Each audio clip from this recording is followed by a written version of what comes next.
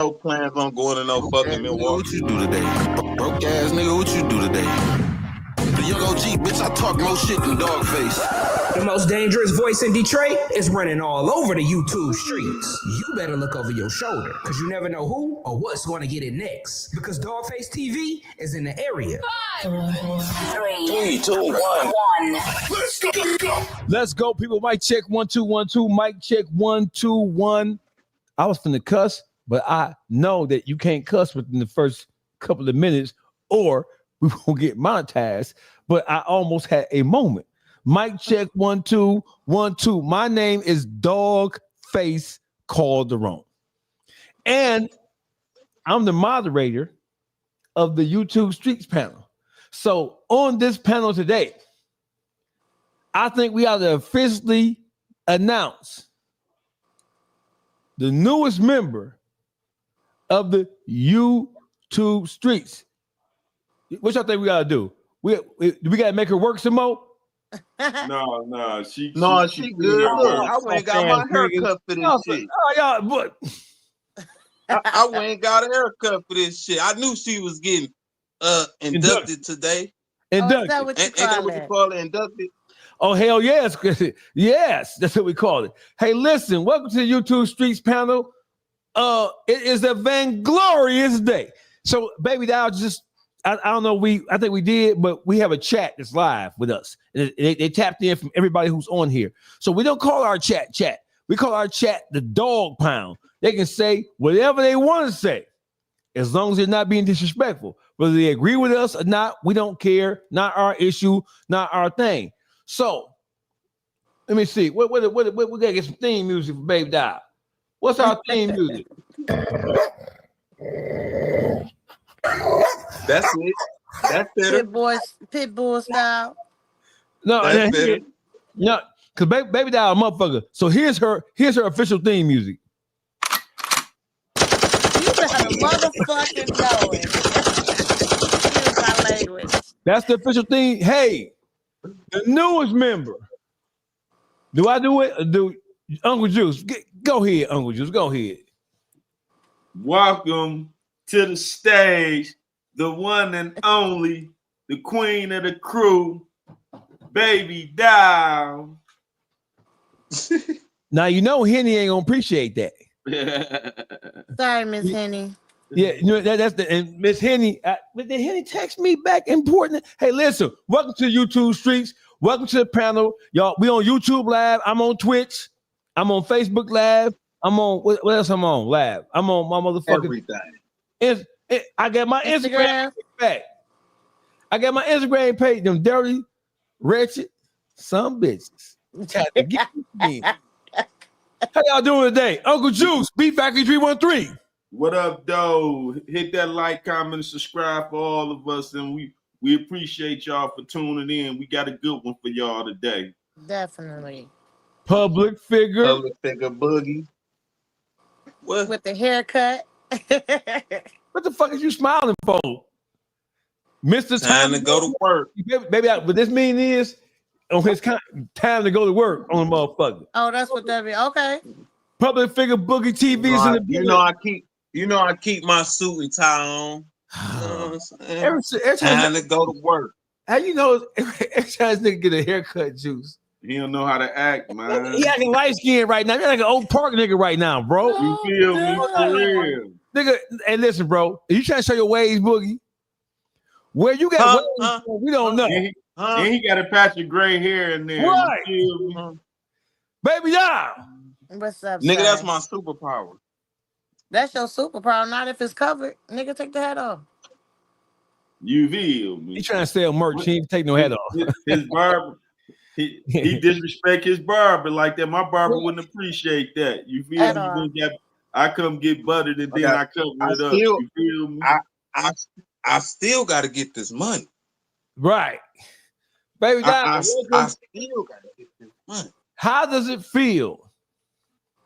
Because listen, you like Zillionaire Doe. Zillionaire Doe was only rapping 14 months before Yo Gotti snatched him up and gave him a deal. You became a member of YouTube Streets faster than Zillionaire Doe got his deal. How you make that happen, baby doll? So I know this nigga named Dogface, right? Right. And I inboxed this man like, you know what? You should make me your co-host. Right. Not knowing if he was gonna accept that. I'm no dog. This nigga Dogface talk a lot of shit. I was prepared for some shit talking. And this man actually came to me real professional and said that sounded like a good idea. Then he turned around and threw me in the dog pound real, just with no type of work or nothing, just no training, just to see how I went. And I actually fit it right in. It's And trial that's by how I fire. be. And it's either you ready, you ain't ready. Ain't no motherfucking grooming around this bitch. Oh, See, baby, you ready or he you ain't ain't ready. baby foot me for shit. That No, man hell threw no. me in Hey, there. right to the fire. Hey, listen, welcome to the YouTube streets. Public figure Boogie TV, aka the bad guy. Uncle Juice, aka the Beat Factory 313.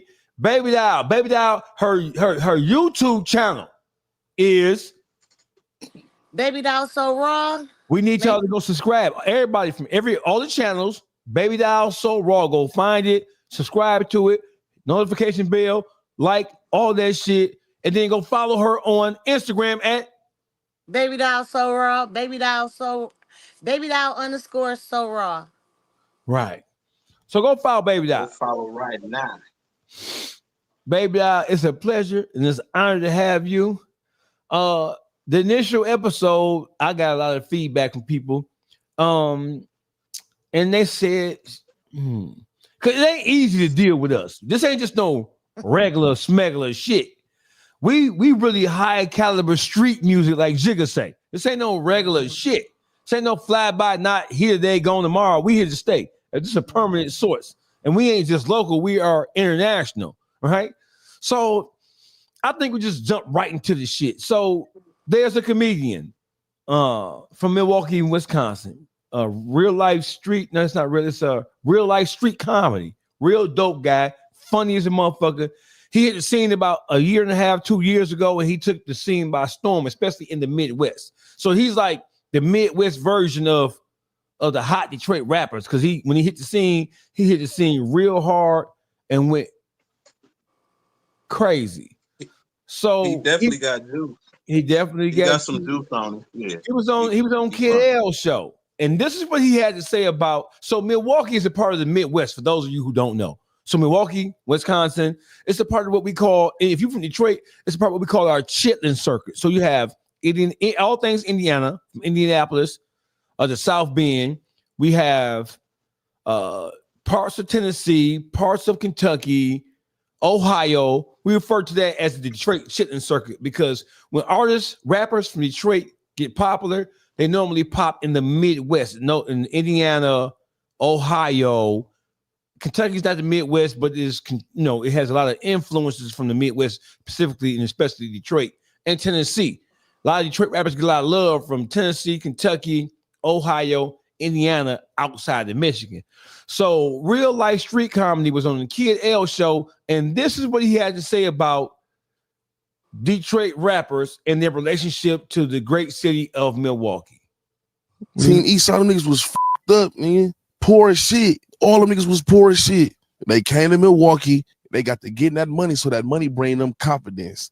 That money bring them more studio time. That money bring them more everything. For real, bro. Like, we love y'all. We f*** with y'all, nigga. We made y'all.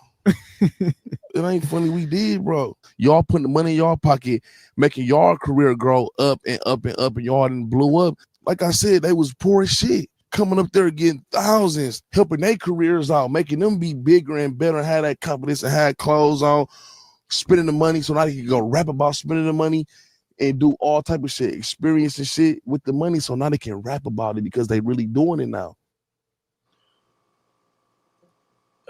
So I heard what he said. Don't require no long, drawn out motherfucking response. No. I can really go into some challenging him because I know all of the Detroit rappers from the Dame Dots to the Vez to the Peasy, Kash Kid. I know the first way Doughboy Cash out. I know. Do I consider it a sneak diss? The higher say he's a sneak disser. Dog be sneak dissing Detroit rappers.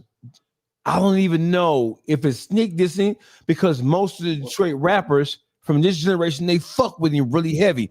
And a part of his whole stick, his whole comedy style was embraced by the same people who he was talking about. Detroit made him as popular as he is now. Do I think it's a sneak diss? Do I think motherfuckers in Milwaukee really feel like that? I believe motherfuckers in Milwaukee really feel like that they are at least in part responsible for the overall development and popularity of the Detroit artists right now who have in their way. I really believe that because I've seen not just him, I've seen people from Milwaukee chime in and say Milwaukee was the early supporters of this generation of Detroit hip hop stars. Well, if they actually put Detroit rappers on, first of all, I like to say on the behalf of all Detroit rappers that y'all feel y'all put on, thank you, and we appreciate it. But how big is Milwaukee's population where they from, man? For him to feel that they put on Detroit artists that they did, because I don't hear only Milwaukee artists that I hear really popping it like that is Chicken P. So who y'all put on out of y'all own state while y'all putting on Detroit artists? You feel me? Because what it sounded like, Detroit artists went down there and seen the game was slow down there, and they got on down there and manipulated the situation and got their money right while they was there. You feel me? So the city of Milwaukee has 556,000 people according to the census 2025. Maybe they got 500,000 people, maybe a million, maybe 600,000 people down there. So I don't even see Milwaukee as being a factor as putting anybody on in the entertainment game, period. You feel me? Are we offended by what he said? Yeah, or we appreciate him trying to articulate what Milwaukee's right contribution to helping Detroit artists. Should we be offended by something he's admitting, or he's saying that Detroit artists were bums and fucked up when they was getting booked in Milwaukee? So Detroit, that ain't sneak dissing. Hold on, sneak dissing. Detroit was straightforward with that shit. So Detroit artists, though, y'all let some bum ass niggas come down there and get on off y'all backs then. So y'all got played then. That's what it sounds like. You feel me? If y'all let some bum ass niggas come on and come up off of y'all, and y'all still ain't came up. So that's a lot to say about Milwaukee niggas. You feel me? As a whole. I just feel like how you put a nigga on to be higher than you and you can't put yourself on. Thank you. So at the end of the day, therefore, that's a lie. Because if you had that much connection to put niggas on to make them higher up there, first thing you're going to do is put yourself on. So it's just right now just a mad nigga talking. He mad because another week from Detroit can come to their motherfucking city and get on faster than a nigga that live in their city. Your city love Detroit. Your city is dick ride Detroit. So you just mad because we the shit. That's just what it is. Especially when they bum niggas that can come down there from Detroit and get on. Imagine what a rich nigga from Detroit can get down there and do. So at the end of the day, you mad because your city love Detroit, nigga, more than they love you, nigga. Get your weight up, not your hate up. That's just what it is. It's a hating ass nigga. You feel me? We breed hustlers. That's all it is. Dirty, clean, or whatever. We breed hustlers if they handicap, however it is. Detroit is just gonna be them niggas anyway. We're gonna be the it, period. Point Somebody blank. tag him in this live and shit. Let him get some more game and shit where he can learn something. Y'all like that definitely wasn't no sneak diss. That nigga just tried to Gregory Hines on Detroit. It's just a nigga trying to take credit for niggas that's higher, that's up. He's trying to get to where they at. So let me talk shit. You know what I'm saying about the ones that's higher, trying to grab some attention. That's what niggas do. Bad publicity is still good. Comfortable. Yeah. For him to feel comfortable though, just to come out like that, it's probably because they ain't fucking with him right now or something. He have no more outlets. No, they fuck with him. He's been brash and straightforward like that. Cause that's how he got Detroit niggas' attention, by talking just like that. He been talking choppy and funny, and he's been like a straightforward motherfucker. And he a comedian? Yes, he is. He has like to be niggas been fucked up for sure. But they came up, nigga. It is what it is. How you mad at the next man because he decided not to stay in the same spot? But he can't say nobody fucked up. His fat ass on that couch looking like a bum ass nigga. To me, he can't On even the call interview. nobody a bum He ass went on nigga. the interview That like nigga that. look You like feel me? trash. Nigga, you got he shouldn't have dressed like that or look like that to come say somebody a bum ass nigga. All right, here's his You a page right bum here. ass nigga. Here's his page right here. He lit like that, man. He one of the funniest motherfuckers. He's funny as hell. Yeah. Is he funny? Yeah, his morning show, and he be funny. tripping. So and he's When I had saw your shit, you feel me? Yeah. You reminded me of me. I ain't even gonna lie. Bro, look. So big shot. I swear to God. Yeah. I did it to you. What I text you? What I tell you? Don't lie. What I tell you? What'd you say? I said, quit writing like we some hoes, my nigga. Oh yeah. Checked him. Like everybody be like the funny shit, right? But it's a certain type of funny that you develop when you really come from the trenches or you really been through some shit. He sent a text me like, oh, bitch. I'm like, bro, what the? And I wait for him to write back. He wait like, bro, gone with that hoe. Why we bosses, bro? Ain't no hoes over here, man. so listen. His popularity was created by his coverage of Detroit's hip hop scene, and all of the biggest names in Detroit accepted him, embraced him, right? And they even the criticism, they took it as a joke. Whereas in which most Detroit rappers ain't known for taking nothing as no joke. They will get offended as a motherfucker saying something critical about them. But he was saying something critical about them, but it was funny, and they embraced him. So Detroit is responsible for his nationwide popularity because they embraced him at the height of their street celebrity superstardom. From T Grizzly to the Solid Babies to the Vezos to the Babyface Rays or Baby Monies, everybody who hot in Detroit embraced him and took him in. Oh, then, well, it's not a fucking problem here then, huh? It shouldn't be. Favor for a favor, nigga. It's if y'all embrace So our he just people, called a spade a spade. there you go. So he called them bum ass niggas though. So that's Broke disrespectful ass as fuck. Well, and he got a If they raw, like it, I love it. I ain't tripping on it. yeah, he got a raw form of comedy. You hear me?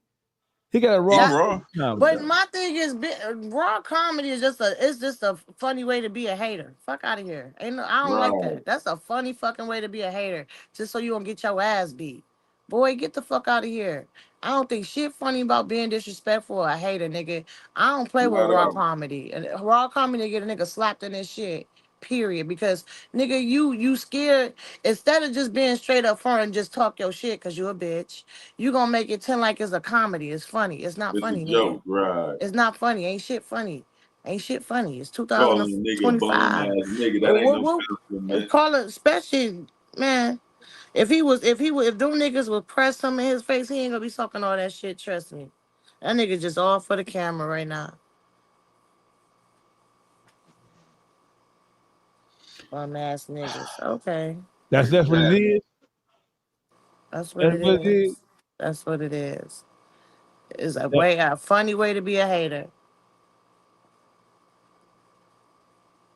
Funny way to be had. We got to ride with that, man. So are we saying? What are we saying about this, gentleman? Are we saying like we ain't fucking with him? We saying it is what it is.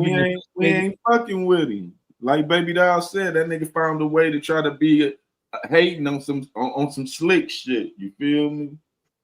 That ain't no compliment, and it ain't no motherfucking facts, nigga. It don't make us look bad because we some real play ass niggas. You just It try was to really if expose he niggas for playing y'all. You feel me? Trying to say what a nigga material really wasn't worth buying, and niggas played y'all then, nigga. You feel me? So y'all went 59 in the tailpipe then. All right, I got you. So real life street comedy or real street comedy, bro. We appreciate it. The city of Milwaukee, we appreciate it. We ain't mad at you, man. Sometimes everybody get their turn. Like Detroit, we in our minds, as far as the hip hop artists are concerned, we had a story to tell, and we should have been nationwide with it. It shouldn't have been just the Big Seans and Eminems, because the Big Sean and Eminems of the world don't really capture Detroit's real street essence. So we ain't mad at Milwaukee, man. It is what it is. In Milwaukee, not to cut you dog face, but if you really think about it, nigga, you talking this shit, so in your head, you really thought bringing Detroit was coming out, you ain't have intention for them to blow up like that. Is what was y'all bringing them to make a mockery of them? You didn't think they was gonna really people was gonna grab towards them, they was gonna blow up. Only time niggas talk like this is when they didn't expect for them like you brought them down there not expecting for them to really blow up. You had it was more of, okay, these niggas ain't going nowhere, whatever, let them come down here. They ain't doing shit. They didn't think highly of Detroit until now they blow up. Now I'm the one put them on. Nigga, yeah, right. You didn't think they was gonna get on from the start. So now you shocked. Now you butthurt because they got on, bitch. Now you mad because that you didn't your whole beginning thought of them was less. You thought less of them anyway. So motherfuckers be bullshit. Nigga, Mm-hmm. he bullshit. That nigga ain't think they was gonna get on. That's why. That nigga ain't think they was gonna get on. They got on. Now he mad. That nigga mad. For real. Boogie. Are we mad at Milwaukee Boogie? Are we as a river? He is. We No, one he don't. motherfucking nigga. We He ain't can't mad at speak for remote. all of Milwaukee. It ain't. That's We why I ain't say mad he at one Milwaukee. nigga. He We one talking motherfucking to that nigga. nigga. Oh no, Milwaukee motherfuckers feel just like that. He's speaking for. Oh, He's covering the sentiment of how Milwaukee motherfuckers feel. They You mean so feel the lame we niggas talking in to those who Milwaukee? feel like that. Then no motherfuckers in Milwaukee feel like that we stole their style. I've heard Milwaukee niggas say we stole the way they dress, their cardies. They said they started cardies, but we did. No, they you did. country ass niggas. Them They niggas said don't know that. shit about fashion. Fuck out of here. Look, that They, nigga Right. would be looking they, like that they on feel like that though. They more like Chicago niggas than Detroit niggas. They ain't got our swag. at all. Them niggas country as fuck. Mud flaps on Cadillacs and shit. Detroit niggas don't rock like that, nigga. Fuck out of here. They jacking Cadillac up in the air and shit. All that country ass shit. Get the fuck out of here, nigga. Hey, Boogie Juice went there. Did he go there, Juice? Hey, Boogie, he went there, didn't he? He went with the full-blown Cadillac mud flap ass shit. You hear me? All right, country bunking ass Some nigga. old country ass shit. Man, that's the most country shit you can do. And then he said he jacked it up, put high. Stop this shit, Juice. You feel me? Okay, so listen, now we have a new situation, right? The new situation is No Jumper. I think it's time for us to really do a deep dive into No Jumper and what No Jumper, Adam 22, and that platform, what it has meant and what it means to the urban culture as a whole, because No Jumper is a part of, I think we all can agree, the No Jumper platform in terms of the interviews, the commentary, the news that they had. I think it's a part of the urban lexicon. It's a part of Black culture. Black people who are into YouTube, who are into interviews and content, they know what No Jumper is a staple in terms of things that people tap into. Most recently, Hellcat. That's my motherfucker. Even between that's my dog. Hellcat was No Jumper had a 24-hour stream last week. It was the first ever of its kind where you had multiple content creators and personalities in one room for 24 hours a day. Hellcat was one of the moderators of this thing. Hellcat, Poetic Flacco, and a couple more people were a part of the moderators in the streams before, during, and then after the follow-up news.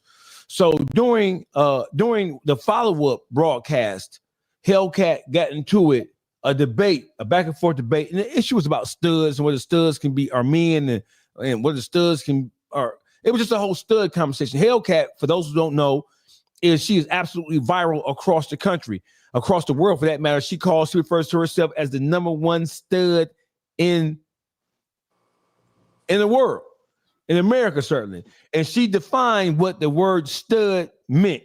Hellcat says that a stud, it's a difference between stud and tomboys.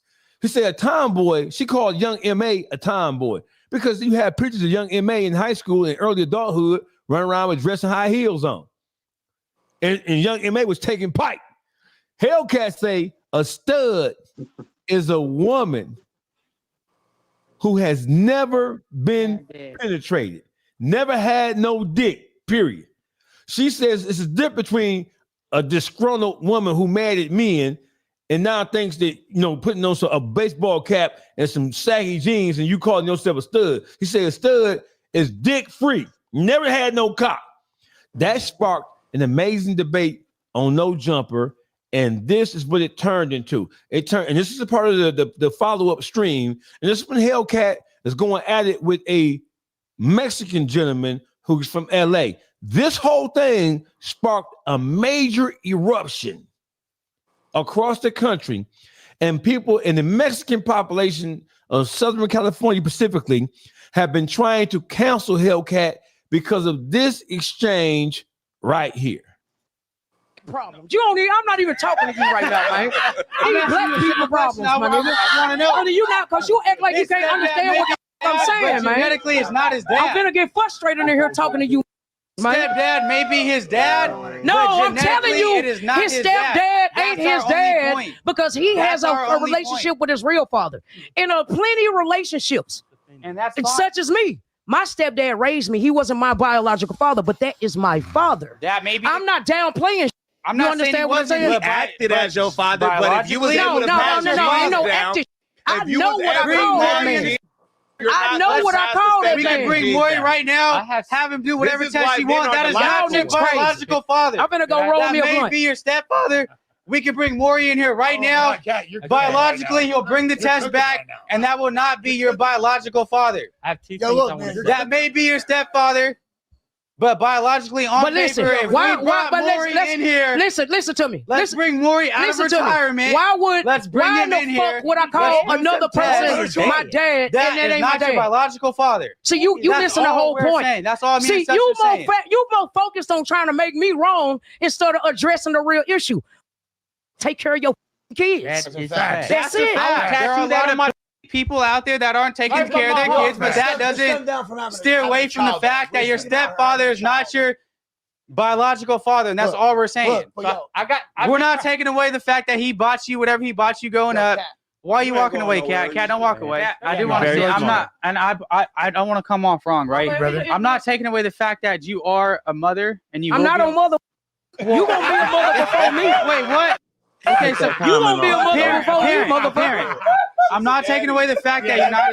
No, my wife called me Papa. My wife called me Papa. All I was saying was you won't be a biological parent. That's all I'm saying. You will be a parent. Listen to me. And I'm not taking that away from you. Listen to me. I commend you for that. Because a lot of people can't be parents. Listen to me. Listen to me. That's like me saying you got a little ass chain on. You ain't no real nigga. You ain't no real man. I never. You ain't no real man. Okay, listen. Okay, what I'm saying. It is the same. I never. It is the same. It is the same. It is the same. Big chain. It is the same. And you buy a biological daughter, you can't buy a biological daughter. My dick, we have went over that my dick don't make no babies. What the f is wrong with y'all? My shalom can't get no bitch pregnant. So why you? What the f are we talking about? But I'm telling bro, these black problems, and my stepdaddy is my daddy, and that's more common in the black family than what the fuck y'all motherfuckers talking about. And y'all not gonna make me feel no motherfucker way about it. Listen to me. He's not passing no genes down. Listen to me, man. It don't matter. It don't matter. It don't matter. My child in 2025, my child's last name is gonna be a baby hell for 1 month. Wait, hold on, Cat. I'm gonna school the out you real quick. You trying to argue with us, arguing with you about being gay. You trying to argue with men about how we biologically pass down genes. What I'm telling you, what I'm telling you, you arguing with you men. need to be talking to them. They don't take care of their kids, bro. What are we talking about? You need to talk about these pussy niggas that need to take care of their kids. You know what I'm talking about? Y'all niggas don't want to address the real issue. You niggas ain't been providing. Y'all got stuff. No, hold on. Can I talk or no? Can I fucking talk or no? Can we talk or no? What's that? George Lopez. Can I talk? We agree. Talk George Lopez. We agree with you on that part. But we don't agree that you're gonna be a biological father. Can I motherfucking talk? What I'm saying is, y'all are skipping the real issues. You niggas so George tough. Lopez, can I call you little baby? Listen to me. Go ahead. Listen to me, George Lopez. Go ahead, little baby. Shut up while I call ice on you. Go ahead, little baby. Ice on your Hello, baby. Now, what I'm trying to say to you, is, y'all want to skip over the real goddamn issues. Say it, you know what I'm talking about? Y'all are really goddamn me skipping over the issue. Yeah. What? It wasn't right. Listen, I'm talking. I don't care about being right. Don't like me. Drudgery twisted. Don't like me. This I tell you to go get your bread retwisted. I don't give a. Oh, did I say that? Motherfucker. I'm just letting you know. I'm just letting you know. Can I tell you I'm something just back letting you know. I don't give a about none of that. I'm not in the chat. I don't give a fuck about none of that. George Lopez. That's fine. Go get your braids retwisted. Go get your braids retwisted. I'm talking. They're coming apart. Go get your braids retwisted. How you gonna come on no jumper? Gonna come on no jumper in there and not have your braids retwisted? You're probably wearing the same socks from yesterday. You even got socks on? Your socks are dirty. Change your socks. Her shit is phenomenal. Change your socks. It's phenomenal. I'm gonna chill out because I got homeboys that's Mexican. That's fine. All right, I got homies that's Mexican. Oh my. But I'm saying your hair like a white boy hair. Mexican. All I'm saying, you a white boy Mexican. You don't count. You don't count. You don't even look like you can swim. You got some dirty ass socks. You don't even look like you can swim, Mexican. Dirty ass socks. You don't even look like you can swim. Probably fake ass watch. Come here. Can we double test that fake ass Ain't watch? nothing fake over here, little boy. Hollow ass Ain't jewelry. nothing, you poor ass. You got some hollow ass Mexican. Your jewelry's Goddamn me. Come fix my hollow. roof. Your jewelry's hollow. Bitch, come cut my yard. Cut my yard. Jewelry's hollow. Get an Uber and tell this motherfucker to drop them off at Home Depot. Drop them off at Home Depot. Let's weigh your jewelry. Let's weigh your jewelry. Can we weigh your jewelry? Let's weigh it. Oh, that's hollow. That shit sounds fake. So listen. This whole thing has erupted into a major conflict where people are saying that Hellcat is racist. And Adam 22 has even proposed that she meet with La Raza, like the local Mexican American community group, for this exchange on No Jumper. And she's had hundreds, if not thousands, of comments and DMs calling her everything from monkey eating coons to everything. So they're asking her to apologize because they said she said something that was racially insensitive to Mexicans. No Jumper. The whole premise and basis of No Jumper is a calamity. It is people going at people and creating conflict and creating problems for the purposes of content for selling the show. Was what Hellcat said in her exchange with this Mexican gentleman who's wearing a Detroit Pistons jersey, by the way. See, in Detroit, we ain't used to Mexicans basing up, standing up and talking like that. We ain't used to that. But in California, the Mexicans really got the niggas on the run over there. It ain't the Mexicans up running from the border. It's the niggas running for the border over there. Was Hellcat racist? Honest opinion. Was she wrong? Was she racist? What do y'all think about this whole No Jumper calamity? I think it's fair game. But Mexican want to talk shit. She can say what she want to say. He was saying, even though he didn't, I can't say nothing because I would have been worse than that. I'm sorry. I mean, what'd she say? I don't think she's racist. I don't think she racist at all. Like she said, I'm a hold back because I got Mexican friends. You know, yeah. I just feel like I can understand where they're coming from because he didn't say nothing about her culture. He said something about her. She is going into culture shit, far as fix my roof and like that's just what Mexicans do. I mean, what if he would have said? I mean, now that we talking about it, because I'm about to contradict myself and I don't want to. Now that you think about it, I don't feel she's racist, but she took it to another. It was a two different. She was saying things that okay, he personally attacked her and she culturally attacked him. Far as what if he would have said, "Come pick this cotton," you know, shit like that. He went on to say, "You like fried chicken and watermelon." So he said that. Yeah, he went on to say all that. Oh, so no, I feel like they. If she racist, he racist. Fair exchange ain't no robbery. Yeah, if she's racist, he's racist. Because I mean, they both. I mean, they was attacking each other and attacking each other culture too. So they both racist. I feel like it ain't shit. I didn't take it personal. I didn't take it personal, cause she got his ass back and he got her. He said what he said and she said what she said.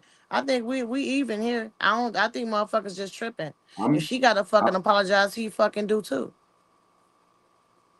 Juice? I wouldn't apologize. Shit. What? Right. This is what that show was based on. Controversy. You feel me? So why should either one of them apologize? We know it's a racist set. You feel me? The whole set is set up racist by a racist motherfucker. You feel me? So I don't feel. Do I feel she was right? Who am I to judge? She felt she was right. She demonstrated it. My thing is, but from what we watched, it's like he was attacking her first. He started the shit. He really started the shit. He was definitely on 10 trying to get his point across. And he couldn't get his point across, so he took it to another level trying to talk about her. And he took it there. He the one that fucking took it there. So if anybody should apologize, he should apologize. That nigga should apologize. Because you can't tell a motherfucker how to fight, they fight. You feel me? If you initiate battle, however a motherfucker choose to fight you off, that's their choice. You gotta accept that when you in battle. You feel that me? Nigga said chicken and watermelon. Bitch, all black people don't like that shit. I don't like watermelon. I eat chicken, but bitch, I don't even like watermelon. So you can't even say no shit like that. Let me say this, right? I like watermelon. I don't eat no chicken. You feel me? If we can for a second, I want to press start on something. One, let's make sure we're on the same page.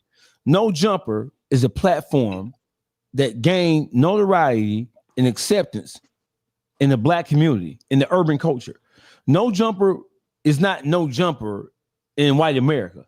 No Jumper is not No Jumper to anybody. No Jumper is not a behemoth, or it's not necessary to anybody other than people who deal with urban hip hop culture, period. No Jumper, even though it's owned by Adam, who's a white guy, No Jumper is a black platform. They have showcased all manners of shit that goes on in the black community since the onset, since the very beginning of No Jumper. No Jumper is not known for being fair, open-minded, or mature. Most of what we've seen represented on No Jumper has been some outrageous, outlandish, crazy shit. And then in recent time, over the last year, it's been used as the police. Motherfuckers accused No Jumper of inspiring more indictments than Vlad TV. No Jumper has showcased black people talking about black people, disrespecting black people, black men, black women. It's been a major source of gossip. It's been a major source of beef in the black community. We learned what the fuck LA niggas gangs was doing. We learned, listen, we got a real good look at what LA is all about by watching No Jumper. We've never had a glimpse into gang culture outside of music like we have now outside of watching No Jumper. What other platform gave us that much information about Crips and Bloods? How did we learn about the Crips and Big U and Whack 100? How did we learn about 600 Christopher Lovejoy and what's the goofy name? Loose Lips Cannon. We learned about all these niggas in explicit detail by tapping into No Jumper. Whack 100 joined forces with Adam 22 and turned No Jumper into a platform to expose, to rat on niggas and to expose niggas' criminal activity. So when I'm finna say what I'm about to say, it's gonna be extremely unpopular, but I don't give a fuck. So in Southern California is a whole different beast, because Southern California has an equal amount of Mexicans and South and Central Americans than they do black people. In Detroit, we're not used to Mexicans talking crazy. We ain't used to Mexicans sticking their chest out. But for a fact, the whole Improve the Culture campaign that most Mexicans are on, that shit is an anti-black, anti-nigga campaign. You have a situation where most Mexicans want to gravitate towards, and they think improving their race is to become more whitewashed and becoming more one with white society as a whole. So they go out their way to prove to white people that they ain't like niggas. The whole thing where it's 1950s and 60s where we looked at Mexicans as if they were our allies in our fight against racism from our common enemy, which is white people. That whole thing is over with. Mexicans in Southern California really exemplified the temperament of Mexicans nationwide. The Southern California Mexicans, I ain't even gonna do the whole country.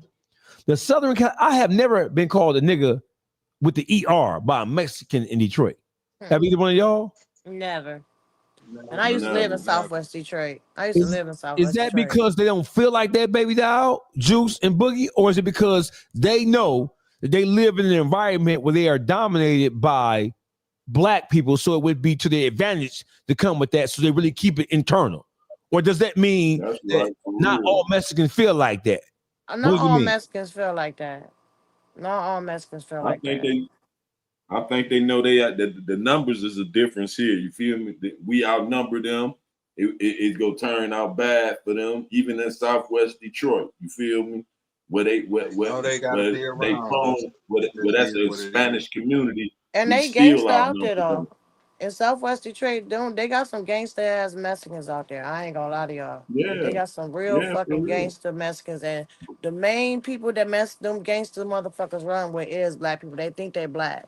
So I don't feel like Mexicans are racist. I don't feel that. Well, the just living Detroit, out there, have my life. Okay, so the Mexicans in Detroit have a different mentality than the Mexicans in South and Southern California. The Southern California Mexicans from LA to San Diego, they got a whole different mentality. They do not like black people, and they don't mind pronouncing their dislike or displeasure with black people. Shoot, they don't like the Mexicans from up this way. I know Mexicans that have problems with the Cali Mexican. You remember that MS-13 tried to come down here and cause problems for them Southwest boys out there in Southwest Detroit. You feel me? They had to go to war with them. So you right, absolutely right that Southern California and up north Mexicans up here are totally different. So listen, so let's talk about unique LA's race problem. So they are La Raza and other Mexican groups. They are upset with Hellcat, and they say that she needs to issue an apology to the Mexican community in LA because she said things that they consider racist. Now, do y'all think the Hellcat needs to apologize to a bunch of Mexicans who have pronounced and have made it no issue of saying that they hate niggas? Should she apologize to them? No. No, apologize for what? They both were slanging. Mud. You feel me? So I don't feel no apologies is due. He was talking to who she was looking at. Like I was looking at him. That's who I was talking to. It is what it is. I wasn't talking to y'all. If you inserted yourself, that's on you. They should have controlled their little Mexican family. He started it. He started it. It is what it is. That's how the fuck I feel right now. Okay, so listen, he got a Detroit Pistons. I mean, it ain't like he's still passive. So it ain't no apology needed. He threw his mud back. You feel me?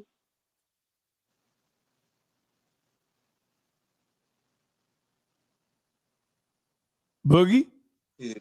She wasn't talking to the whole Mexican race. She was talking to him. She was talking to the man that was in front of her.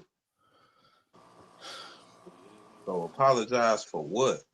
If you're watching No Jumper, are you watching No Jumper for educational purposes, or are you watching No Jumper to hear about conflict, bullshit, jokes, and just upheaval? I think No Jumper has been more detrimental to YouTube in terms of content than anything else, man. I don't know a worse platform.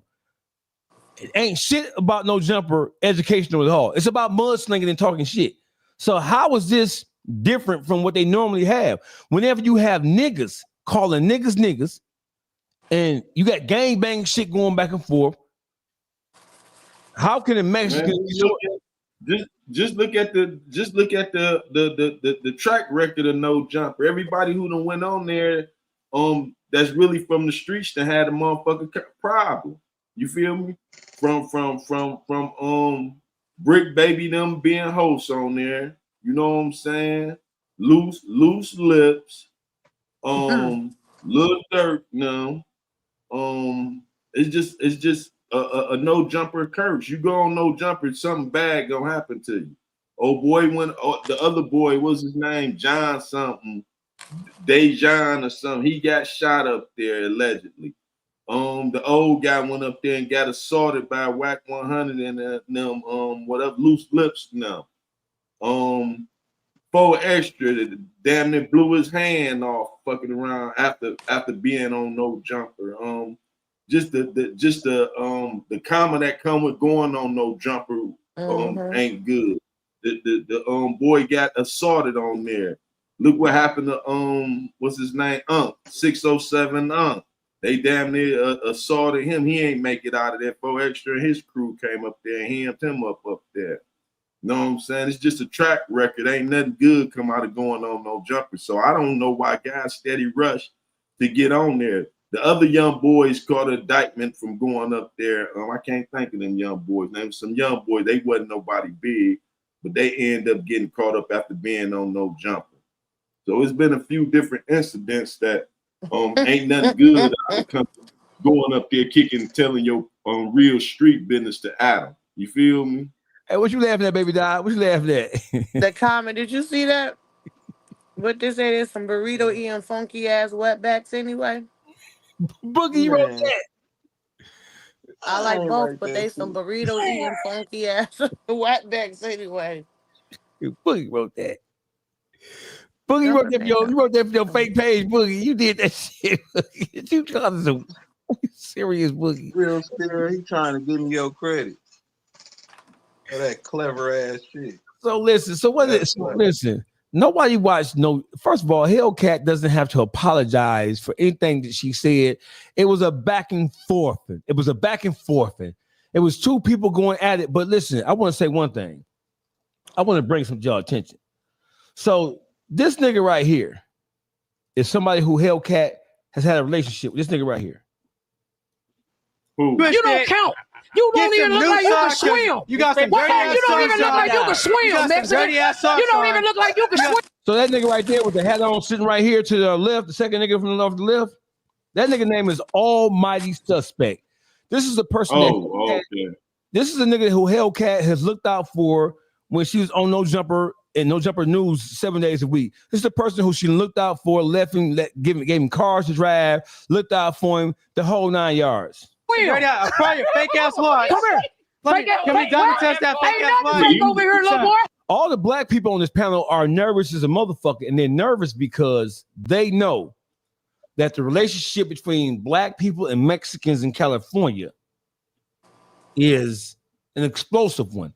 They know that Mexicans hold a lot of power, and if you rub them the wrong way, it'll be a major conflict. It's not like that in parts of the South, and it's not like that, certainly not like that in Midwest. Black people, we ain't worried about Mexicans being mad at us. And that's not to say Mexicans ain't won't get no gangster shit, but they don't have the numbers to launch a full out war against us. The nigga Almighty Suspect is a sucker bitch ass nigga. And instead of trying to bring about some reasoning to it, he went to chiming in and rocking against a motherfucker who he considered his partner. The Almighty Suspect nigga is a bitch ass nigga. You got me on 100%. He been there. The shit he was saying that she was wrong for challenging men. No other way. I don't see him acting no other way but how he just acted. Like, so you aware of the nigga though? Yeah. He always into it with some female. He was on No Jumper arguing with a female before that. The little light skin girl. That's his specialty. He gonna go back and forth with a female all day. That's what he do, and it be the lamest shit ever. Cause he be acting like he want to fight him every time, but just so this situation, it was already the Mexican engaging, so he couldn't really get in where he really wanted to get in at. Cause that's what he do, argue with females. He was trying to though. He sure was trying to inch in there. Yeah, he was trying. Overall, the Mexican is wrong as fuck. He started this shit. He started just to attack.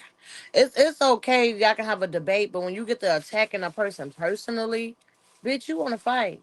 it is that's we could say he racist because he has started to attack her personally versus to debating on a topic.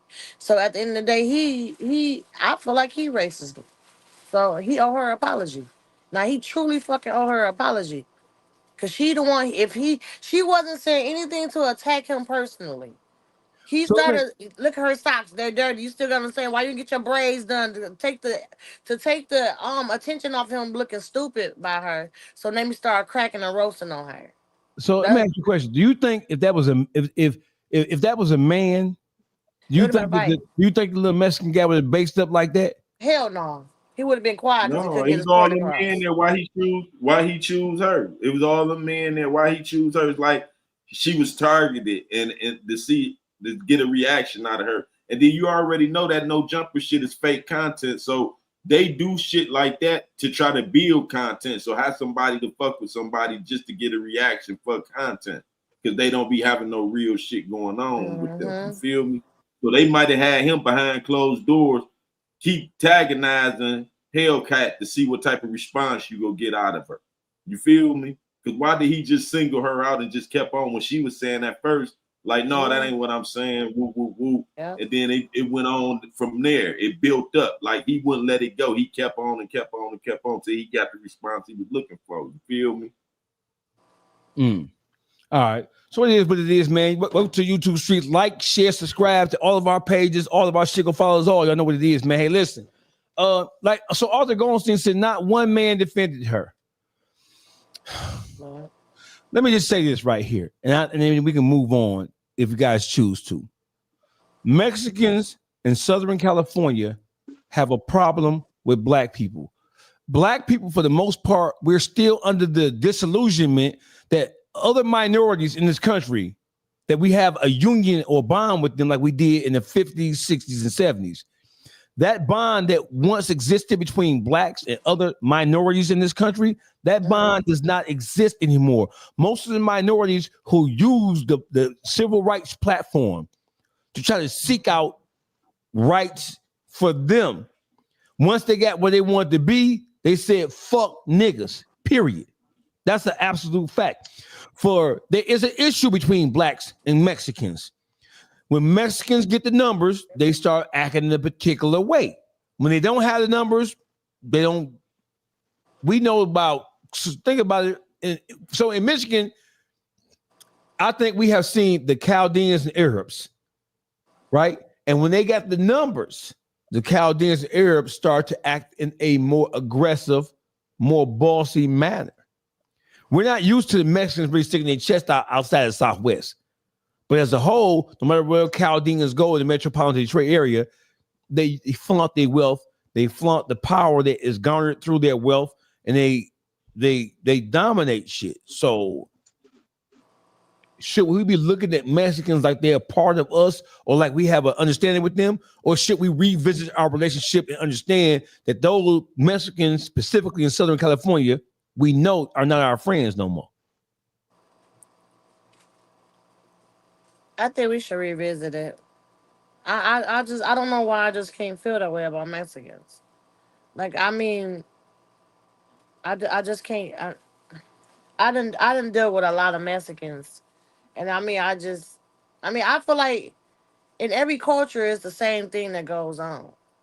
In every culture, everybody has the same. It's the same thing goes on. It's the same in every culture. It's not just one culture. So, I mean, with Mexicans that against us, I think it's some that don't like us, but majority of it, I think Mexicans is they just they do their own thing for real, dog face. They just okay. I met a Mexican one time, and I asked him, "Why do y'all live with all them people in the house?" Okay, why the fuck is it 35 people in one house? What the fuck? Why is there so many? Right? You asked that for real? I swear, I'm gonna tell you what he told me, and that shit was some smart shit. Okay, he said, "Honey, when we come from Mexico, when we come from where we come in one house because we don't have no money like that. So what we do is we gather up in the house and we come with whoever got the best business idea out the family. all the people in the house put their money towards that one person. Okay. Once they make that business, that one business, boom, they go down the line to the next person. Once they keep doing it, everybody building then they can just separate from each other and have their own shit. But they come together, they live together to help each other. They to feed. They put all their money on one person All starting other off. races do that. The Yeah. Jews, the Africans, Jews, Yeah. all But guess races who do that. don't Some do that though? American niggas. Oh, we Us know. black And people that's why don't do they that. hate niggas. But guess what? And That's that's sad because our black people don't do that. We so Yeah. against I each hate other. niggas too. My thing I is, hate niggas too. yeah, I hate niggas, but I love black people. So I mean, every culture is niggas in there. So I don't give a fuck. That's just It's how I definitely a feel. difference. A nigga is not a color. You hear me? Because back in the day when It's I was raised up ignorant. in the dictionary, a nigga was an ignorant motherfucker. They changed it around in Right. the urban culture and said it's a black person, no motherfucker, it's an ignorant motherfucker. So any culture can be a nigga. You get what I'm saying? They switched this shit up. But my thing is, we don't do it with our own. We was taught day one to hate each other. We was just taught like that because they what it is we really the biggest dogs in the whole any culture, but we cannot recognize that because we was brainwashed and taught and raised to hate our color, to hate ourselves, to the point where people that hate us made us hate each other. So we would never come together and put money in on because either somebody gonna try to steal it. It's just so much hate and it's so much underhanded shit in our culture because of the way that we was taught from day one, from the how can I say that the white people. So it's like I say, Mexicans. I just feel like they do their own thing. I don't see them hating black people like that. I just don't see it. I just don't see it like that. Different I think. experience. Different experience if you're from California. If you're from Southern California, the whole dynamic between black people and Mexicans is totally different. So I think that the people who we initially thought or who we have traditionally looked at as our allies in the fight against oppression from white people, I think all that needs to be revisited and reshaped because I think we still are under the impression that black people and Latinos, black people and Hispanic, black people and Indians, we all of the same mind or we should be of the same mind. That shit is different, man. It ain't the same. It is what it is. You tuned in to YouTube streets. Let's move on. Next subject, Kash Doll. Zadarius, what's his name? Zadarius. No, Kash Doll. So a picture has surfaced of Kash Doll. Not of Kash Doll. A picture has surfaced with Dex Osama, who's a legendary Detroit street figure and rapper who is associated or was associated with Meek Mills. He was a part of Meek Mill's Dream Chaser camp. He was on the verge of being signed. He was all but a dream chaser. Do we all agree? Yeah. And Meek had announced him. Meek shouted him out. Meek had Snoop, and he had Dex Osama from Detroit, from the west side of Detroit. Well, a picture has surfaced of Dex Osama in the same, it was a group picture. And three of the people, Meek was there, Dex Osama was there, and standing right next to Dex Osama was Tracy T. The common thread here in this whole thing is that Kash Doll, early in her rap career, she was in a relationship with Dex Osama, who was associated with Meek Mills. Meek was signed to Maybach Music Group, Rick Ross's label. Tracy T was signed to Rick Ross. So it stands to reason that both of those men would have been in the same proximity if Dex fucking with Meek. Meek is a dream chaser. Tracy T is MMG. So there's a photo that has surfaced. I'm gonna try to find this goddamn photo where they're saying that they're questioning Kash Doll.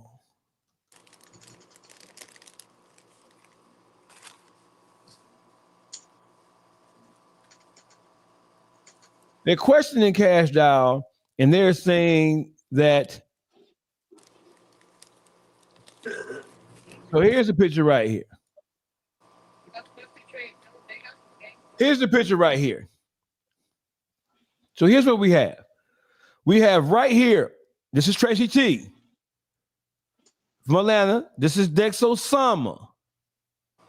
And these 3 other men right here are dream chasers. That's Meek Mills right there.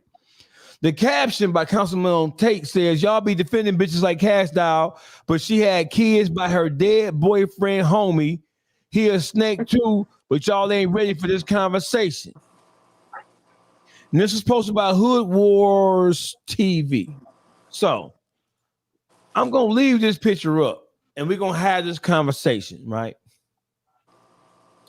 So Dex Osama, he's passed away. He died in September of 2015. Kash Doll was involved in a relationship with Dex Osama. I don't believe they were still together during this photo or during the time this photo was taken. I'm not sure. I don't know. But is it fair? Now, this photo ain't Photoshop, bro. It's a real photo. It's a real thing. It's not Photoshop. And there's no question about whether it's Photoshopped or not, because it's not. Dex Osama was a dream chaser. And Tracy T was signed to Maybach Music Group. That's family right there. So it stands to reason that at some point, sometime, Tracy T and Dex Osama would have met, would have chopped it up, would have kicked it, because they were both young artists. So the question is, what does this whole thing say, if anything, about Kash Doll? Does it say, or does it mean that she was wrong because she eventually went on to get, was she married to Tracy T or just in a relationship and had kids with him? I thought they just had kids. Okay, she had kids by Tracy T. So even if Dex and Tracy T were cool, and even if Kash Doll knew that, and then later, 8, 9, 10 years later, had kids with Tracy T, would that make Kash Doll, would she have been wrong? And there's an argument that says that, hey, now we know that when Dex Osama died in 2015, her and Kash Doll were not together. Dex died over a situation that had something to do with an entirely different female, and him and Kash Doll hadn't been together in some time. So even if she did know they knew each other, would she have been wrong for getting into a relationship with him 8, 9, 10 years later? That's my question. Yeah, for all that boss bitch shit she be talking, hell, motherfucker, yeah, ain't no time stamp on that shit. You feel me? She fuck with niggas from the same motherfucking cliques. You feel me? Ain't no boss bitch. What if she didn't know it though, Juice? There's no proof saying that she knew, or she was with him at the time the photo was taken. There's no proof that she met Tracy. Nobody's saying that she was around them when that photo was taken or when they had linked up. No, I ain't even saying that. Just on the strength of she was with him at separate times and they from the same motherfucking circle. You feel me? That ain't no player boss ass shit. It ain't like she was with Jay-Z and then went to Puff Daddy to say she on some boss bitch shit. That's boss bitch shit. Bitch, you was with two average ass niggas and shit, so you just showing whore tactics. You feel me? That ain't boss bitch shit. I mean, she came out the strip club. Fuck you. I mean, right now it's all about who got the most. I mean, now Kash Doll, she a different breed, baby. She's so fake and phony to me, and I don't give a fuck how nobody feel what I'm saying. Kash Doll is just what kills me with certain females is they think money is gonna cover up the lameness of them. Okay, you just a lame bitch with diamonds. You know what I'm saying? You just a trick with diamonds. You just a rich hoe. You, if you want to call her rich, but Kash Doll, I just feel like they say you attract who you are. So my thing is, I just think she's like, I really think it depends on who jumped on who too. Do you think Tracy T jumped on her and approached her, or she jumped on Tracy T? If I had to bet, if I was a bet man, which I am, I would say that if Tracy T got into close proximity to her because of who Kash Doll is, she ain't sound an ugly girl. She got a lot of bossy shit going on, and she had a lot of emotion, more emotion than him at the time when they got together. So I think that he would have thought that landing her would be a yeah. He's a fucking opportunist. You could tell Tracy T's the opportunist. Just like last time, Boogie talking about this nigga that owned a restaurant. He don't own no fucking restaurant, Bug, like I showed you. It's another woman that owns that, but opportunist. He probably fucking on her, because now all of a sudden he got some special wings at her restaurant. He's trying to stay afloat. He is trying to take from what somebody else has. Spread your wings, King. To make yourself somebody. And you just going hard for Tracy T. Little princess ass. You hear me? Get the fuck out of here. And no, that's what I'm saying about. And that's what I'm saying about Kash down, saying she this boss bitch and putting herself on this caliber and be the shit she rapping about. That wasn't no boss. Them not boss bitches move. She's a lost bitch. She's not a boss bitch. She's a lost bitch. What's her name out of New York? Cardi B. Cardi B did a boss bitch move. She got with Offset when she was on her. She wasn't nobody when she got with him. She bypassed him. Now she worth way more than Offset was worth. You feel me? That's a boss bitch move. She came from nothing and she took it and elevated it. Did you speak it on Cardi B? Yeah, she did. Oh, that's my baby. Yeah, she's a real. I salute her fucking grind. That's my favorite person. Cardi B ain't nothing but a stanky head hoe. She's a whore. She's a whore too. But what I'm saying, what are we talking about? Boogie, dog face, Boogie. We ain't taking that away from her. We saying the moves. We saying the moves. See, we saying the move she made was a boss move. She went from nothing. And she got with a nigga that had something, and she bypassed him. She learned the game and took it to her advantage, and she bypassed the nigga. Let me stop you. That's what I'm saying. Before she got with Offset, she was on the rise. So Offset didn't even make her no different. She could have not even been with him. She still was gonna bypass him. She was still blowing past him.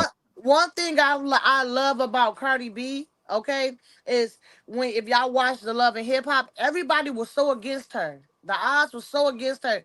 That ain't stop her from making it the fuck happen. She didn't give a fuck. With all the odds against her, she still kept it moving. And look at her. I fucks with her so heavy. Okay. Right now, her work ethic, it really puts her being a trick or a bum ass bitch or a dirty bitch. You can't even pay attention to that because her work ethic. No. We judging like the Muppet said. We judging. Oh, yeah, okay. We judging. Hey, listen, we judging because let me tell you something. Anytime you pregnant with a man baby and you let another nigga stick dick in you, you is a whore. Super whore. Yeah, that's nasty. That is nasty. Nasty is an understatement. You can't come back from that. That's ultimate whorism. She lucky she didn't end can't up. Come back from that. Lucky she ain't end up on the other side for that one. The upper room. No, listen. Just so let's like this mood up a second so we can attack this shit again. This right here, let's look at this. Listen and we don't judge. I got kids by my uncle. All three of his, and my baby daddy think the kids is his. I'm judging because wait, what? I'm definitely judging. What the fuck? Oh, no, for real. You talking to your kids like, "What up, cuz?" Yeah, we judging. That nigga stupid. We are not, and listen. So the question is, let's just say, even if Kash Doll did know that Tracy and Dex were affiliated, let's just say that Kash Doll knew that Dex and Tracy T were cool. Kash Doll wasn't with Dex when he passed away. Kash Doll, everybody, she come from a strip. She is where the money at, where the bag at.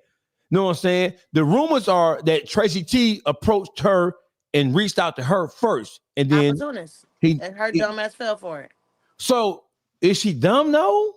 Yeah, she dumb. Why was she dumb? She dumb.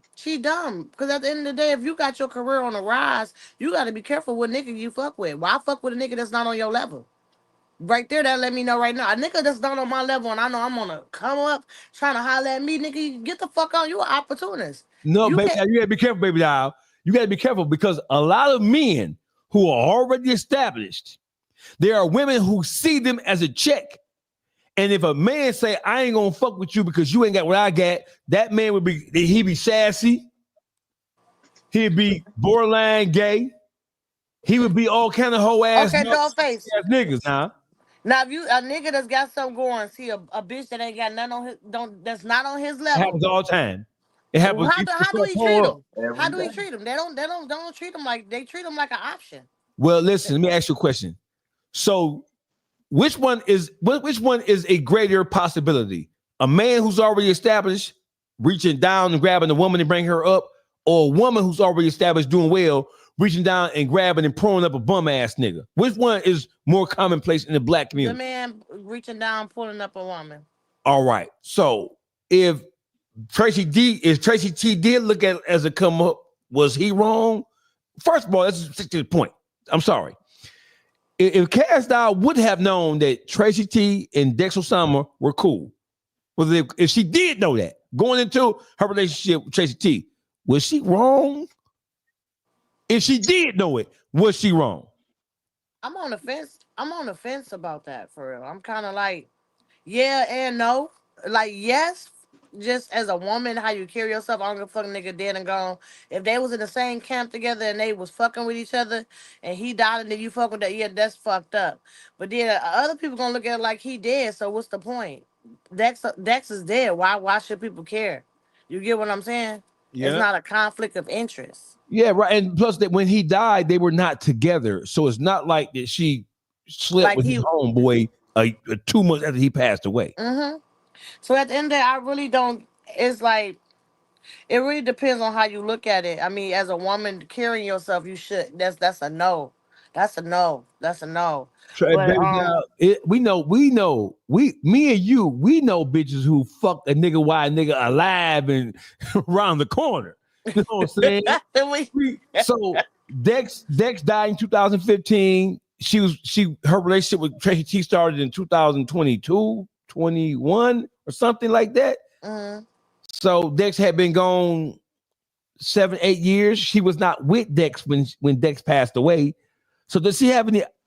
Even if it was somebody that she knew Dex was cool with, her and Dex were not together when he passed away. She had been moved on. So does she have to make a decision about who she can and can't fuck with? She don't owe no respect to Dex. Because it's about respecting herself as a lady. About respecting that's the whole thing. You feel me? Who wants some broad with a bunch of miles on them? Being for real. So if you know run around here fucking with niggas of the same clique, your whole value just went down. You feel like damn, she was fucking with Dex. Niggas ain't looking at the time. You don't think her value went down when she was? Her value been down before she did that. She was a. I'm just saying. I'm just saying all that. You feel me? But she be trying to boss up, so she get these young girls the wrong impression. So that's why I be on it about her trying to say she a boss bitch. That ain't boss bitch shit.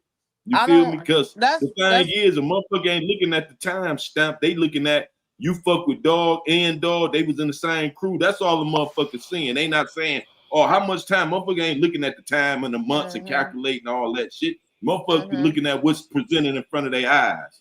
You feel me? So your image mean everything. So you gotta worry about what people think of you when you trying to create an image, when you being you. You feel me?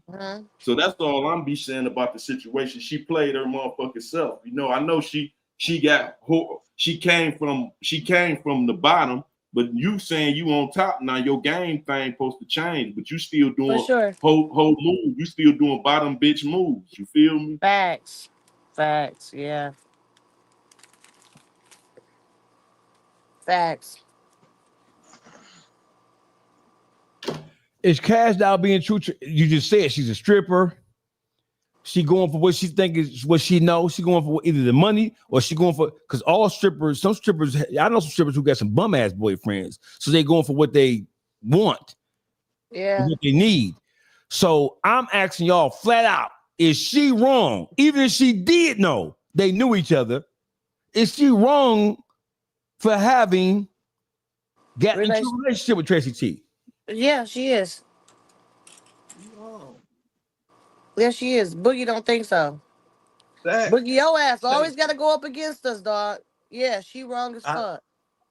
I didn't even say. I said she was wrong. Oh, you said she was wrong? Good job, bud. Why she wrong, She Boogie? sack chasing dicks. You know she be sack chasing.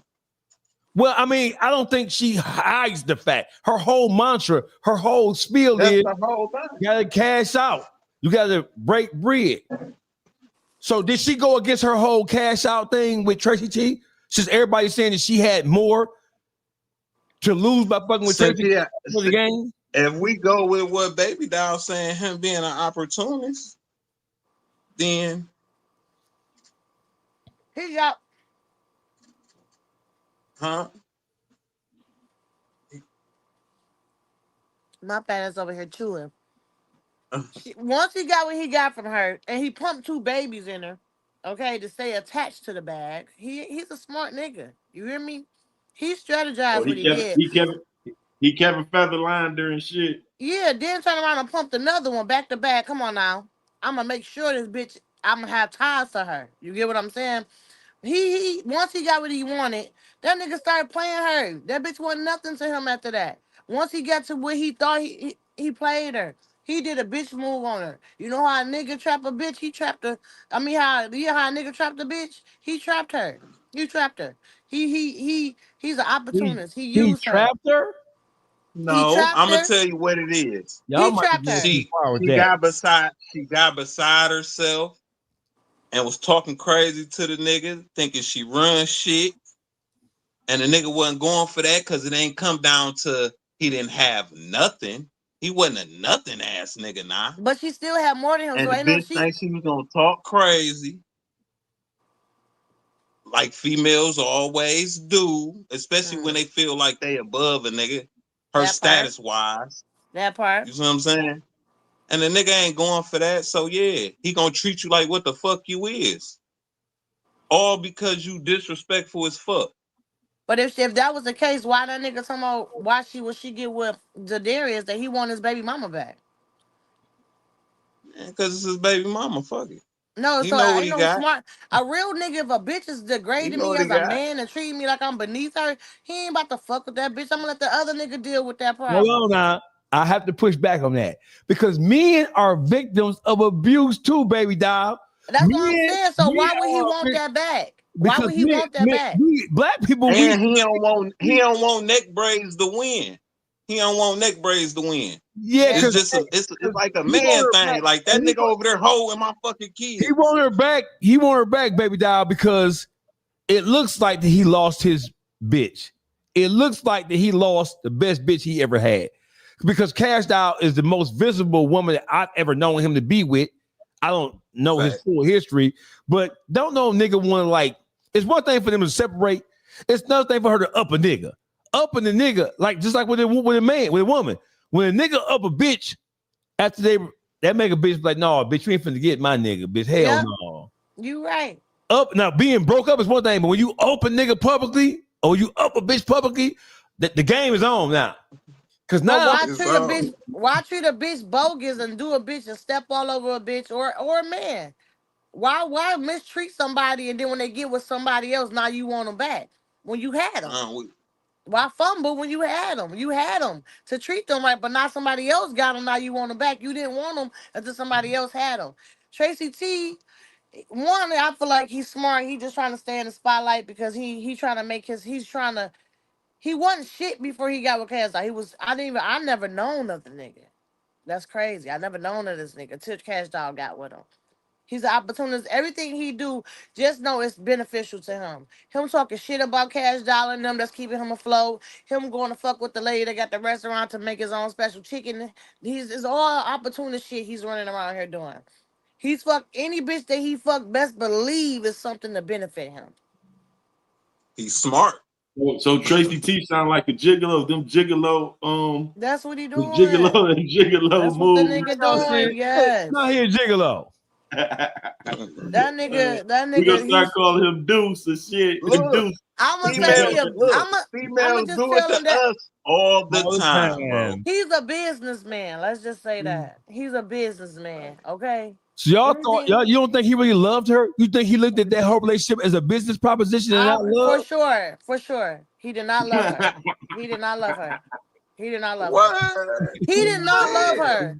Come on, he baby. lost the, he did not love her. He liked the thought. He about that dollar. Man, that nigga was cheesing in them pictures because he like, yeah, nigga, I'm on the come up. Look at me. So he you did not like Kash Doll. No, he had he got one of the baddest bitches on the come up in the game. He just like, this a bad bitch. Yes. Why he can't be happy that he bagged the bad bitch? Do you know love don't hurt? Why can't men in general be happy when they knock on something bad? Come on, bro. You can't better be ask happy. Tracy T why not, because that ain't the case with him. That nigga was opportunist. He was on the come up. He did not give a fuck about Kash Doll. He threw her away. He threw her away so easily with his 2 kids. Did he put up a fight for her? Did he put up a fight for her? No. Well, you heard what he said. How he didn't put up a fight for her? He protected the fucking bags. Right. Nigga, I told you he set that shit up. So we didn't put up a fight for her. Here we go.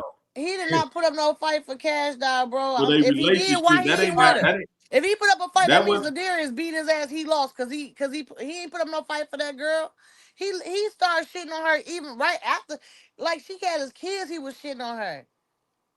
She was shitting on him. How you know? But she shit on everybody. Look at her. That's all she do is talk shit. But listen, I feel like Kash Doll loved him and he did not love her. He was still fucking bitches while with She Kash Doll. made diss songs. Then she made some diss songs. She made diss songs too. About he was fucking bitches while he was with her. How the fuck love? That ain't love. That's opportunities. I got this bitch locked in. I fucking on her and she got a baby. Let me go to the next bitch. He's an opportunist.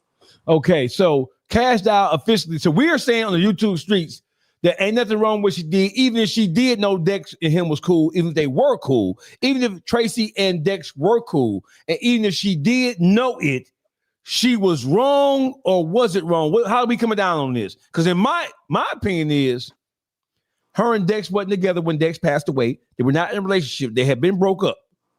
So even if we meet people how we meet people. And just because even if she did know that they knew each other, that don't mean that had nothing to do with her. And I don't look at her in no particular way. I can see that they was dogs. It was that part known to be together. Then I'd be like, yeah, maybe be some whole ass shit, even if he was dead, even if years went by. But I'm like, that ain't we can't put that on her because even if she did know, her public image is, I do what I want to do, how I want to do it, and I don't give a fuck who like it and who don't like it. If that's what I want on, I'm on that. But that's not what she really on. Kash Doll a cream puff. She a real fucking cream puff and she soft as fuck. I'm trying to tell you, Kash Doll talk this big shit and that's not her, bro. It's not her. It's not her. If it wasn't her to begin with, it's certainly who she became, because we know fame and money can turn a person into whoever their character or whoever their public face is represented to be. We know that. Mm-hmm.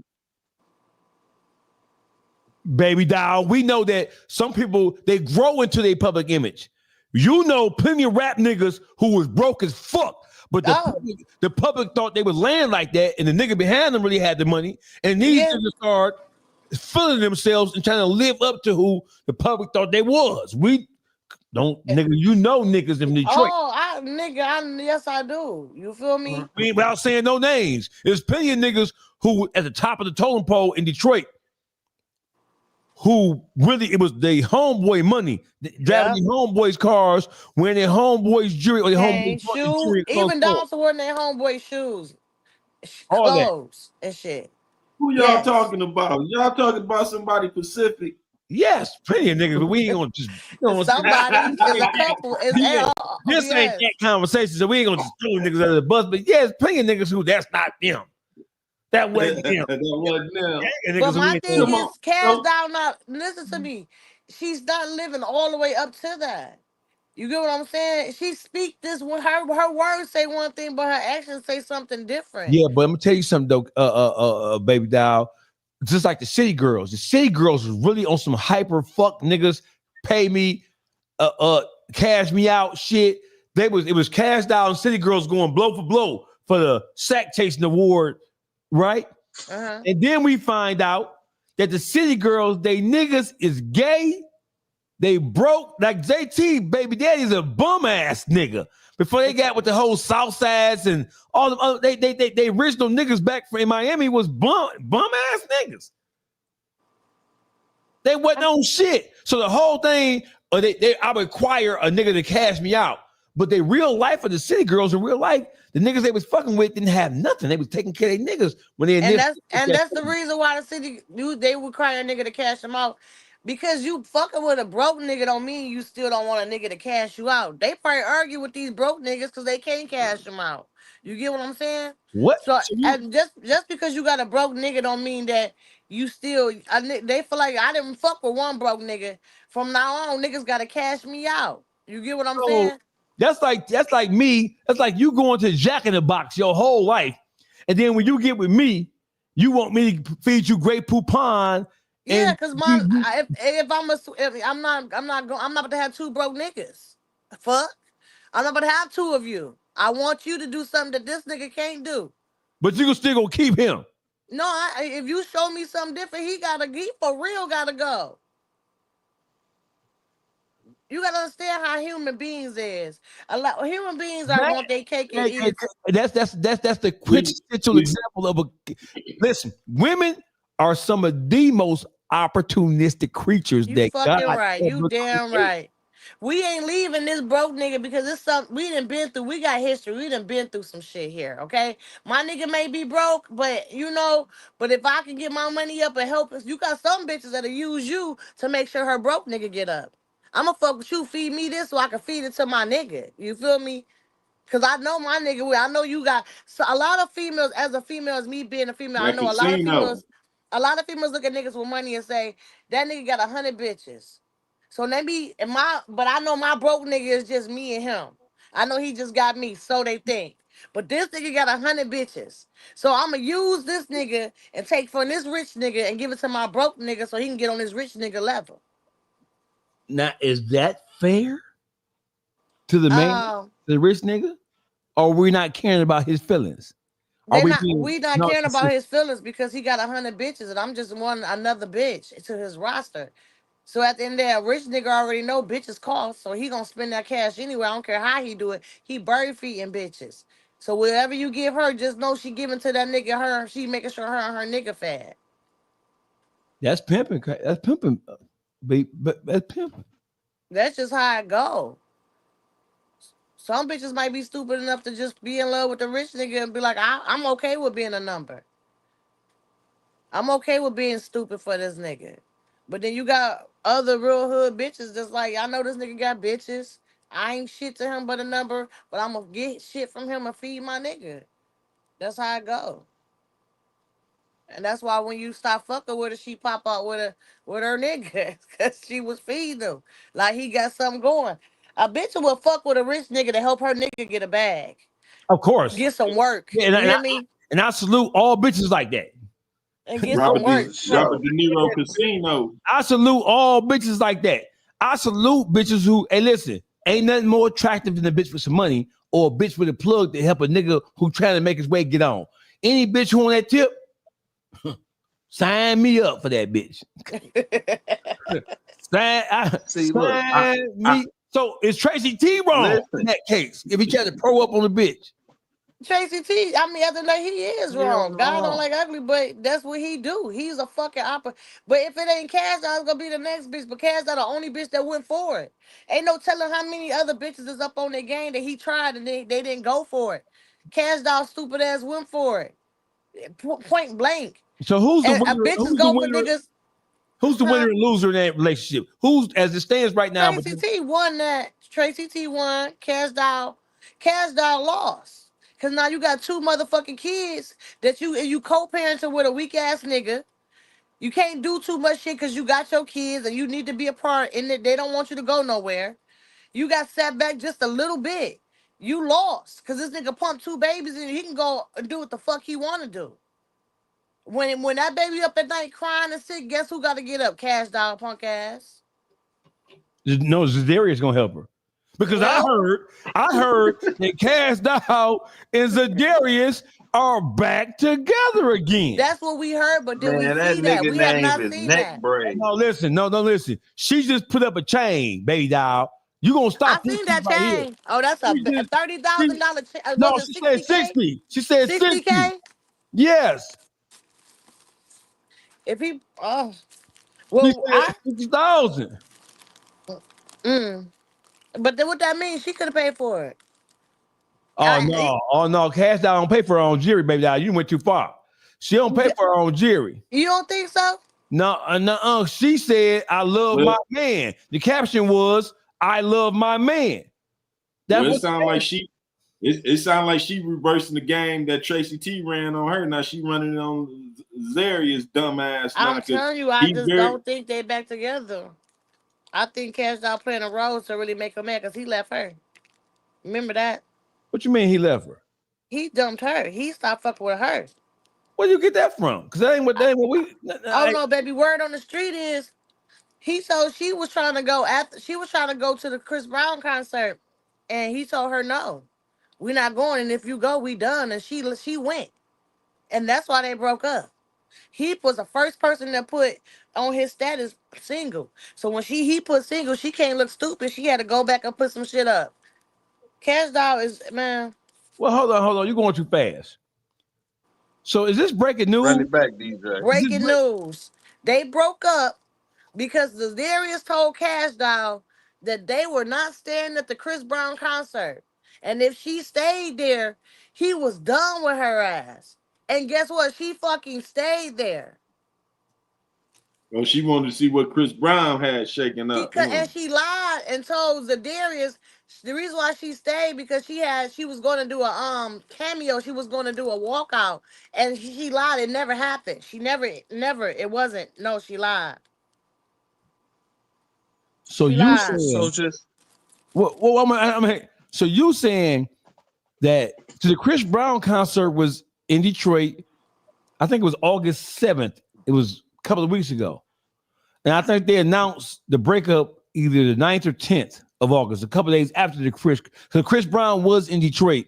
For a couple of days. He was here for a couple of days. Let me look this up. He had a 2-day thing. And then look up when Ladarius first posted that he's single. Let me look this up. If that's still up, if it's still up. But it sounds like if he kicked her to the curb and then he accepted her Friday, back. August 7th. No, he was here Thursday, the 7th, and Friday the 8th. He had a show back to back Thursday and Friday. So the 7th and the 8th, right? Yes. And they announced they broke up each other on the 9th, right? On the 10th, they announced they broke up. Okay, so that's why she said they couldn't see eye to eye. They was disagreeing because I told your punk ass don't go and don't stay, and you did.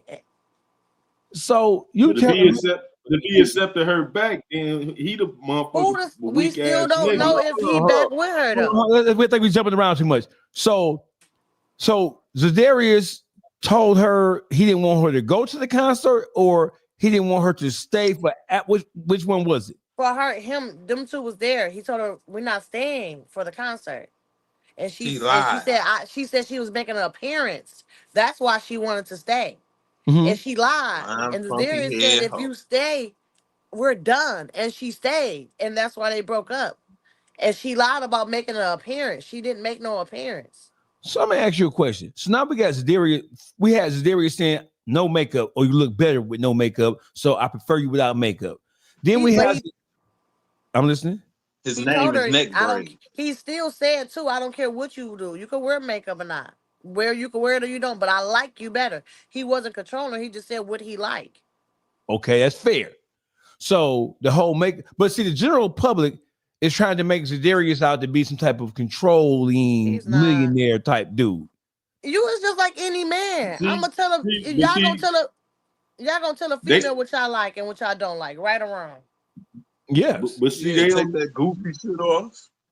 But they only try to make that he was controlling. See, they only try to do that in the black race. See, other races, they females don't go through all that for the most part. I ain't saying they ain't got some few strays that straggle, but I'm saying that for the most part, they follow. If they in a relationship, the men tend to lead they women in other races. We in our race, we have to battle toe and nail, head to head with our women. And then they try to reverse it as it's trying to be controlled. And no, it's not. Some things ain't presentable for a woman to do that men do.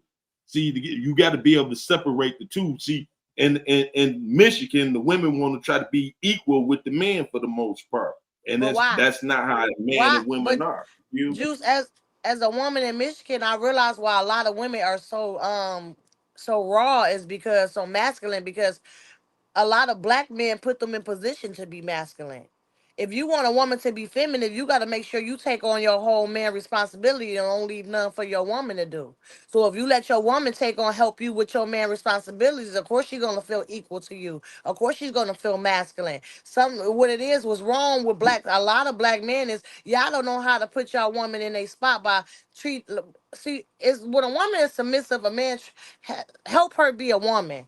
Help her be comfortable.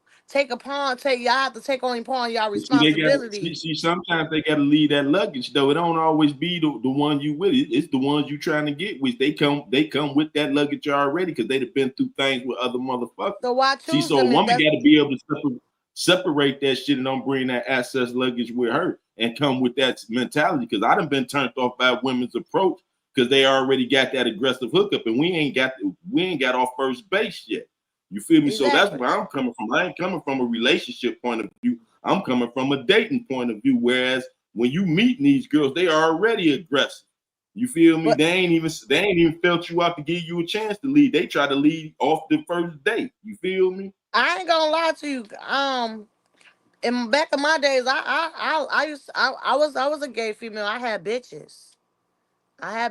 You hear me? And my bitches like to be submissive. That's why I'm kind of lost because you can beat the bitches up. Fuck you mean? No. Yeah. Let me say, I put this on God. She's gorilla pimp and she's on that gorilla pimp. I see her hit a bitch in the head. Listen. I did turn one of my bitches I had to beat up and she was a stud. Okay. And when I didn't want to put bitches on the floor. But I have my feminine beat bitches' ass and slap them. Listen, my feminine bitches, they was good with me. So one thing, I mean, when I got with bitches, right off the back, before we even go any further, I'll tell a bitch, I like a bitch that listen. I don't want no smart mouth bitch, and I'm not dealing with you if you're a smart mouth bitch. My bitches understood that. You have to, and my thing is, I never approached bitches, but I knew what type of bitch I want. So if the ones that I didn't want, I didn't fuck with them. And you gotta understand, you like Zadarius, you can't fuck with Kash Doll and say you don't want no makeup, and you know she's an entertainer, and she put makeup on and she wears makeup. That's you just bringing more headache for yourself. You can't do that. If you want a natural bitch, go find a natural bitch that you know that's always natural. I hate for men to find women that you know she don't meet your criteria, but you think you're gonna change her. But women do that with men.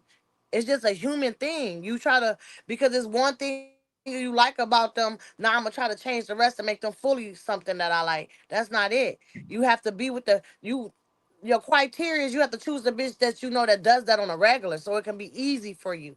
I'm not about that. If I don't like a bitch with makeup, I'm not going to find I'm not fucking with no bitch that wear makeup. I'm gonna find me a natural bitch. But if you find a woman who, even though she wears makeup, you know, did you recognize that she was still pretty naturally, and we're never going to find the exact perfect person for us. It's always going to, especially in the world we live in right now, there's always going to be issues because, especially amongst black people, because we are so disengaged from each other. So is it not fair, or is it, so you basically saying if you go for the bitch that you like and want, don't go for no bitch that you got to try to change, because if it don't work, you're going to be feeling some type of way. And it's not gonna work. It's not gonna work. It's not gonna work. You ain't gonna know. You ain't gonna know if it ain't gonna work until y'all got full fledged. Cause see, a person gonna put on their best foot forward when y'all first encounter. It ain't gonna be until y'all get comfortable with each other and they let their guards down. Then you see they choose them. You feel me?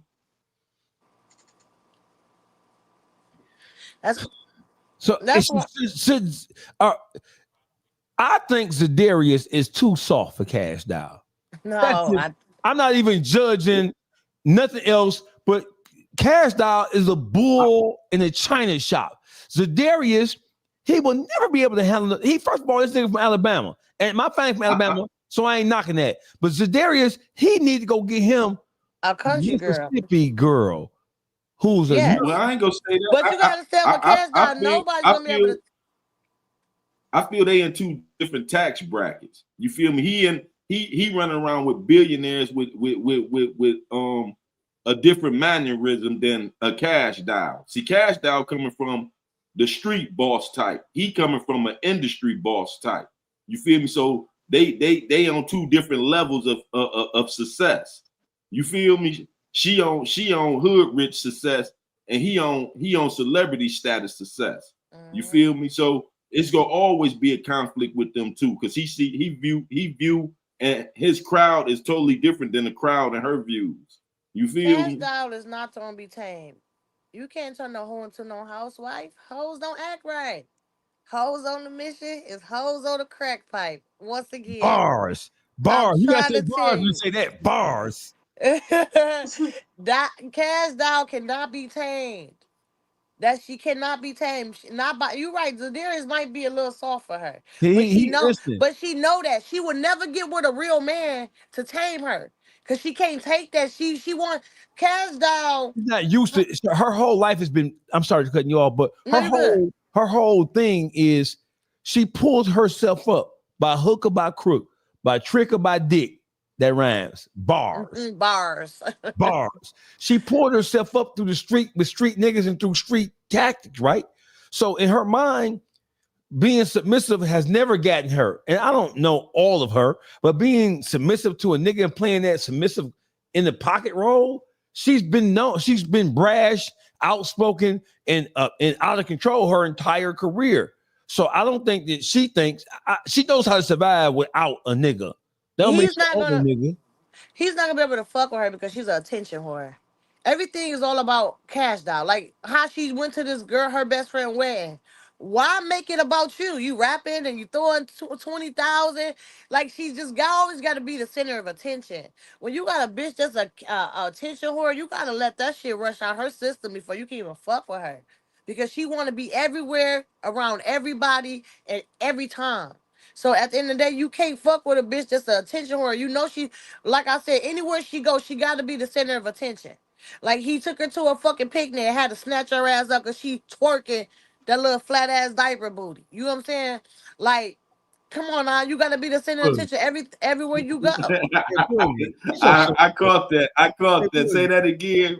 What kind of booty? What kind of that booty flat she got? ass diaper booty. You hear me? Booty. So, and it's crazy because this must be the year 2025. Bitches, booty shots wearing off because everybody ass look nasty, bro. Down to Nicki Minaj, they shit look terrible. These bitches getting black spots on their legs and shit. Them hoes need medical attention. They need to get a you hear me? refund. They need to do a refund. What about or your girl Cardi B? Cardi B, she's still a bad bitch though. You hear me? Her booty ain't ugly No, yet. you got to throw her in there too. Her ass then botched out. Did It's it botch over. out? Did it botch out? Man, her shit look bold too. It looked better than the rest of them though. So I'm saying Kash Doll I shit don't look terrible. know.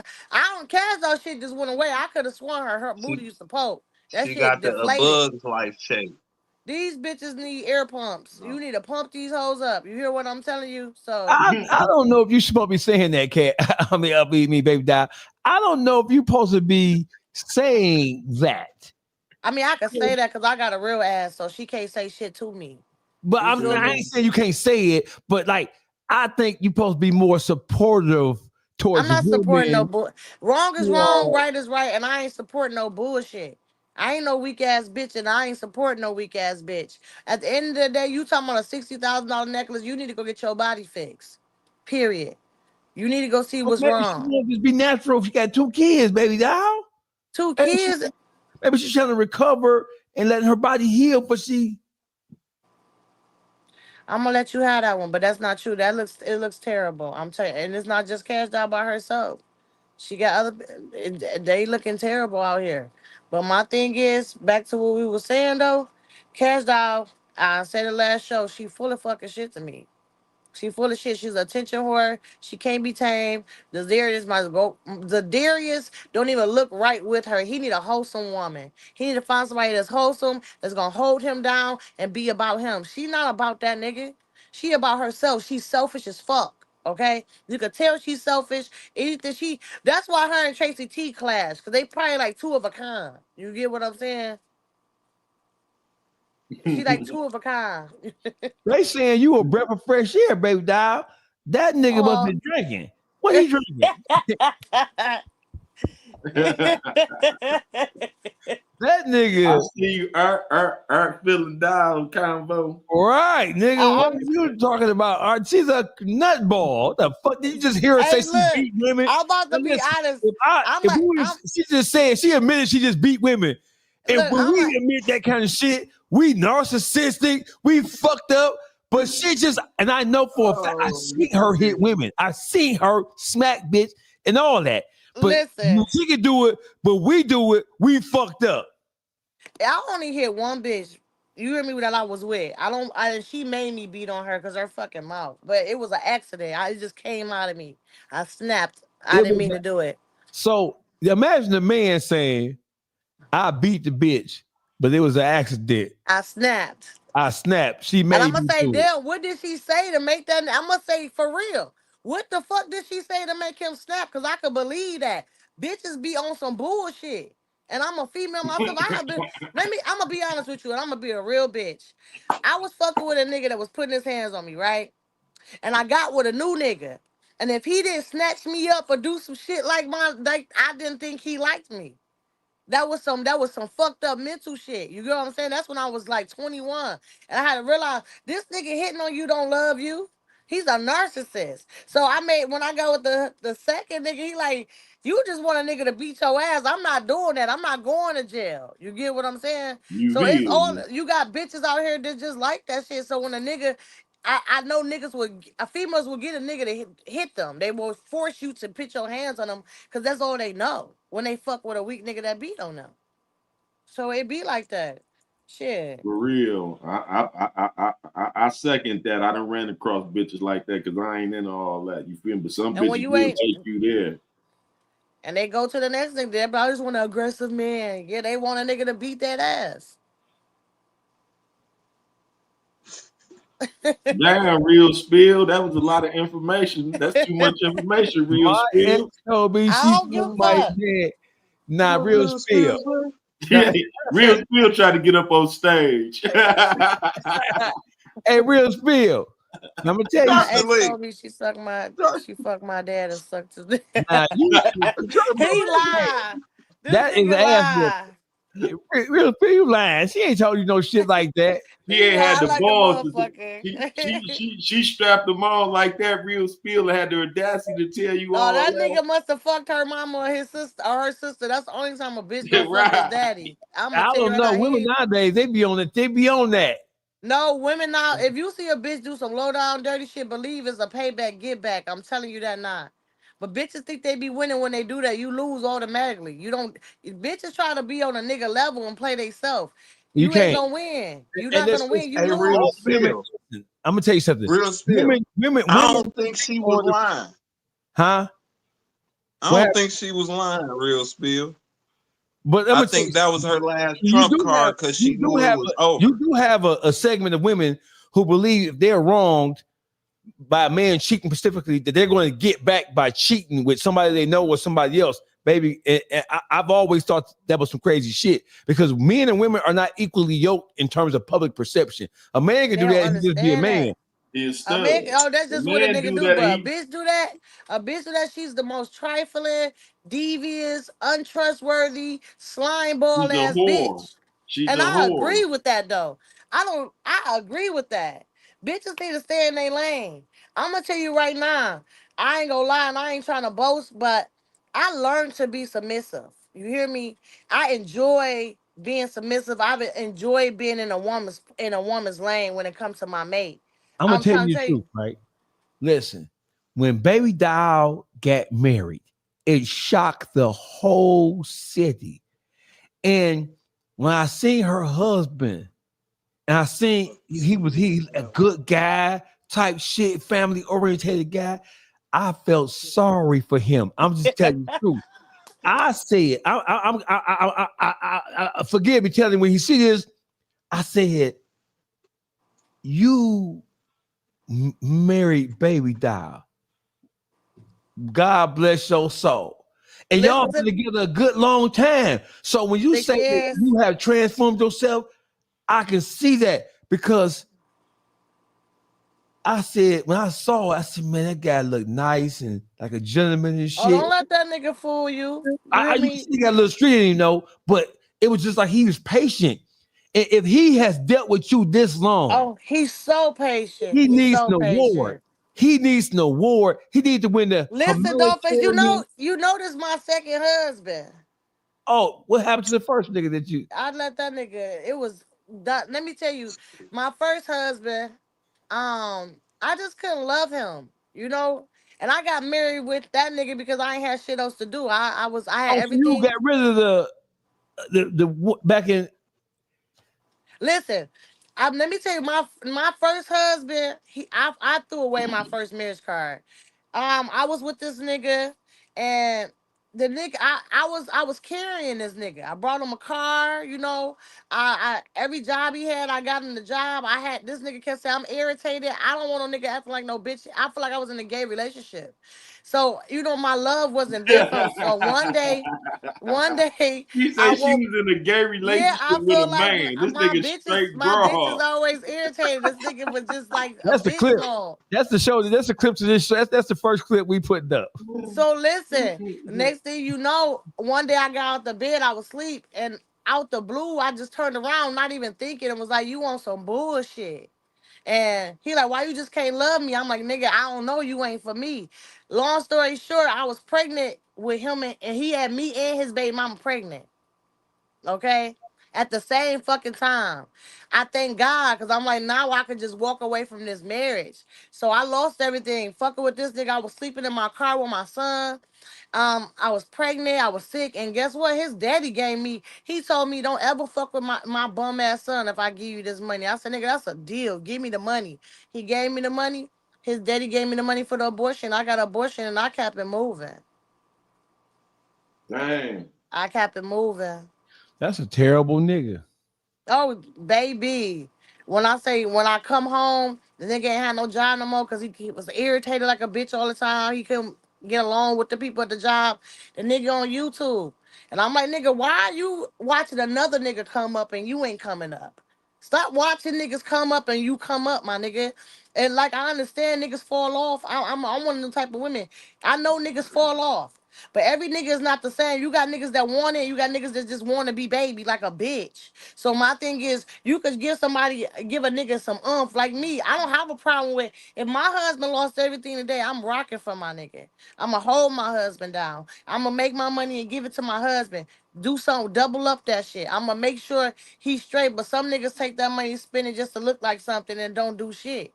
Some niggas take that money and go splash with another bitch. Some niggas don't know how to handle a real bitch, a real valuable female. Their priorities in order. Yeah, you got these, and I blame it on these niggas' mamas. These Exactly. these niggas' mamas. When I swear to God, these niggas' mamas that had these niggas on their titty or sucking her titty for so long, these niggas think other bitches gonna treat them like that. These niggas want a mama, not a woman. That's the problem. These niggas want to be baby by a woman instead. They don't even know the rule of taking care of a woman. One thing about my husband, he lets me be a female. He lets me be my feminine self. He don't make anything hard for me. I don't even have to work. I work because I want to, because 2 monies is better than 1. And I don't even work. I got my own shop that he paid for me to have to work my shit. So it's you got a lot of bitches out here sleeping, a lot of niggas out here sleep. People priorities fucked up. Cash Dollar's fucking selfish. She don't see nothing but herself and money. My thing is, what is her investments? I knew she had a boutique in the what's that plaza over there? Greenfield Plaza? That's gone. What is her other investments? If she was smart, she'd be investing in some shit. I'll make a stripper store for bitches to come get some stripper clothes. Bounce off what you was doing. Where's her investment? There's bitches out here trying. The reason why I don't like Cash Doll, I don't care for her, and I'll tell her to her face. For you to go to Northwestern High School and couldn't get in, and you still go on top of your truck and you teach these young women how to be gold diggers. What are you saying? The whole world is fucked up now. These little girls are fucked. This generation, these kids are fucked because listen to the music. Listen to what they teaching these young girls. Listen what they teaching these young boys. The niggas that's teaching these young boys to kill niggas ain't never killed nobody in their motherfucking life. But you rapping about the shit making these young kids think that's what it is. Cash Doll rapping about being a fucking whore. Rapping about being a gold digging whore at that. A rich whore, my bad. But you teaching this generation, this young generation is doomed, and they looking for some type of direction. And these music artists are not giving it to them. So Cash Doll, she is one black woman that I hate. I do not like because you helping our black women be nothing. That shit fucked up. You know your message and your music is fucked up, and even down literally, it's fucked up. It's fucked up. So you said she sold out to sell our people out to make her some money. Yeah, huh? they will use black people to destroy black people, and my black people go for $1. You can't pay me money to destroy my culture. You can't pay me money to do that. At the end of the day, you're destroying your own people for $1, bitch. I don't like that. These young girls need somebody they can grab onto and teach them something. Because when I was young, I had an old school mama. She taught me to cook clean. You hear me? And how to take care of my man. That's not what she telling these young girls. She telling them it's okay to have my old nigga, my new nigga, 3 nigga, 4 nigga, 5 nigga. That ain't what you teach these young girls. That shit ain't cool. And when you go to a school and they didn't let your bitch ass in and you still got on your truck on top of your truck on top of the Hummer and start rapping that shit, you were just insisting on ruining them and putting this dumb shit in their head. It's so many young girls out here just most of these bitches is hoes. I got a little cousin, and I asked her. She said I was saying I was gonna hook her up with somebody. She said he got some money, so I'll trick with him. Trick. Damn. You say trick. Straight to. Like what the fuck type of shit is that? Like I don't roll like that. They think that's the new norm now. You feel me? To be ratchet. They think that's all in the music. Hey, what's her Instagram? Shut the fuck up, dog face. Lord, that's what they's all in the music. This shit is so fucked up. It is definitely all. Hey, look at 100% riding that nigga. Where's she at? What's her DM me? DM. Shut up. I would never fucking tell. You hear me? Hey, listen, but the crazy thing about it is that everything you're saying is right and exact. And so there's a lot of pressure on men, the drill rap and all of the violence and all the shit going on in hip hop. There's a lot of pressure on labels and management and artists to kind of like change the narrative and change the subject matter because you see so many of these young kids gravitating towards death in the penitentiary. So if there's a lot of pressure on men to make a difference, where is the pressure for women? Because when you look at the Sexy Reds of the world, the worst thing that ever happened to hip hop singularly is Sexy Red. She's the worst thing that ever happened to you. Got money and still look dirty, bitch. You look disgusting. Sexy Red is disgusting, and she's slow. And they just trying to destroy. They taking people, using our black people, our black females to destroy the population. When I say if we all came together and stood for something, I'm trying to tell you, we the most powerful race. And they just deter us to just tear each other down. They just get us to do stupid shit for $1. But if we know what their plan or what their aim and objective is, why do we? Is money and influence? Obviously, this is a rhetorical question. Is money and power and access? Is that so much more attractive? Because a person been broke before and they said they don't want to be broke no more. You ever been? Ain't no saying. Go ahead, Dal. I ain't gonna interrupt. No, I'm sorry. What I'm saying is a person they do that because it's like when you been broke and you've been in a hard situation and people show you that they not there for you. When they get an opportunity to make some money, they don't give a fuck. It's all meant for themselves because nobody there for me. So at the end of the day, I don't give a fuck. I do what I gotta do to get this money because I ain't gonna be broke no more. And ain't nobody have my motherfucking back. So I don't give a fuck about tearing these people down because black people got just have these. They hold on to the wrong shit. They look at the wrong shit. You know what I'm saying? Because when I was down on my knuckles, I wasn't mad. I didn't care about nobody not being there for me. On the token, because How you know they ain't need nobody to be there for them? People, my thing is nobody is obligated to help the next person at all. Everybody is going through something. So why would I want this person to come out their struggle to help me in my struggle? And then we say, now they can't help me, now I'm mad. That's some weak ass shit. My thing is when you walk with God, your vision is different. You see things differently. And that's what when I walk with God in the Bible, it says you are here to be a servant of God. That means you always supposed to deliver good things to people at all times. Love thy enemy, love thy neighbor, you gotta love, period. My thing is rapping about being a fucking whore and popping pills, these niggas and killing people. The niggas is rapping about killing niggas and putting this message out here to these kids ain't even killed shit. Ain't See, killed nothing. the thing is, you gotta look beyond selfish self. See, that's what people tend to forget. They think it's just about self. It ain't about self. Everything you do affect the next individual. Facts. So Facts. you ain't supposed to for your gang. You don't supposed to put everybody else at harm's way for your gang. So ain't no justification for that at all. You know what I'm saying? Perfect segue. Perfect segue to the next subject. The next subject is, since the last time we assembled as a panel, there have been 5 shootings, all involving teenagers under 19 years old, and those shootings have led to the death of somebody involved with the situation. On the east side, about 4 or 5 days ago, we had a young man who was found dead in a cemetery. They found the car that he was in, which was a stolen car, and the young man had a ski mask on. And when they talked to his family, he left his cell phone at home. So it's looking like that he left his cell phone at home. He had a stolen car and he had a ski mask on him. So it looked like he went out on a G-Rag, on a lick. I did a long rant about how young kids in the black community. So it's a big thing about all these young kids getting killed in the trenches. All these young kids getting killed, all these houses getting shot up.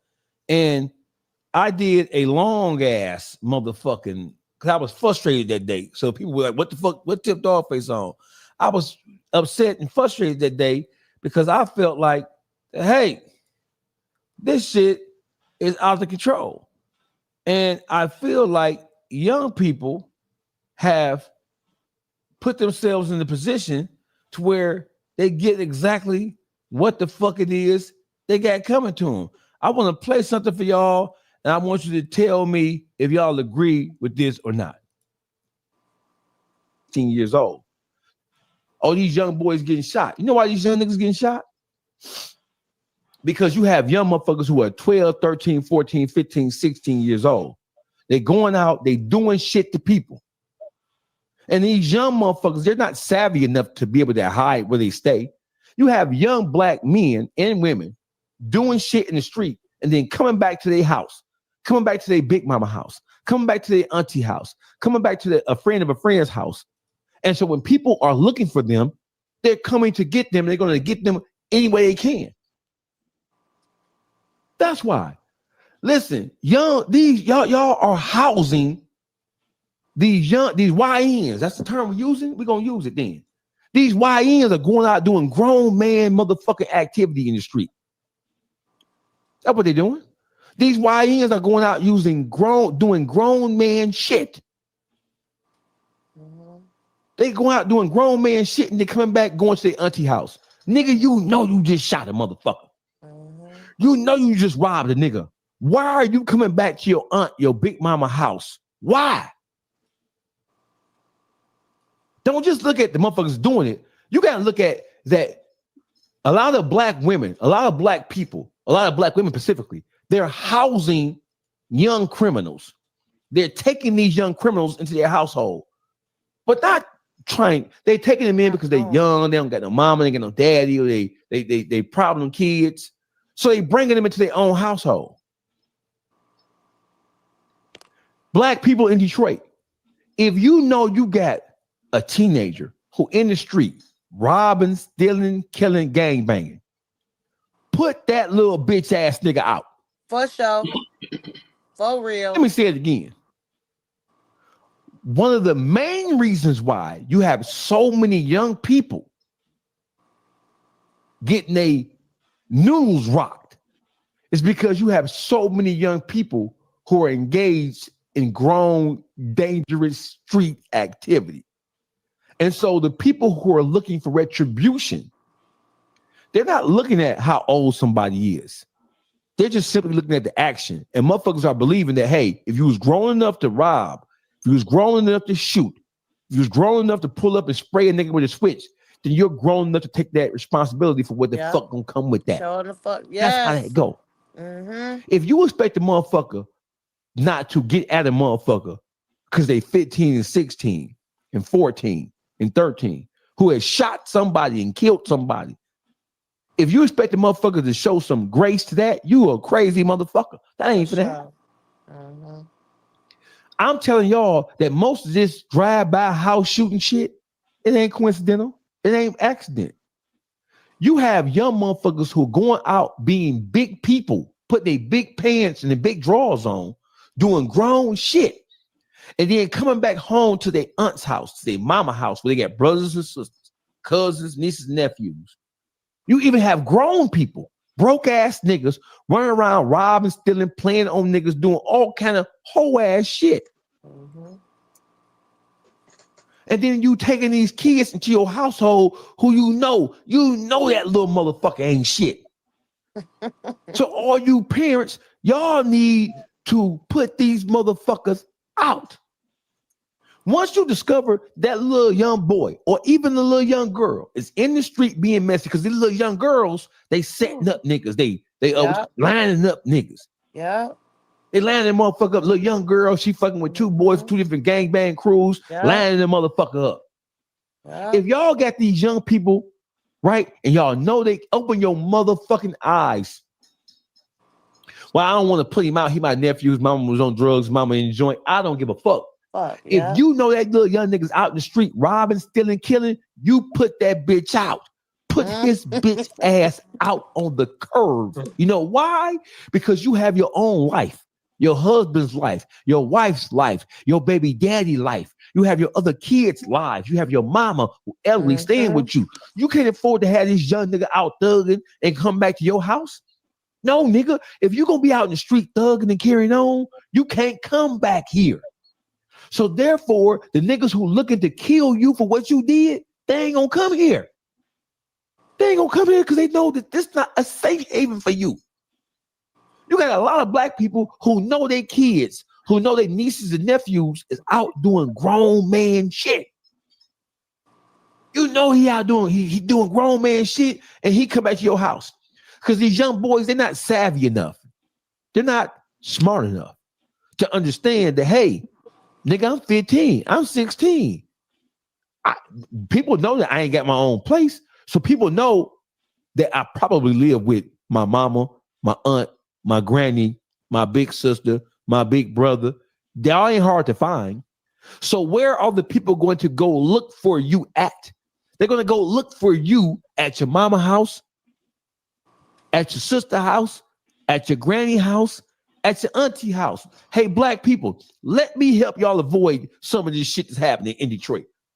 If y'all know that y'all got a problem child in y'all house, if y'all know that that little nigga is running around here with a gun and he's shooting out, robbing, and all kind of shit, why would you let him come back into your house? Thanks. Y'all should be doing everything in y'all power to keep y'all household safe. Why would you ever let a motherfucker that you know who in the street robbing, stealing, killing, and shooting come back into your house? Put that bitch out.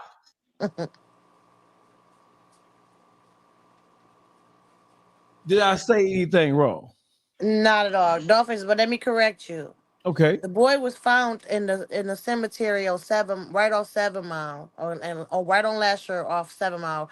It's actually the Healy one. yeah, it's Okay. Mount Hazel. Okay. It's actually the cemetery my father is buried at. Okay. Okay. So listen, before we really get into this conversation, because it's a big conversation right now, I want to. Lil Zay Osama from Chicago is back home, right?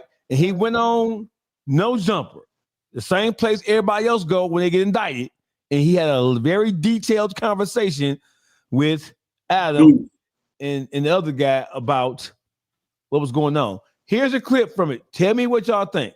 If you see somebody with their kids or their baby mama, they get passes and shit. In Chicago, that shit ain't. See, you gotta understand this. Nowadays, females put themselves in the worst situations because, let me tell you something, bro. I'm not riding. If this is me, if I'm a female, I'm not riding in the car note with no nigga that's well known in the street shit, that's on some street shit, that hurt people and did shit to people. Bitch, I Uber first.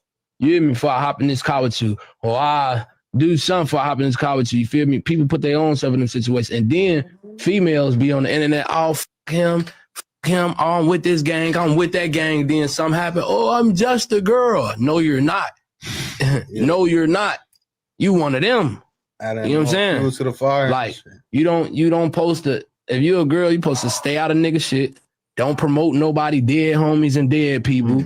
Don't be saying nobody dead homies or dead. Don't be saying that block, the GDs, the BDs over there, whatever. Even if you from this block, be low key, be out the way, do girl shit. You know what I'm saying? Like, don't broadcast that you with this shit, because guess what? If a motherfucker smoke you, we know they gonna hurt too. So guess what? We don't give a we smoking your ass. You get like niggas ain't giving like, because back in the day, it used to be a situation, if you see the nigga kids, shit, niggas. That's how I used to be back in the day when it was structured. You know what I'm saying? Niggas had guidance for real. Just look at nigga ain't got no structure, no guidance, bro. You feel what I'm saying? Niggas out here do anything when you with whoever. Nigga down there kill your kid, folks. You know what I'm saying?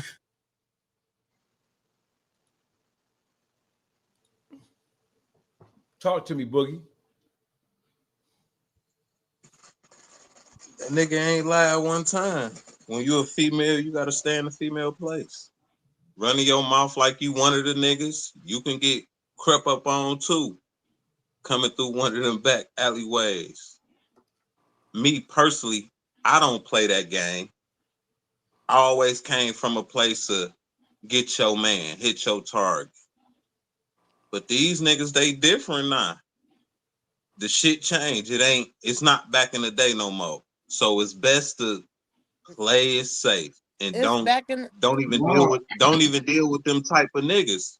No, because that's what it's gonna bring, even if they not running their mouth. But the thing is, they still going for their target, Boogie. The thing is, these girls make themselves a target now. We're participating. We're participating. Listen what I'm saying, though. In active beefs. You feel me? They go above and beyond, because some of these girls be the ones that put the other nigga where the location at. You feel me? That's a fact. You feel me? So they do become the target. It ain't just the niggas no more. You feel me? They actively involved now. You feel me? In more ways than one. It ain't just the setup tip. They actively talking shit on the net back to it. Some of these girls is actually squeezing the trigger too, though. You feel me? They ain't just talking. But this ain't just happened. This is back in the day too. Look, I'm 40 years old. When I was in high school, I had a friend fucking with a nigga sitting in the car, and they shot the car up, and she died. She was in the car with him. You know what I'm saying? They seen her in the car. They didn't give a fuck. So this shit is just, now that the internet and all this camera shit is out, shit is being exposed. All this shit is happening now, been happening. You get what I'm saying? Bitches always a lot of bitches stir up the beef and drama more than what it is. You know what I'm saying? With their fucking mouth. And there's a lot of setup bitches been going on for so long. These hoes been setting niggas up and putting them in a place to get killed for so long. So long. But niggas are so stupid for for a bitch, they get caught up. Pussy rules the world for real. Hey, listen. I said that there's been a rash of shootings, houses being shot up, and over the last 2-3 months, basically all summer, it's been a rash, an outbreak where you have literally dozens of, and you ask yourself, damn, I thought the gangsters in the city were past the shoot the house up, drive-by shooting shit. The gangsters is the 13, 14, 15, 16, 17-year-olds now. Yeah, so And they back are. all over the news this summer, just for this year. When you hear in the news, you've been hearing lately, the 15-year-old shot this shot up Yes. it's 15-year-olds. Isn't the main number is a 15-year-old, Yeah. okay? Yeah. And to remind you, I have a 17-year-old that he was trying to get on that shit, and I had to tell this motherfucker.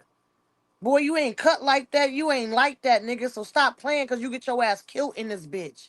This nigga took my money, flashing my money in the fucking camera to other people. They not even knowing that's not his fucking money. But like I told him, these niggas come to my house trying to rob us. You setting your family up to be fucked up, nigga. You can get the fuck out of here. Because we are a unit. And the shit that you do is gonna backfire on us. So I tell my son, don't fucking play with me. Do not fucking play with me. I don't know what's wrong with these kids because it's the stupid ass music they listen to. I'm telling you, stupid ass music they listen to, and they bossing. These little niggas are demons. This young generation, these niggas are demons. Do you fucking hear me? They stuck in their mind frame. They just want to be nothing ass niggas. They are programmed to be a nothing ass nigga. And it came from the whole entertainment game was Yes. demonized Yes. to do that. You feel me? Yes. It was done deliberately. It ain't by accident. Their experiment is working. The experiment they put out is actually working. And the killing part is we of age where we see it, but it's affecting our youth.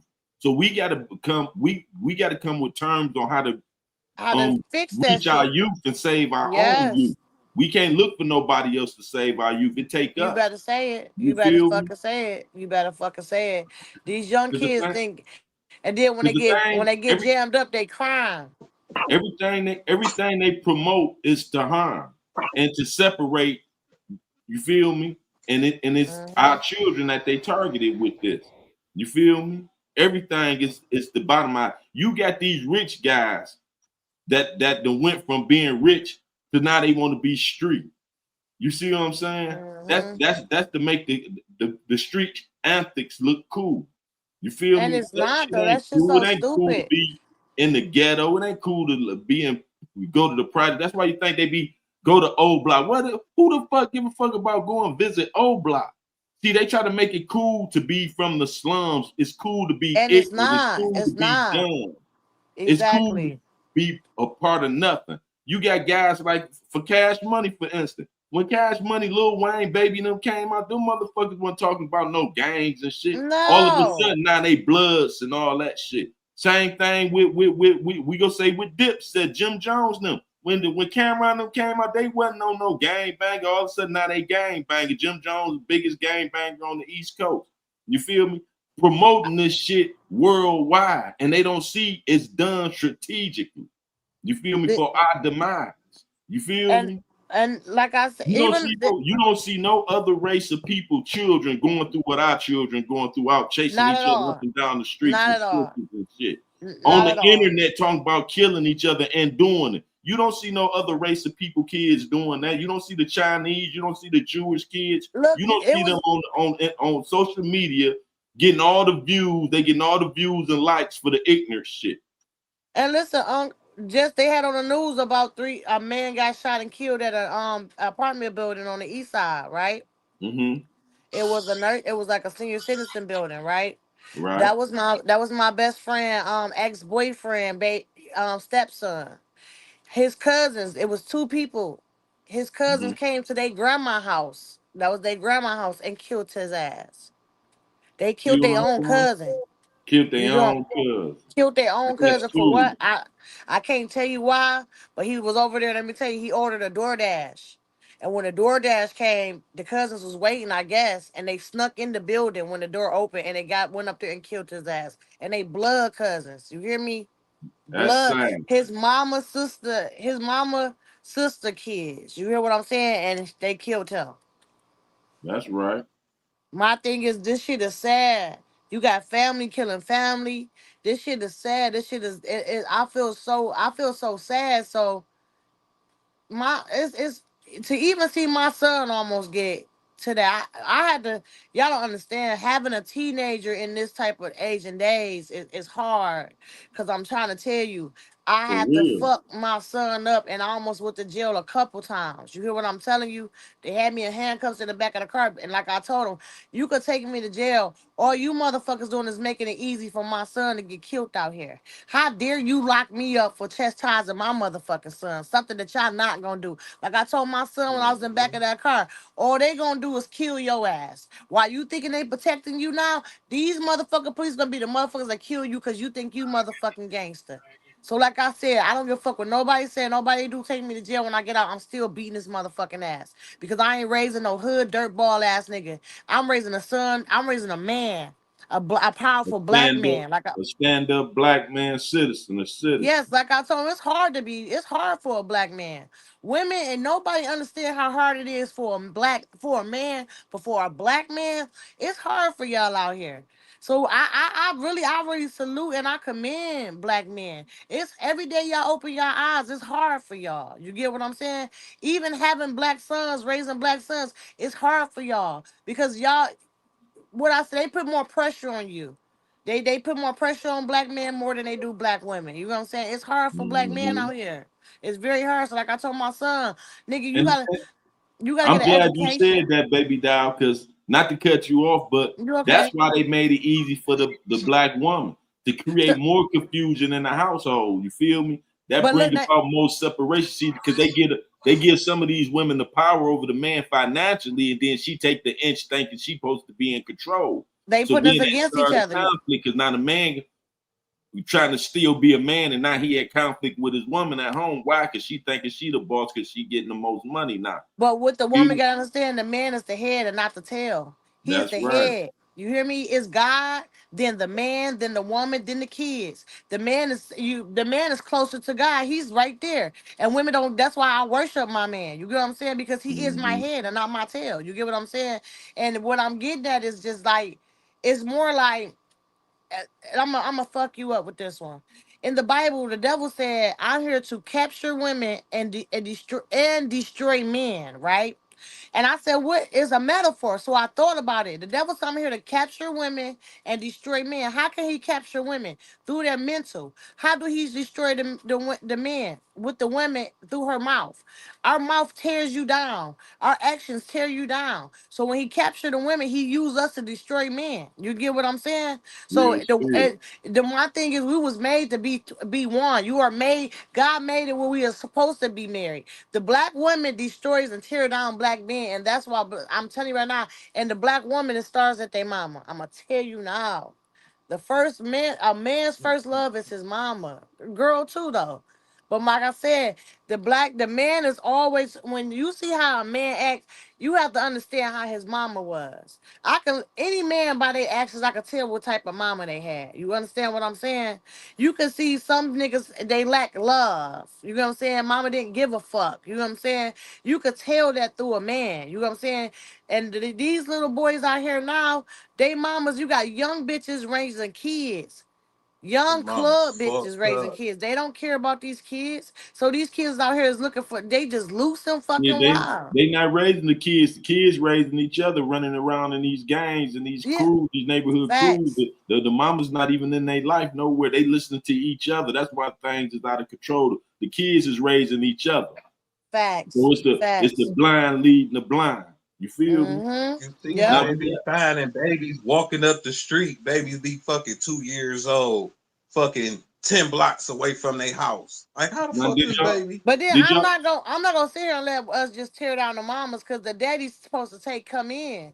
Like I said, ahead until some of these little boys don't got no daddies. But they say I was always raised by my mother that you gotta choose the man wisely on who you have a baby with.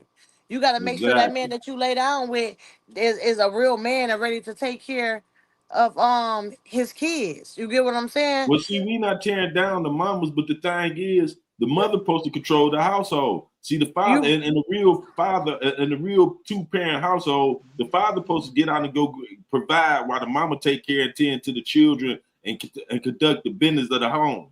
You feel me? let me tell you, So I make people understand that by telling them having a family and being with two parent house is like a business. Okay, the business. The man is the owner of the business. The woman is the management. The kids are the fucking employees. You hear what I'm telling you? So the man is making sure that the management get what they need to provide for the employees, to make sure the employees is right. So the man, like I said, the men will always, when women and people understand that the man is the head and not the tail, then shit should be different.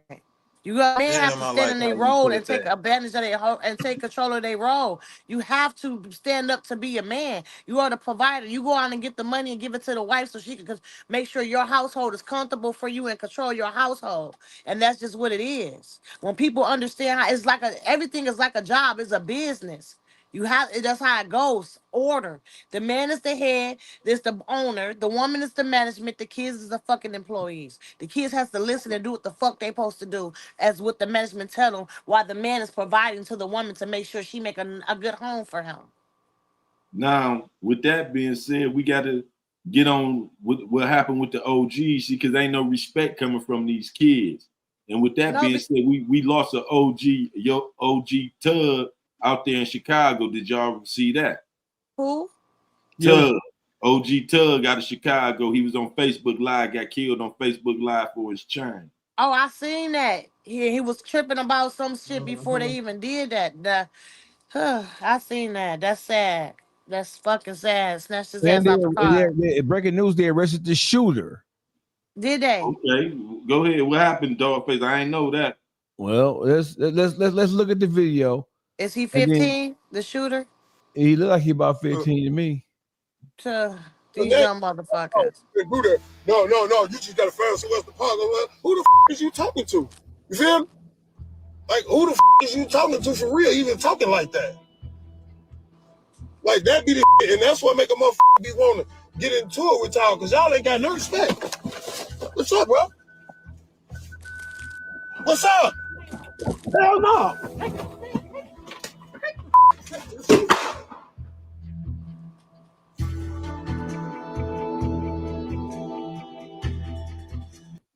Kevin Watson was reportedly visiting his cousin's job site when he got into his car in the parking lot, began a live stream for friends and family.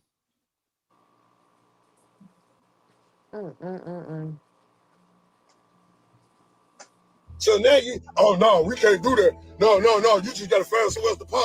Who the is you talking to? You feel me? Like, who the is you talking to for real? Even talking like that? Like, that be, and that's what the motherfucker be wanting to get into it with y'all, because y'all ain't got no respect. And you can see the whole time he was talking, he could see, and you can see off his glasses, the car pull up on him. And it was a car that pulled up on him? It's a white car. You can see the reflection off his glasses. So he was watching it though? Because you can see how he was talking and pausing. He was seeing what they was doing, and he knew something wasn't right. Play it back again, dog. Then why your door not locked? He got out. He put the car in park because it wasn't even in park. He put it in park, and then he attempted to get out to try to. Right, he tried to get out. Right. So I would have pulled the fuck off. Now watch how he watching around. He go see them coming. No, that motherfucker already in park. Fucking son, killing me.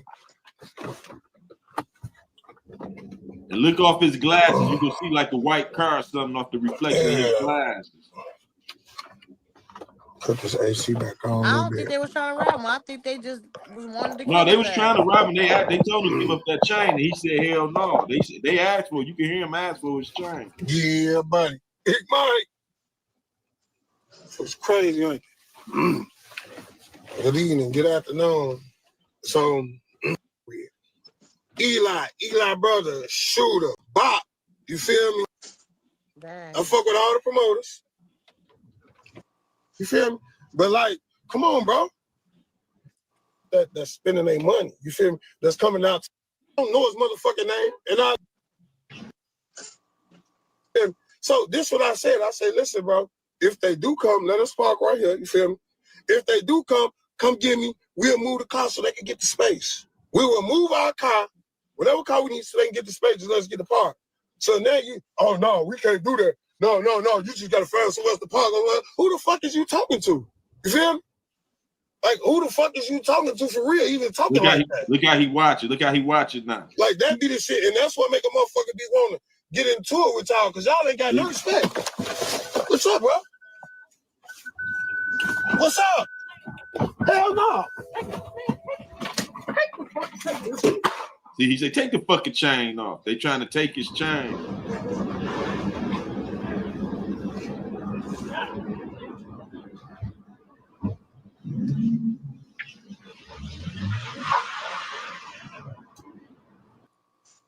Huh? And that's why I'm finna see. Oh, wow, you dumb motherfucker. Your fucking face on camera, bitch. He said, I think that's his cousin.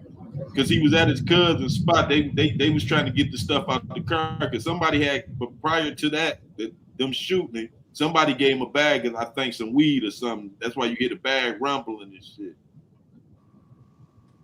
Hayden ran the play on his ass.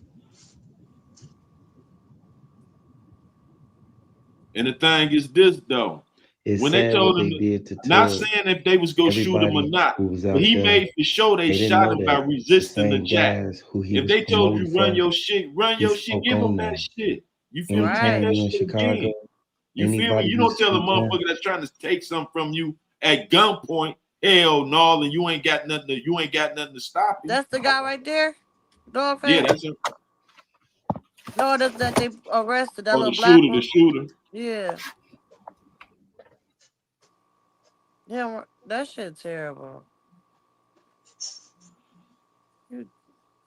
People be killing fucking me. You killing somebody over they shit. Like, that's weird, nigga. Ain't that crazy? That's the brokest shit in the see, world. another thing is too, though. So what the fuck a nigga was gonna do? Walk around wearing a Tugg chain? Fuck, where was you gonna take it?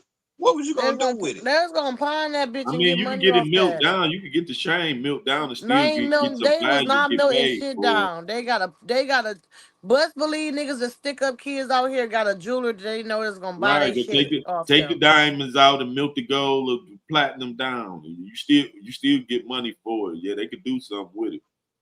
But the thing is, this what I don't understand.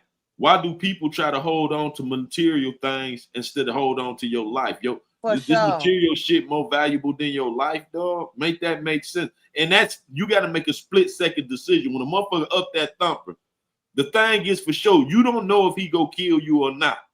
But you know for sure, if you resisting, it's a liable chance that he go do some harm to you now that you putting up resistance.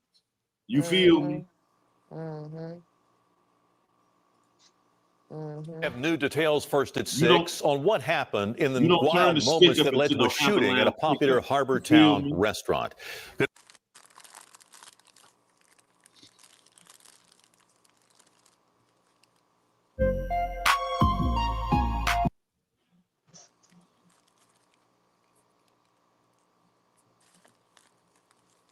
It's something that was rightfully his. Now, I got look at it. But a lot of brothers, he there. Why was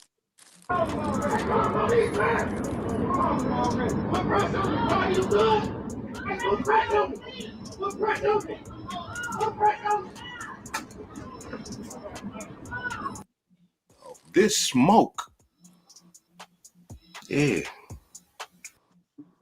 And then hold on, Dollface. Another thing I didn't add. It's so crazy that Tugg put up a fight for the chain because his brother did an interview, and allegedly his brother the one that created the chain for him. And then the chain came with a tracker. He put a tracker in the chain, so if something did happen. So why would you try to prevent them from taking your chain to say you ain't let a nigga rob you or something? I don't understand what was his logic in that split second. You feel me? If it's a tracker in the chain, you know they could track that chain down wherever it go. You feel me? But even if it wasn't, why is you putting up resistance for your life for a chain? You feel me? If you dead, you don't got the chain no motherfucking way. You feel me? So make that make sense. So other people need to see more into this than young people just robbed him. What was his logic in that? So if you being put in the same situation, what are you gonna do? Is you gonna tell the motherfucker, hell no, you can't take my shit? Because that's what he told him, hell no. They said, you run that chain. He said, hell no. Juice. And they pulled on him. They snatched him out of that motherfucker. Juice, you gotta understand, niggas act like niggas get real balls when the camera's on. You forgot he was going live. He can't look like no pussy on his live. But you look dead on there now though. So yeah, make he that, won't you think gotta about wait, that. you gotta weigh that out quicker than that and But make listen, a wiser Juice, whoever decision. robbed him, He thinking he gonna survive it. no, whoever robbed him must have been some little niggas anyway. So No, they you was know, you had to know that because he didn't respect he didn't respect that's their what I'm gun. They saying. had So a in gun his on him. head, He didn't even respect the gun. in his head, he didn't think them little niggas was gonna do shit like that for real. He thought they'd probably scat and run. You know what I'm saying? But how could you think like that when the little niggas is the ones out here up in the murder rate? A lot of niggas ain't paying attention. So that's what I'm saying. You gotta use logic in them split-second decisions. You can't underestimate these little niggas because they the ones that's pulling the trigger for nothing. You can't buck a jack when you ain't got nothing to defend yourself. You can't tell a nigga hell no, and that's all you got is words for him. And Especially if you ain't got nothing hot for their ass. You right. He's showing you a motherfucking strap in broad daylight, so he there for a reason, and he ain't gonna be there long. So you don't have a long time to debate this out because it's broad daylight. He just snatched you out, and he got this gun brandishing it. You got to split that shit. You got to take in consideration this nigga for real. He ain't playing. We ain't on no dark alley. Me and him one-on-one. He did it in the open, so he mean business. And I don't have a whole bunch of time to make a quick decision. I got to do this right now. Here, take this shit, young nigga. You ain't got to kill me for this shit. Here, take it. You know, old niggas. I'm not letting no little. He probably his eagle will get you killed every motherfucking time. No, you for and sure. And there's a lot of motherfuckers out here with eagles that just don't know how to pipe the fuck down. A lot of people. This is weird because everybody think having an eagle is where it's at. Do you know eagle mean edging God out? That's not good. Eagle is the worst thing you can have. And breaking news, a mass shooting just happened in Brooklyn. We in live time. Welcome to YouTube Streets. Baby Doll in the building, public figure, Boogie TV, Uncle Juice, a.k.a. Beat Factory 313. My name is Dogface. This is breaking news. This is what's going on right now. This happened last night. Here's Eric. Here's the brother, the mayor of the great city of New York, talking about the mass shooting that happened in Brooklyn yesterday. Good morning. I should just say morning.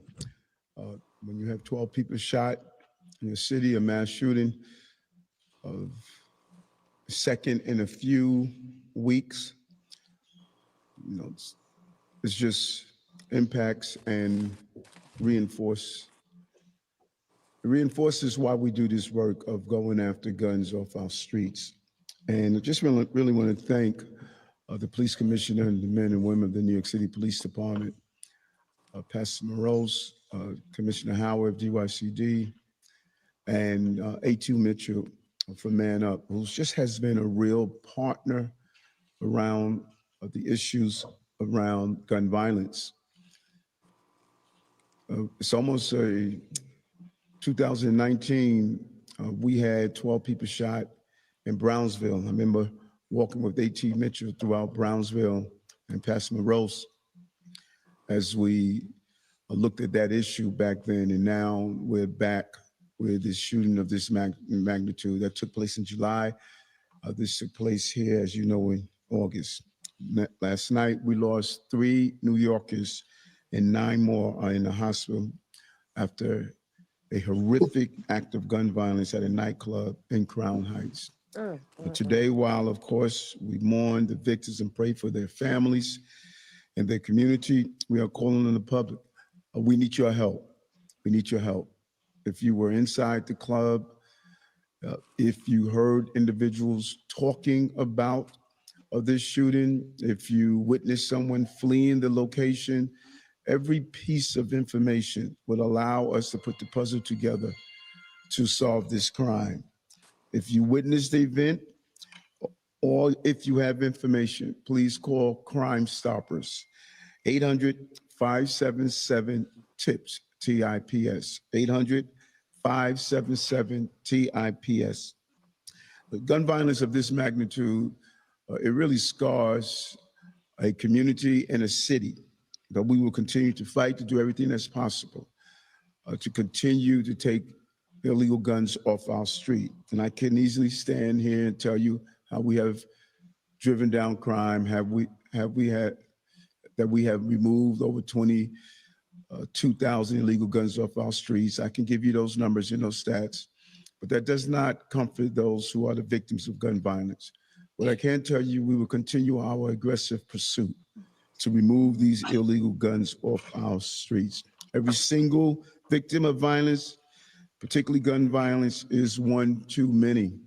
And last night, mass shooting reminds us all the work that we must continue to do. And the NYPD and our partners in our faith-based community and our crisis management teams, we have mobilized them to immediately respond to this incident, as well as work with the friends and families of victims to stop any potential retaliatory action. We're always concerned after a shooting, the retaliatory shootings will follow if we don't get on the ground with our crisis management team and other partners. The Deputy Commissioner, the Commissioner of DYCD, Commissioner Howard, and A.T. Mitchell, they will be coordinating to see how do we continue to get our crisis management team out to be activated and respond to this immediately. I also communicated with Pastor Morose. We unfortunately will have to mobilize a mass shooting plan. He's going to be put in charge of getting all our partners together so we can mobilize around these mass shootings. As I stated, this is the second within weeks, and we don't want this to turn into a normal course of doing business of violence in our city.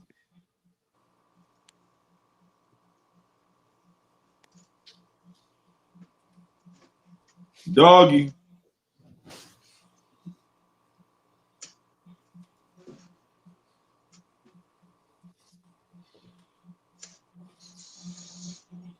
And see, breaking news: a police search for several gunmen this morning who they say shot up a lounge in Brooklyn. 11 people in total were shot, and 3 of those were killed. The victims ranging in age from 27 to 61 years old.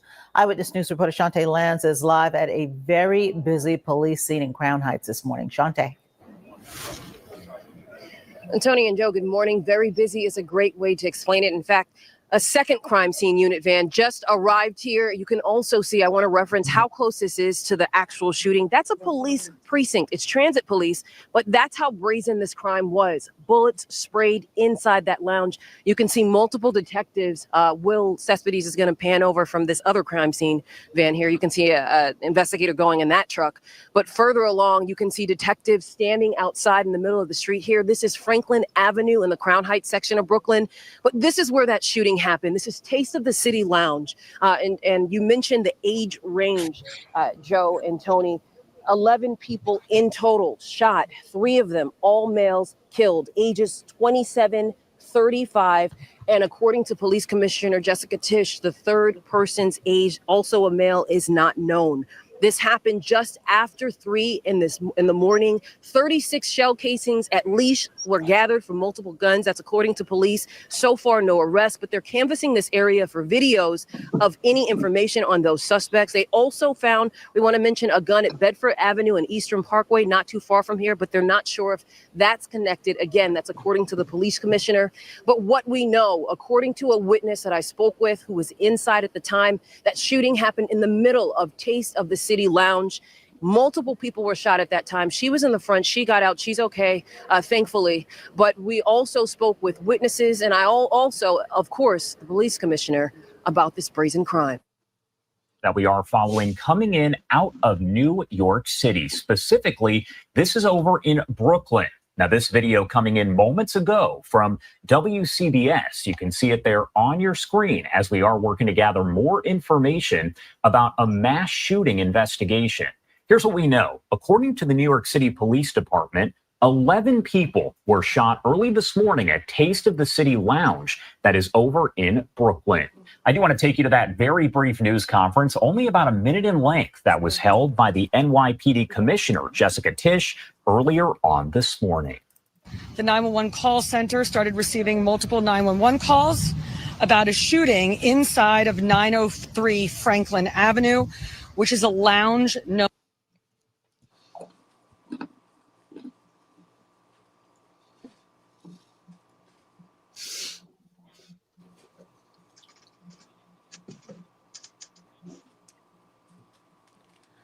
Boogie? What you think about that, Boogie? What's going on in Gotham City, New York? We don't know if we don't even know if a nigga did this. A nigga did that. Baby, we don't even know. And that, it could be a Latino, a Puerto Rican. Nah, that was a nigga. Baby doll, how can you be sure that was a black man? I'm telling you, it was a nigga. Watch. So a mad nigga too. I'm not even sure what type of lounge club that was. And Crown Heights, it looked the hood, didn't it? It looked the hood, didn't it's it? Crown Heights. It's some nigga shit. It looked some nigga shit. So a nigga, I know a nigga. Ain't no fucking Latino gonna come do that. That was a nigga. I mean, to me, all of New York looked dirty. So. Times Square is not fucking dirty. I went to New York. I stayed in Times Square. It was not dirty. It was nice. It was nice. It was truly nice. That might be the only spot. But to me, I think it's crazy overall because it's the first time me hearing a killing in New York. You know, I ain't heard one ever since I've been alive. You know, I probably haven't paid attention. Niggas get busy. You hear me? Yeah, but this right here is for sure. I ain't heard no mass shootings though. Oh, the motherfucker just killed the motherfucker. The white boy just killed the other motherfucker. It wasn't no mass shooting. No, he just targeted him and blew his brains out. Yeah, public figure Boogie TV. Juice is the Beat Factory 313, and Baby Doll is Baby Doll So Raw. So raw. Yeah. Who the fuck let him in there with a gun though? We gotta blame the security. Anything with in the hood, nigga. What? Yeah, see, we got to blame the security guard. Where he at? Oh, we got blame security. Who to say he shot him in the club? Did they say he shot him in the club or outside the club? He could have been waiting for the club to let out and shot them niggas. I think it started in the middle of the club. That's what they said. The witness said. In the middle of the club? Yeah, that's what the lady said. The witness said that it started in the middle of the club. Taste of the city. Officers arrived within minutes of the first 911 calls and found numerous gunshot victims inside of the location. Currently, we have identified 11 victims ranging in age from 27 to 61, 8 males and 3 females. 3 of the victims have already been pronounced. 1 male, age 27, 1 male, age 35, and 1 male of an unknown age. At this time, no one is in custody. Our detectives are canvassing available CCTV. What's good, y'all? What's the number TV? It's your boy Polo. We back to talk about a wild situation that happened in Brooklyn yesterday on Franklin Ave, Crown Heights. Mass shooting, 3 people dead, another 9 people wounded at a spot called Taste of the City in Brooklyn. Now, from what they're saying, well, let me read reports of what the news is saying. It says 3 people were killed and 9 others wounded when up to 4 gunmen opened fire in a possible gang-related shooting at a Brooklyn hookah lounge around closing time early Sunday. Cops responded to 911 calls of a shooting inside the Taste of the City lounge at 903 Franklin Ave in Crown Heights just before 3:30 a.m. The club was packed when the bullets flew, the commissioner said, with detectives later recovering 42 shell cases from multiple 9mm and 40 caliber weapons. The 3 people killed were all men, ages 27, 35, and 19, the cops said. The teen was pronounced dead at the scene while the other 2 died at the hospital. What we know preliminary is that there was a dispute inside the crowded club that led to the shooting. We believe that there were up to 4 shooters involved in this incident. At this time, no one is in custody, and the shooting appears to be gang-related. They said a gun was found nearby, but they don't know if it was used in the shooting. One witness, a 39-year-old man who didn't want to give his name, said he saw one of the victims get shot dead. He was a regular. He wasn't doing nothing to do with it. He was just outside the bathroom hitting a hookah, dead. The 9 wounded victims, 6 men and 3 women, were taken to local hospitals with what cops said were non-life-threatening injuries. Okay, so now let's get to the situation, right? All right, so now let's get to what they talk about, in the streets, what they saying right now. They saying one of the dead is a kid, the 19-year-old. a kid that goes by LM, aka Little Mal or Marvin, right? Now, Little Mal, you know, allegedly killed somebody during COVID, barefaced. He was supposed to be about 15 at the time when this happened, right? I don't know if it was 2021 or 2020. Barefaced, they got his picture all up, but the kid never got arrested. Now, I don't know if the video they show, even though they got him on video shooting all that, they put the picture up, they was looking for him. The kid never got arrested. I don't know if they could prove it was him, whatever. Then allegedly they trying to say Little Mal, aka LM, aka Marvin, killed another person named Low Bands or something, right? And that happened on the same block of Taste of the City Seafoods, they saying that. So what they're saying is that LM returned to the spot where he allegedly killed somebody at and was partying in the spot. Now,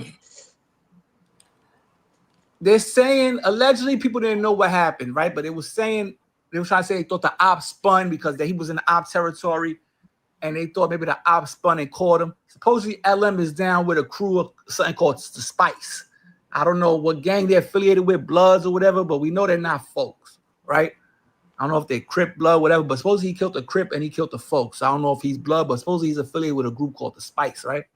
Now, he was in the spot. They were trying to say, like, you know, he was bugging being in that area. The ops must have seen him and spun. But now the story's starting to come out that it was something inside. What I'm hearing is that it was an OG versus a YN, basically. The YN was on his YN-ish, and the OG, he was one of them OGs that was still on his bull, and he wasn't going for it. So supposedly, I don't know if rakes was being dropped, because supposedly the older 35 was a member also or something. I don't know if rakes was being dropped, which caused the confrontation. And then once the guns was drawn, shots was just let off and a bunch of people got hit. Some people saying LM killed somebody and then got killed. So basically, supposedly they're talking about if they ever drop the footage, it's going to be crazy. Supposedly LM killed somebody, the big GD killed somebody, and they end up both getting killed along with another innocent bystander, along with another 9 people that was hit in the spot. Right? Now, mind you, this is all alleged. I want to make sure we make that clear. This is all alleged. The cops never locked LM, Little Mal, for any of these killings. The story right now coming out that lounge is alleged. Like I said, I don't know for sure. I'm just saying what they out there saying in the streets, what they talking about, what's going on, what it was. Now, if you in tune with LM, aka Little Mal, aka Marvin, then get in the comments, let it be known. You understand what I'm saying? If you in tune with the older GD that lost his life, you know, get in the comments. Let me know what it was. Was it just that they two hotheads, opposite gangs, you know, they played the wrong song and it went up? Because supposedly it happened towards closing time. Then mind you, there ain't no security at the spot because there's just guns all over, 4 guns shooting. Obviously, everybody got their gun in there, so it ain't the safest spot.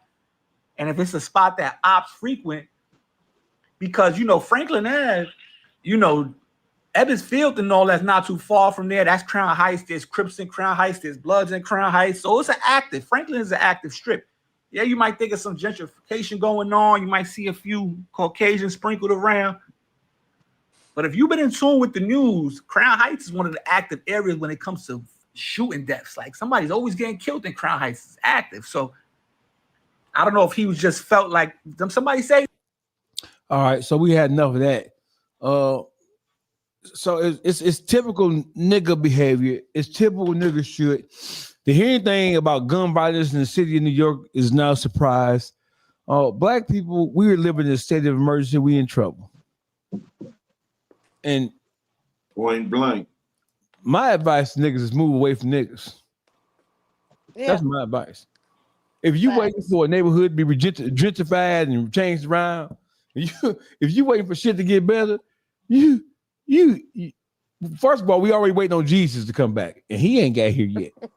So don't rush him. Please, it's gonna be an even longer wait for niggas to decide that they don't want to destroy other niggas, and you get caught in the crossfire. If you have the means and the resources to move away from niggas, move away from niggas. That's what I'm saying. All this, so I don't want to hear it. I'm so sad that our culture is like that. The blacks are like that. And just to see, they should just want to do better. I just feel like if we put as a dog pound, I think we should start to try to come together and try to find better opportunities for Black people. Forget the adults are stuck in their ways. Dogface, I really think that Juice, Boogie, and me and you should come together and find things to do to give younger kids opportunities to be better, a chance in life. I got some advice for him. Some mentorship, some big brother, big sister type stuff. I have some advice. Right. Some job trade skills. Yeah, some job trade skills, how to be a man. Because a lot of kids out here ain't got no daddy. Oh, so it's time for our Black men to stand up and even take on somebody else's responsibility that didn't do it. It's nothing wrong with that. You ain't got to be with their mama to help them or be their daddy. You get what I'm saying? What happened like back in the day with these days? Where's the older women, the older men that helps the young and school that helps the younger kids? You don't. You got older women now. They just motherfucking they talk about the young girls. They try to be in competition with the young girls. They want to do what the fuck the young girls do. I seen a 6-year-old one with a BBL. I died. Like, what the fuck? Bitch, you almost dead. Who you trying to look good for? Jesus? Like, what is going on? Like, the world is moving backwards. It's like the kids is running the world now while the adults are sitting back letting them.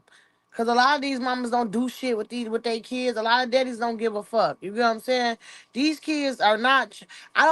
they out here doing what they want to do and going crazy because they looking for love. You just need to grab one of them motherfuckers and just hug them. Hug a kid. Every time you see a kid, y'all just hug them. Hug them. So I just feel like it's just a lack of love out here. It's a lack of love, and that's why motherfuckers killing people. Cold-hearted people. That's the start of it right there. And so it's I'm with that, baby doll, y'all. We go get together and put together a for-profit and a non-profit and get things going in our communities and start it like that. That's how we get things going.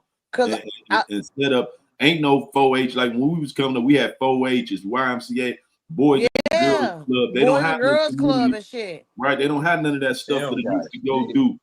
Where is that at though? They don't have a lot. They don't have a lot of that around in these communities more. They don't even have a lot of schools open no more. No. You feel me? So it's nothing for these kids to go to even try to get out. And you got some kids that don't even want to be in the streets. Some kids get forced to be in the streets and be around the wrong people. They part of their environment. Yeah, they become yes. My thing is, I had started I didn't get my papers registered, but I was gonna do guarded angels. And I called the kids are angels, and we was gonna guard the angels. And I was gonna a lot of people is ignoring the fact that a lot of kids has been molested. Okay, molestation put a lot of anger in these kids. There's a lot of things people not touching on or even acknowledging. Some kids don't have nobody to talk to, or to release certain things that's going on with them, so they release it in anger in the streets. You get what I'm saying? Kids need somebody to talk to. Kids need somebody that they can release to, and the kids just need love. I'm trying to tell you, there's a lot of shit going on with these kids that people don't understand. Mama's on drugs, or mama just a young bitch that want to party and go outside. Daddy don't give. She done fucked the nigga who didn't want the baby, and she kept the baby anyway. You got niggas. It's all bad. It's all bad, and it's all start with God said one kind word will ease a storm. It's just time to love on these kids. It's time to love, not a one-time thing. People, a giveaway ain't shit. We talking about a consistent place that the kids can come to talk and release themselves and try to be a better them. Letting them know that it's somebody that cares and we care and we really want to be there for you. I wanted to open up I wanted to open up a recreation center, and I'm like, because kids need something to fucking do. So with that, we go get on that too. We go definitely get on that and put that in effect. And I'm glad you spoke on how these older people trying to be like the young people, because now you got guys like Stephen Jackson going at Charleston White because of what Charleston White said about George Floyd. He done went at Lil Yachty for what Lil Yachty said about George Floyd. But it's a white man that stood on George Floyd's neck and put him to sleep, killed unalived George Floyd. You ain't win at that man not one time, but and you was in your 50 years old, a basketball superstar, and this is the example that you lead by showing that what the kids doing is right. You making the kids feel what they doing is right because you stepping to guys for speaking on your dead home. Make that make motherfucking sense. Okay, but it's a guy that killed your dead homie and you ain't went and pursued that. But if you hear a man that looked like you, because Lil Yachty ain't do nothing but say his name in a rap song, and his rap song, and he done went all haywire and calling Lil Yachty out and all that. Did he disrespect him in that rap song? Did he disrespect George Floyd? I don't even see him disrespect. It wasn't disrespect. I think he Cloud said Olympics he'd get on somebody's neck like George Floyd or something to that nature. Oh yeah, that's kind of bold. You know what to do, Chick. Look at Chick Smooth. Hey, Chick Smooth. Appreciate all the coverage that you've been doing. I've been watching your shit for a while. I just subscribed to your shit too, bro.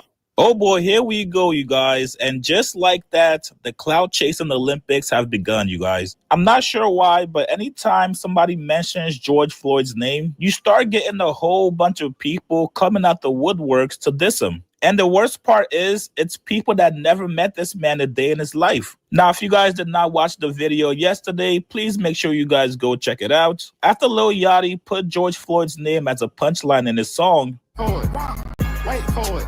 I TSUS, I'm finna go break the bank for it.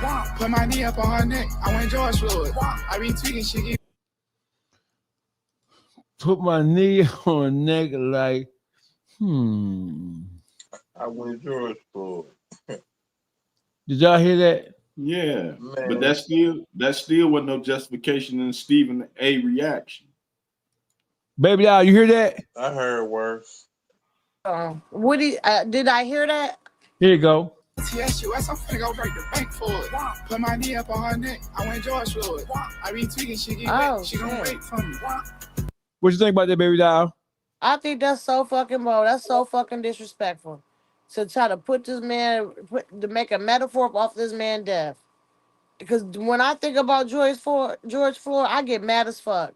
Because that man literally dug his knee in that man's neck on purpose with a smile on his motherfucking face. So for you to say that, I would have been mad too. So watch this. So listen. But who would you be more madder at, George? The guy saying the rap, Lil Yachty saying the rap, or the guy that put his knee on George Floyd's neck? You want to be honest? Both of them motherfuckers. Both of them. But so I gotta say both of them. So listen.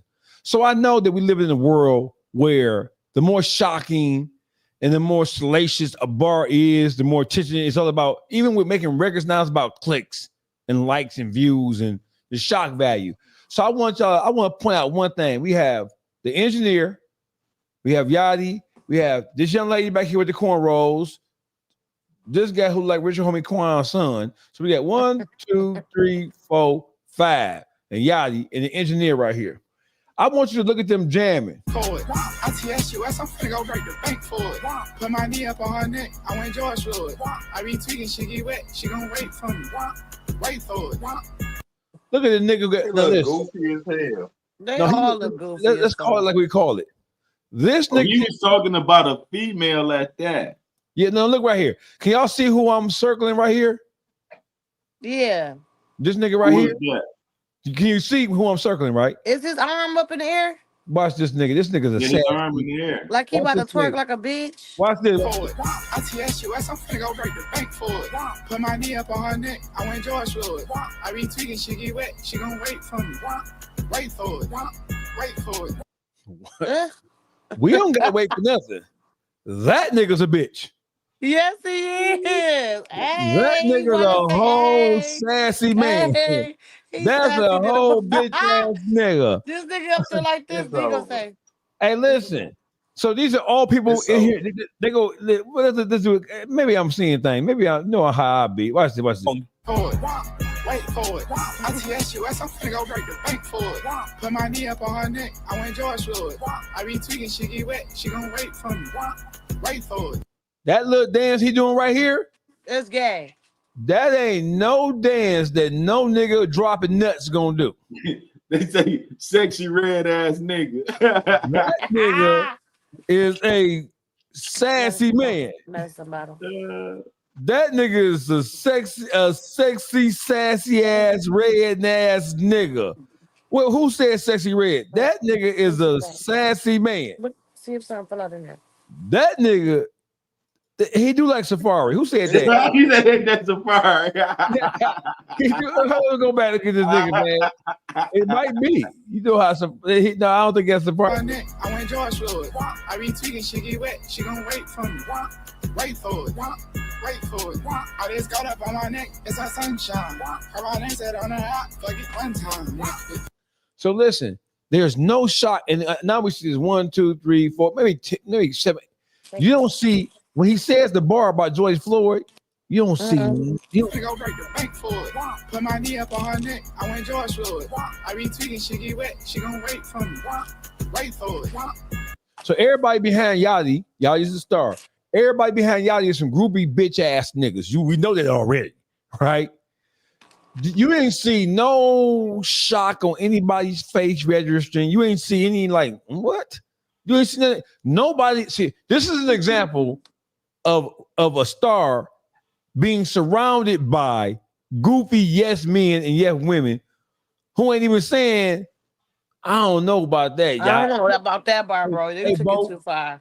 Hey, Bo, I don't know about that. They call him Bo. Hey, Bo, I don't know about that because you know what I'm saying. You go get some backlash from that because of, you know what I'm saying. And Yachty is a apolitical person. He's not known for being involved with nothing. Yachty is a good motherfucker, and Yachty is one of the people who is responsible for helping take Detroit street artists from the T Grizzlies on down. And using his platform when he was a bona fide star to help support local Detroit artists and Flint artists as well. So did we fuck with Yachty? But this shit here. Wait for it. I just got up on my neck. It's our sunshine. Her my name said on the app. Fuck it one time. One time. One time. Fuck it one time. Fuck it one time. Told her bring that pussy back. That shit fun size. I see your ass on the map. Make her come down. Everything big. Everything chrome. That nigga behind him right here, he hitting mud. This nigga's sexuality is in question. Put a question mark on that nigga. Hold on. Hey, check this nigga out. Just focus on him, nobody else. He hitting all the girl dance. I see your ass on the map. Make her come down. Everything big, everything chrome. I don't wear red. I don't really want to fuck with your mouth on. Yachty actually ended up apologizing to Stephen Jackson. Stephen Jackson called him out and said, bro, that is not okay. Now, it seemed like everything was cool, everything was smooth, but Charleston White came in yesterday and did what Charleston White always does. And that is do nothing but rage bait and cause chaos. He put out this message yesterday saying, F George Floyd, and if you feel away, Stephen Jackson, come do something about it. I want to tell Stephen Jackson, I said, fuck George Floyd in this baby. Bitch, you won't say nothing to me. George Floyd was a dope thing. He died of a fentanyl overdose. Fuck George Floyd. And I've been saying this since he died. Matter of fact, I'm re-releasing my album, dissing George Floyd. And I dare one you nigga come die behind it. Hate you, Stephen Jackson. You a pussy anyway. And you big ass fucking with me in Texas. Ask King Shoot. You ain't never looked for me. Well, today, Stephen Jackson responded back to Charleston White and told him, bro, you know I pulled up on you in Texas, right? Aim to be famous. They gotta say all the smoke because we the biggest shit going. We the only one got these type of partnerships and shit, and I thank God for it. So I'm not gonna jump out here and play myself off the streets for nobody. Come on, nigga. I'm not gonna do it. Fucks I'm not gonna do it. I'm gonna keep stepping with integrity. You know what I'm saying? I'm gonna keep doing shit the right way. You know what I'm saying? But at the same time, I only speak facts.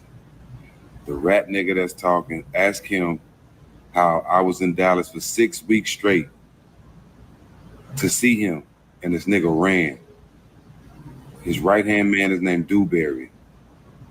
Dewberry's on the phone. Go ask him. Never, I would never say the clown name. Never say the clown name because they want that. You dig what I'm saying? But just leave George's name out of everything, bro.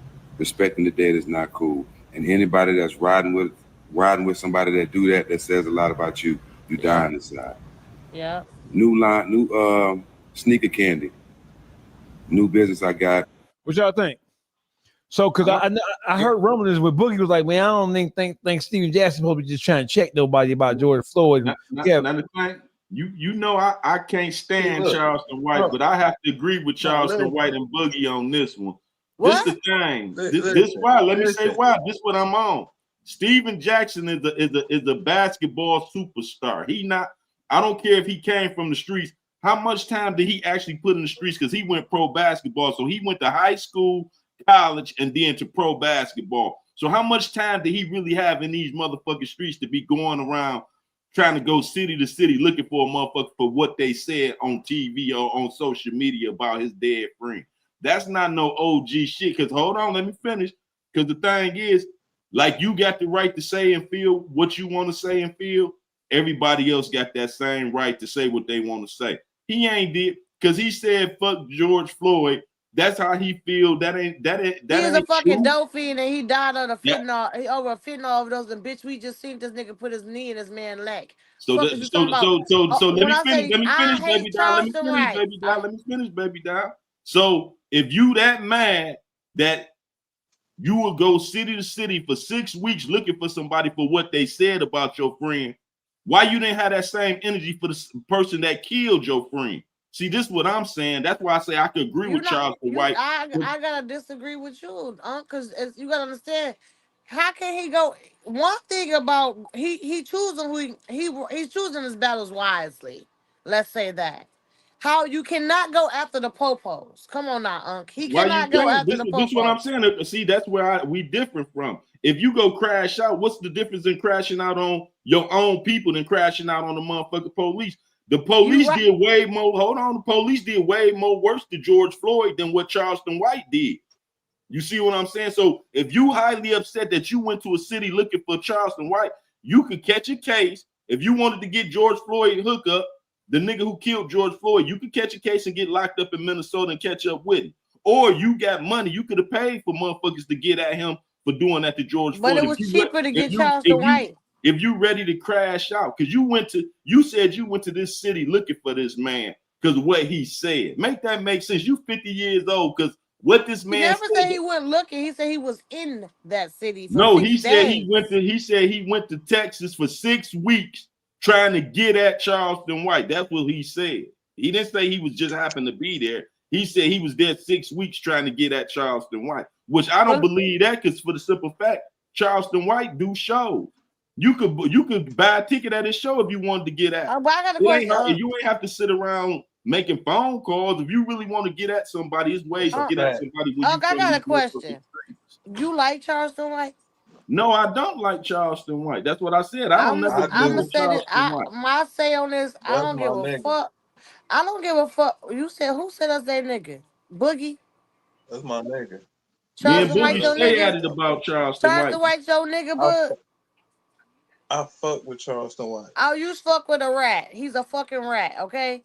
They had a video of this nigga on the stand. Tell him that motherfucker's he's a rat, and he's connected with the popos, and that's why he talk all his shit, because he's connected with the popos. Okay, he's a fucking rat. He's a fucking informant.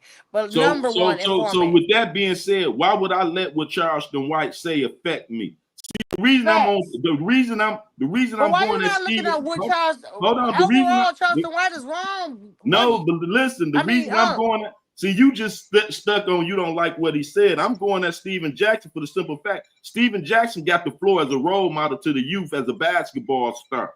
And these the tactics he chose to use. So he demonstrating the same ignorance as our young people doing. So that's why I'm saying Charleston White is right in his fact for the simple fact all he did was do him. Talk about motherfuckers and bring out the bad of situation. He fed into it like an ignorant nigga, talking about I went to his city looking for him for speaking on my dead homie and all that. That ain't how you supposed to handle. That ain't how a professional man supposed to handle business because somebody spoke on your deceased friend. That ain't what you supposed to do. Why you? I commend him for what he just said. He's not even about to go there. But in the same voice, he said he went there looking for that man. He said he already been there. He came. When niggas get mad, niggas do all types of shit. So at the end of the day, when he mad, he wasn't in the same brain. But now, let's talk about what he done now. He just said, I'm not about to let nobody kick me off the street. I'm not going to say nothing. Just keep his name out your mouth. He did not attack him this time. He actually on some grown the shit that you saying he need to be on. He's on that right now. So we can't judge him for what he has done. He's not on that. You missed the whole thing, baby doll. He just got finished checking Lil Yachty. All this just recently. This ain't no old stuff. So he's not on what he's saying. He just did that interview and not using Charleston name. But he still was on he's still on that young kid shit, talking about pulling up on niggas and telling niggas what they can and can't say. You cannot go around doing that. You get your mom. I wish a nigga would come and pull up on me telling me what I can and can't say about somebody or something I say. You see what I'm saying? That ain't how you conduct business. It's a way that you approach somebody when you have an issue with them. Not pull up, not using a form like you checking them or making a demand on what they better and bet not do. Okay, so the situation go turn into something if you think you go tell me what I bet not do no more. Let me chime in. Let me get a break in this. So listen, so in this situation, I think it's kind of like two wrongs don't make it right. Okay, so Lil Yachty, Charleston White. Look, so Charleston White was responding to Steven Jackson going around trying to check or scold people for mentioning George Floyd's name in a inappropriate fashion, according to him. So, do you have to be mindful of how you? So listen, even though the spirit of what Steven Jackson is doing is nobody would say it's wrong. Hey, listen, let me remind you that this is what happened. So we shouldn't be making mockery of. You shouldn't just be loosely making mockery and dropping bars or something like that. And you saying put my neck. So I think Yachty was dead ass wrong. But all Charleston White did was hear about it, see it. He's already had a past incidents with Steven Jackson, and he just used that to put himself back in the algorithm. Charleston White is an opportunist, and he's a personality, good, bad, or indifferent. So he just saw it as an opportunity to dig at Steven Jackson, who he already doesn't like. Now, is Steven Jackson right or wrong? Well, some celebrities ain't saying nothing about nothing that happens. So the fact that he's willing to he was an NBA star. So the fact that he's willing to say something about it, we have to have both. If we're gonna have these niggas talking crazy, I think it's refreshing to hear somebody like a Steven Jackson or somebody else who is in the spotlight say something to offer a counter argument or a counter opinion, or motherfuckers need to.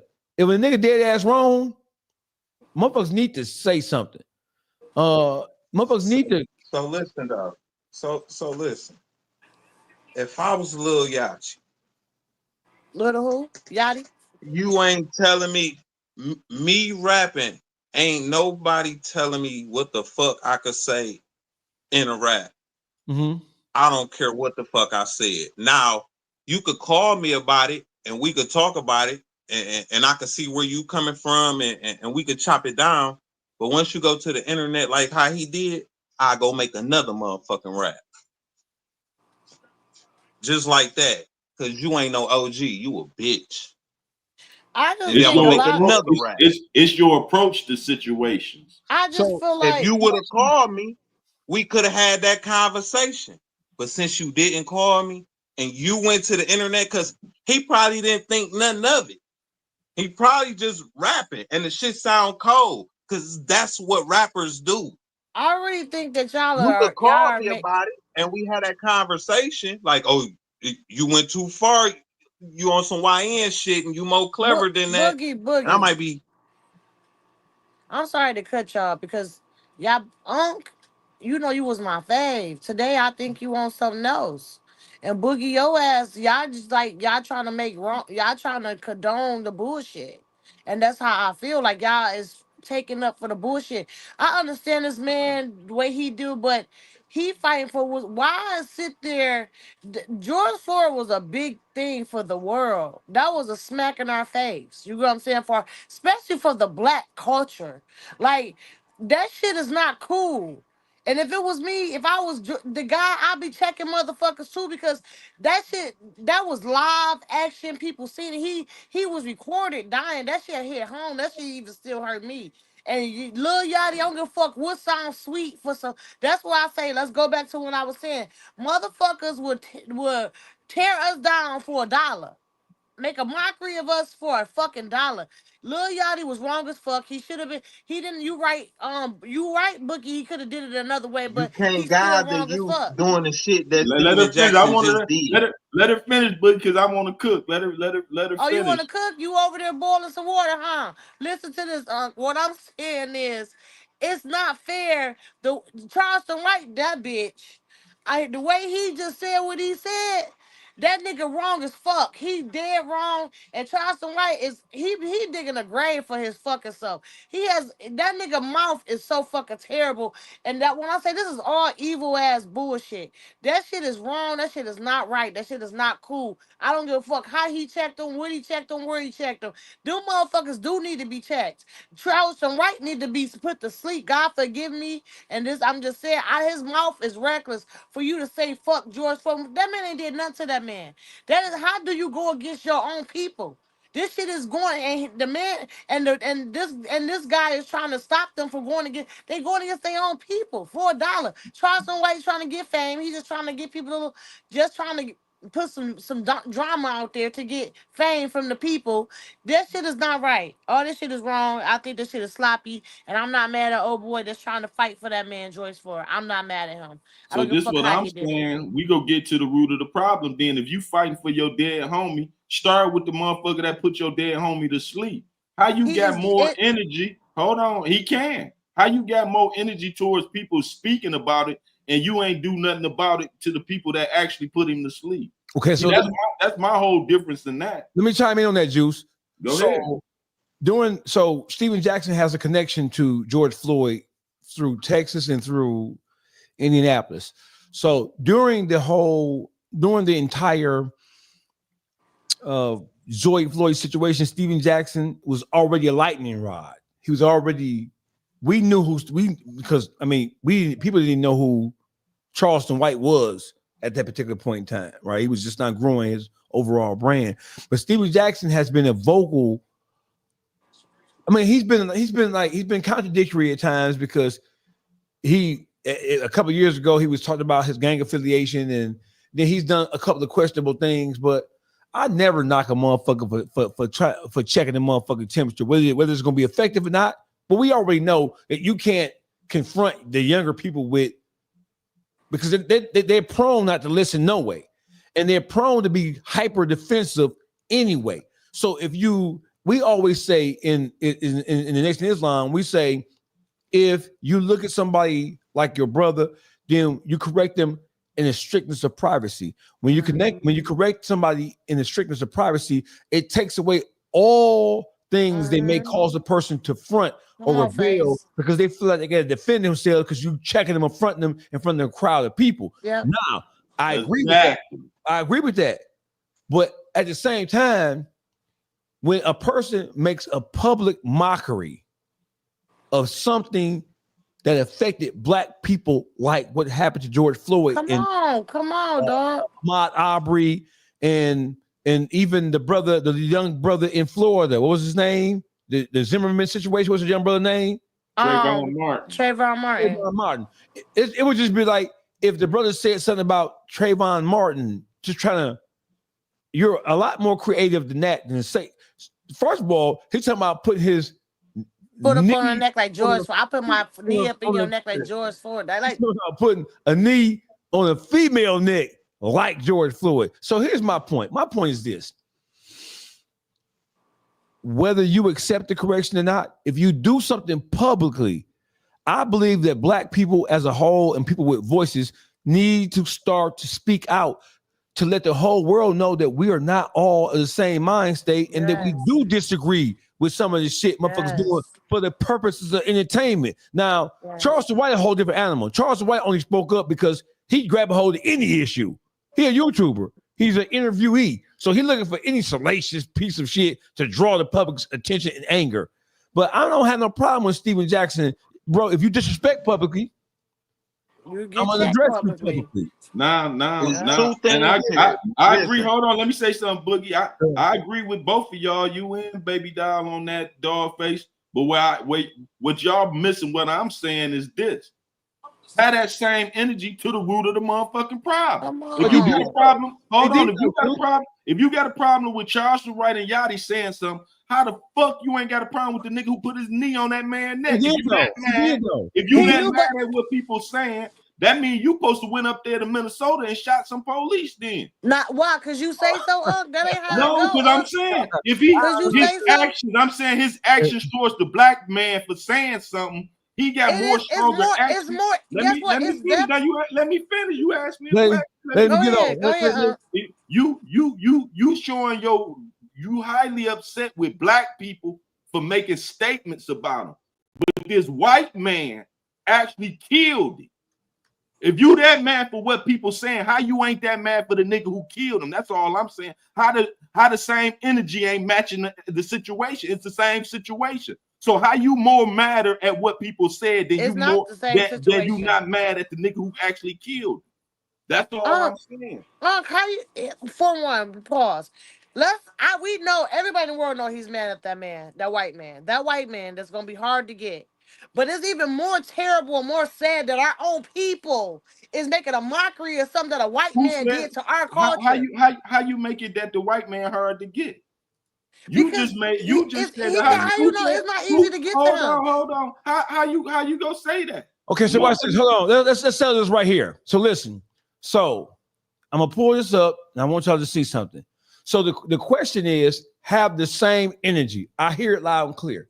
So I typed in, we go to Google. I'm gonna do it right in front of everybody. So we talk about maintaining and having the same energy. Let's go here.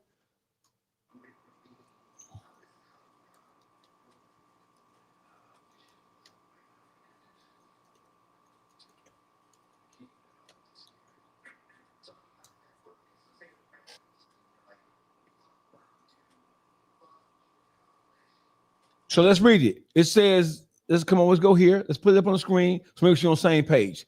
So what we have here is former NBA player Steven Jackson was close friends of George Floyd and became a vocal critic of Derek Chauvin following Floyd's murder in May of 2020. Jackson and Floyd grew up together in Houston, Texas. Jackson referred to Floyd as his twin due to their striking resemblance.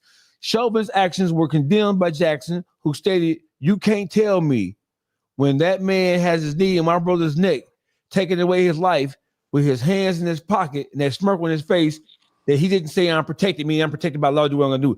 Jackson participated in rallies and protests after Floyd's death. He vowed to use his platform to get a conviction of Chauvin and ensured all involved officers were held accountable. Jackson said the video of Floyd's murder deeply affected him. So let's go here. Let me say something right there. Let me respond to that part right there. Hold on, Juice. Give me 1 second, brother, please. Please stop calling my phone. I don't give a damn about no 22 years. It ain't gonna bring my twin back. It ain't gonna bring Gigi daddy back. It ain't gonna stop nobody tears. It ain't gonna stop Gigi for asking where her daddy at and how much she miss him. So I don't give a damn about no 22 years. It ain't never enough.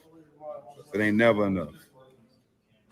Facts. I know he looked like that, man. That's his twin. That's crazy. My part. I miss you, Georgie. Gigi miss you. And we're gonna continue to ride. Shout out to my partner Will.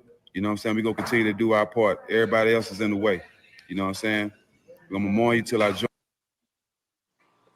So George Floyd, that's his twin. You're near the Stone Arch Bridge, where just minutes ago those peaceful protesters, they just made their way through here. Take a look at Sky.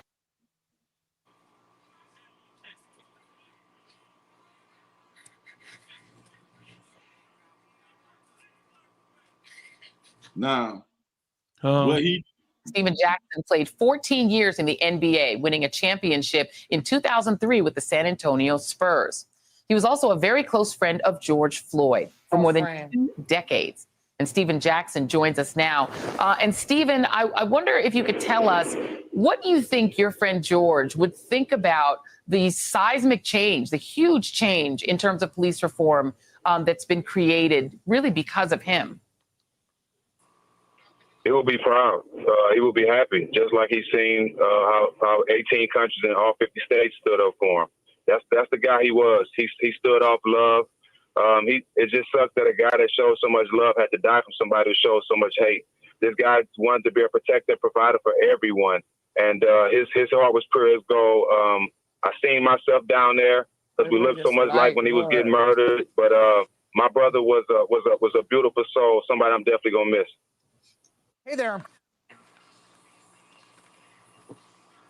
So now look at his approach to the European people, how he approached them as opposed to approaching his own people. That's all I'm saying. Why would he approach his own people Let me nicely, finish. huh? Let me finish. Let's look and see how he approached Yachty though. Because we just heard that he confronted Yachty. No, I seen it. Ain't I just heard? I seen him go off on Yachty. I seen it on already. Pull up where he talking shit to Yachty. He should have, huh?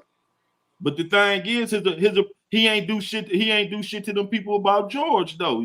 Your approach. I'm saying it's two different approaches. See, and that's what I don't like. Our people approach each other hey, what up, in the most harshest way. But when it comes to dealing with other races, we be meek as fuck, and that's the shit I don't like. Hold on, Juice. Hold on. Let's get one thing straight. So listen, he didn't pull a gun on Yachty. He didn't threaten to beat Yachty up. He didn't threaten to harm Yachty. No, his approach was in a threatening manner. It wasn't no nice Please approach. pull it up. I seen a threatening manner. Yeah, let's see. I took my post down about Lil Yachty, man, because, you know, I'm emotional about George. I apologize to him. You know what I'm saying? We spoke, and he apologized as well. I told him it don't make no sense to make no public apology. Me and him spoke. You know what I'm saying? He understood, and he understands the outrage. Yachty's a smart individual. That's why he's been so successful. You know what I'm saying? Go to the post that he talking about he made. Go to that post that he made. Hold on. Let's look at You got to find the post he said he took down. Okay, hold on. Lil Yachty, bro. You've been whacked, man. But you think you saying George Floyd name and trying to use his name in the bar that's gonna make people like your whack music, man? That's weak. Y'all the only era that feel like demeaning the dead and saying that shit is cool, man. It ain't. Comment your thoughts on this. Lil Yachty, bro. That ain't it. Hold on. Well, that's a part of it. Let's go. Let's look at this right here. Man, I'm so out the way, man. Trying to mind my business. Y'all see the type of big shit we got going on and shit we doing, man. I'm making changes in my life. I'm doing the right thing. I'm winning. I'm just trying not to pay attention to you idiots, man. But like, it's just hard, bro. Like, Lil Yachty, bro. You've been whacked, my nigga. But you think you saying George Floyd name and trying to use his name in the bar that's gonna make people like your whack ass music, my nigga? That shit weak. Y'all the only era that feel like demeaning the dead and saying that shit is cool, my nigga. It ain't. It ain't. And it's me and the whole Third Ward and the whole Houston, Texas riding behind G, man. Don't ever say his name, bro. None of y'all knew G. Nothing about him. But y'all want to say his name for clout. Put a knee up on his neck. I do joke. That's some weak ass shit, Yachty. But let somebody die in your family. We're gonna do a whole skit about it and see how funny it is, bro. Cut that shit out, man. It's only you whack Sambo ass niggas that do shit like that. I ain't got no problem with nothing he said. I don't either. Now go ahead, Juice. Tell me what you want. That ain't the whole thing, but that's part of it. And the thing is, he made like threats. So the thing is, if you willing to threaten your own people, as I'm gonna keep saying it, have the same energy towards the motherfuckers who did. That's all I'm saying. Your energy towards George Floyd and them, you did peaceful marches. You went and talked about it, and you went to the public and all that. You didn't make no threats. You didn't try to get nothing did to them officers who killed him, like you were talking about doing a Yachty them, the whole Fifth Ward behind it, nigga. You keep speaking and shit. That's all I'm saying. Have that same motherfucking energy for other races. Don't just have our people tend to only have that energy for each other. And then when it comes to other races, then we bow down and we act civilized when it comes to dealing with them. Act civilized with your own motherfucking people first. That's all I'm saying. If you could be civilized with other, if you know how to be civilized with other situations, with other races of motherfuckers, have that same energy with your own people. Be civilized with your own people when they fuck up and do something wrong. If we could be civilized with the white man, we could be civilized with Charleston motherfucking white. Simple as that. Oh, so go ahead. When it come to Steven Jackson, the whole approach is like you either want to get your message across or you want to be right. So when he went and did that little rant, the little Yachty shit, he took the path of wanting to be right. And that ain't the shit that get to him. Now the second video you played, what he say happened on the phone. Yachi pretty much seen it his way. That's what it sound like. Which should have happened from the beginning. From the jump. And it would have happened like that if you would have just called. Okay. But we don't approach each other like that. We approach each other with fuck you attitudes. That's all we saying. Because the whole goal is, when it comes to the younger generation, the whole goal is to get your message across to them. You feel me? You could be right all day. I don't think it was nothing wrong with what Steven Jackson said. He should have called him and said all that shit. So it's not what he said, it's the way he did it. It's the approach. I don't disagree. He's not a kid, so don't move like no kid. What's fucking me up though? What's fucking me up though is, okay, however the way he moved, he's still not wrong. How he said it, he not wrong. You can't tell a person how to act on missing emotion. what we saying. We never said he was wrong. We said everything he said was right. What I'm saying is he acting out on emotion. It's emotion. He's definitely going off his emotions. When you react off emotion, you're not thinking about the right thing to do. You're not thinking about the right way to say it. Well, that's why you shouldn't get on social media with that shit. Then you should keep that shit to yourself. Well, he don't know how to navigate. But my thing is, didn't young Yachty put it on social media? Yachty, that don't mean still because Yachty put it on social media. He only put it on social media because Yachty had it on social media to let the world hear it, so he reacted on social media for the world to hear his side. Because Yachty did it out of harmless error. He didn't do it out of understandable, he but didn't it was do it still out of the open. offenses. But I'm saying no matter he did it both without parties is ill wrong. intentions Okay. though. Both Steven Jackson intentions was ill. Yachty intentions wasn't ill. He made a song making a reference. He didn't go disrespecting George Floyd. He didn't say it was good George Floyd got the knee put on his neck. So he didn't do it derogatory. He called himself making a metaphor that was unclassy. So he could have approached him in a whole different way because he didn't come flat out saying fuck George Floyd like Charleston White did. I think it wasn't no reason to approach Lil Yachty in the first manner he did. Let me say this. I think that what Lil Yachty did and what he said in that bar had my knee on the bitch neck like she George Floyd. I think that is because of who Yachty is. Yachty is still he's not an A-list rapper like he used to be, but Yachty is still a force to be reckoned with. For those who don't know, Lil Yachty wrote damn near all the City Girls albums. He's written for Baby, he's written for a bunch of A-listers while they were A-listers, right? I think that what Lil Yachty said in the reference and that metaphor, I think that shit, and I'm a raw ass nigga. I think that shit was worse than saying just I don't care about George Floyd, because you made reference of it in the same light as saying you're gonna put your foot on a woman's neck and treat her like she's George Floyd. Because of who Yachty is, I think that's worse than. I would rather him say, man, I don't give, because we have some YNs like Lil Wayne's, ain't no white and black. I like white people. White people ain't never did nothing wrong to me. I think that what Lil Yachty said in that bar was worse than Michael Jackson saying ain't no difference between black and white.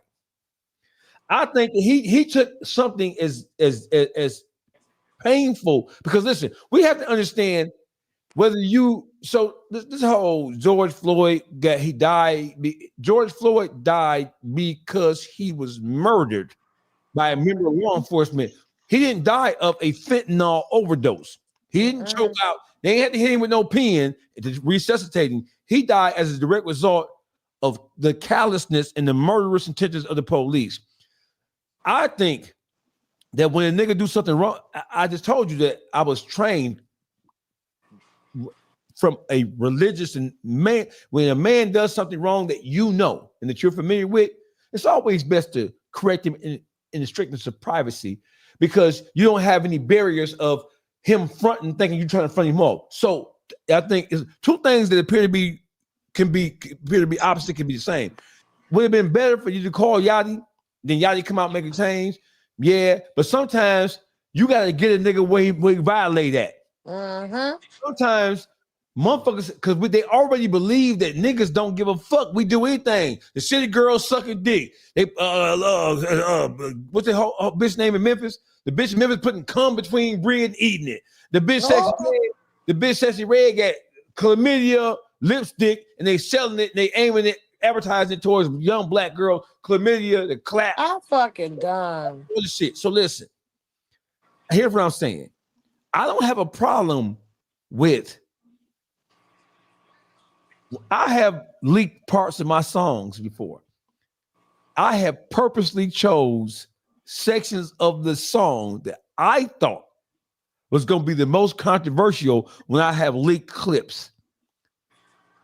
I think Yachty was wrong, and I don't think Steven Jackson was wrong for checking that nigga publicly. Because if you violate publicly, you're supposed to get confronted publicly. And if you get it, you don't get it. If you don't get it, so what? I'm still going to say something about it. Black people have to be seen as checking or addressing shit, whether a motherfucker take it with a grain of salt or not. Sometimes I don't give a fuck how you take it. You did it publicly, so I'm going to correct you publicly. I understand if you want to be most effective with these young niggas, that you need to go, but sometimes you can't coddle no nigga. Sometimes if a nigga make a public mockery of black people, sometimes black people with voices have to speak out and say something about it, so the whole world know that we ain't all complacent with that bullshit. That's my take on it. I don't have a problem with nothing Steven Jackson said. Yachty, that was distasteful. He's way too talented for that. He's way too talented for that. And for him, that was a purposeful leak. Juice, that wasn't just somebody was recording him. That was his phone. And y'all absolutely right. Everything y'all saying right, except y'all still missing the big picture. If you got that energy towards what somebody said, how you ain't got that same energy towards the person that did it? That's all I've been saying. Well, he was nothing y'all said wrong. Everything y'all said right. Stephen A. Jackson was right for checking the nigga speaking on his man. But what I'm saying is, I didn't see that same energy with the motherfucker that killed your man. Well, That's all I've been saying.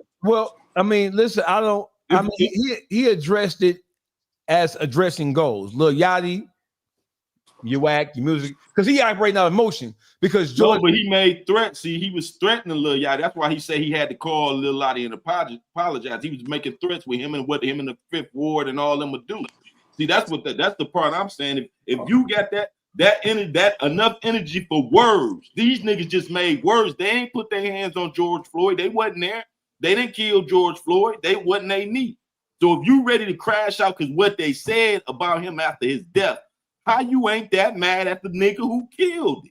That's all I'm saying. Well, you went about it a civil matter to handle the nigga who killed him, as opposed to you ready to pull up. You went to Charleston, White City, come up for 6 weeks, ready to do something to him for what he said. But you ain't do that. You didn't pull up to Minnesota with guns out for the niggas who actually killed him. That's all I'm saying. That it wasn't the same energy. I don't believe in. See, but I'm a nigga from the streets for real. He talking this street shit. I don't believe that because that was the police. My case is against the police. So you can't use that was the police. He couldn't have that same police, that's just his job. Juice, you have psychological problems, and everybody knows that. I was in prison with you, so you have always had psychological issues. So what the fuck is you talking about, Juice? We live in a world where a nigga in your original neighborhood would shoot down each other, and then when the police come and say freeze, they put their guns down and put their hands up. Right. Come on now. That ain't fair, Juice. And Boogie, you know that ain't fair. You want a nigga to go to white boy Minnesota and pull out guns a-blazing on these crackers. But you and Juice, most of this shit that's going on in the city of Detroit right now, these young niggas is some kid in you. That's what I'm saying. I ain't trying to front you off or nothing, but you need to do more community service because you are responsible for all this shit. Juice is a gangster. What are you talking? Juice is a criminal. Juice will stab people in prison for nothing. Wrong part. You stabbed the wrong person in prison. Come on, dog face. The wrong problem. My bad. My bad. Excuse me. Excuse me. Right. My bad. My bad. I thought you were somebody else. What are you talking? You stabbed the wrong nigga in prison, Boogie. This nigga Juice. I thought you were Come somebody on, else. Uncle Juice. Right. Hey, look. Uncle Juice ain't even get his man. No, Damn, Uncle Juice. He did get him, but the initial wrong man. He said, I got somebody else too. So that's why we gotta change. That's why we gotta change the approach. That's why I focus on your approach so much. So listen, we know what the young people are sensitive. They ain't had no daddy, they ain't had no guidance. We know they don't know how to take no type of criticism. And we know they're easily offended, and they're easily offended. So you say boo to one of these young niggas, they ready to cuss you out or kill you. We know how that goes. So if we are preaching or if we're trying to teach effectiveness, then we have to preach or teach in a way that we think is going to be most effective. I get it. I understand. But I don't have a problem with him because it's personal. I know him. And I'm not just speaking about somebody I don't know.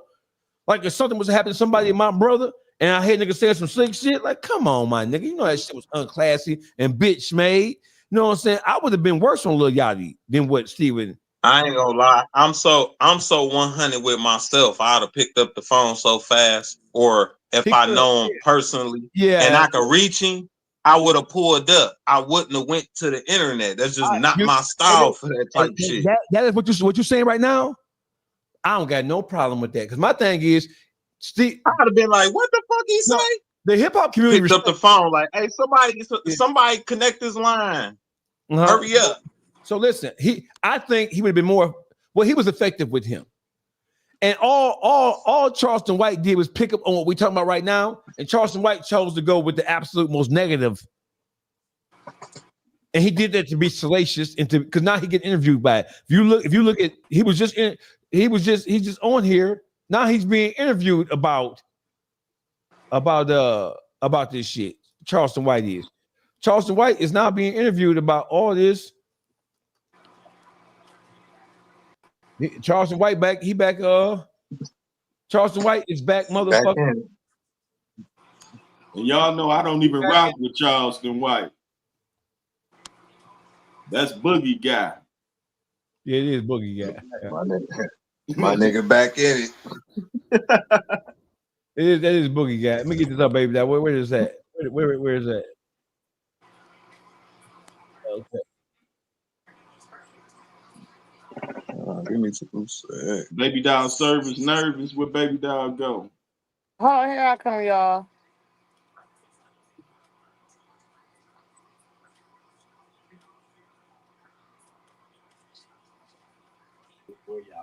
It's the high. You want higher? No, that's good. Sure. Let me know what you talking about. Here we go with this bitch.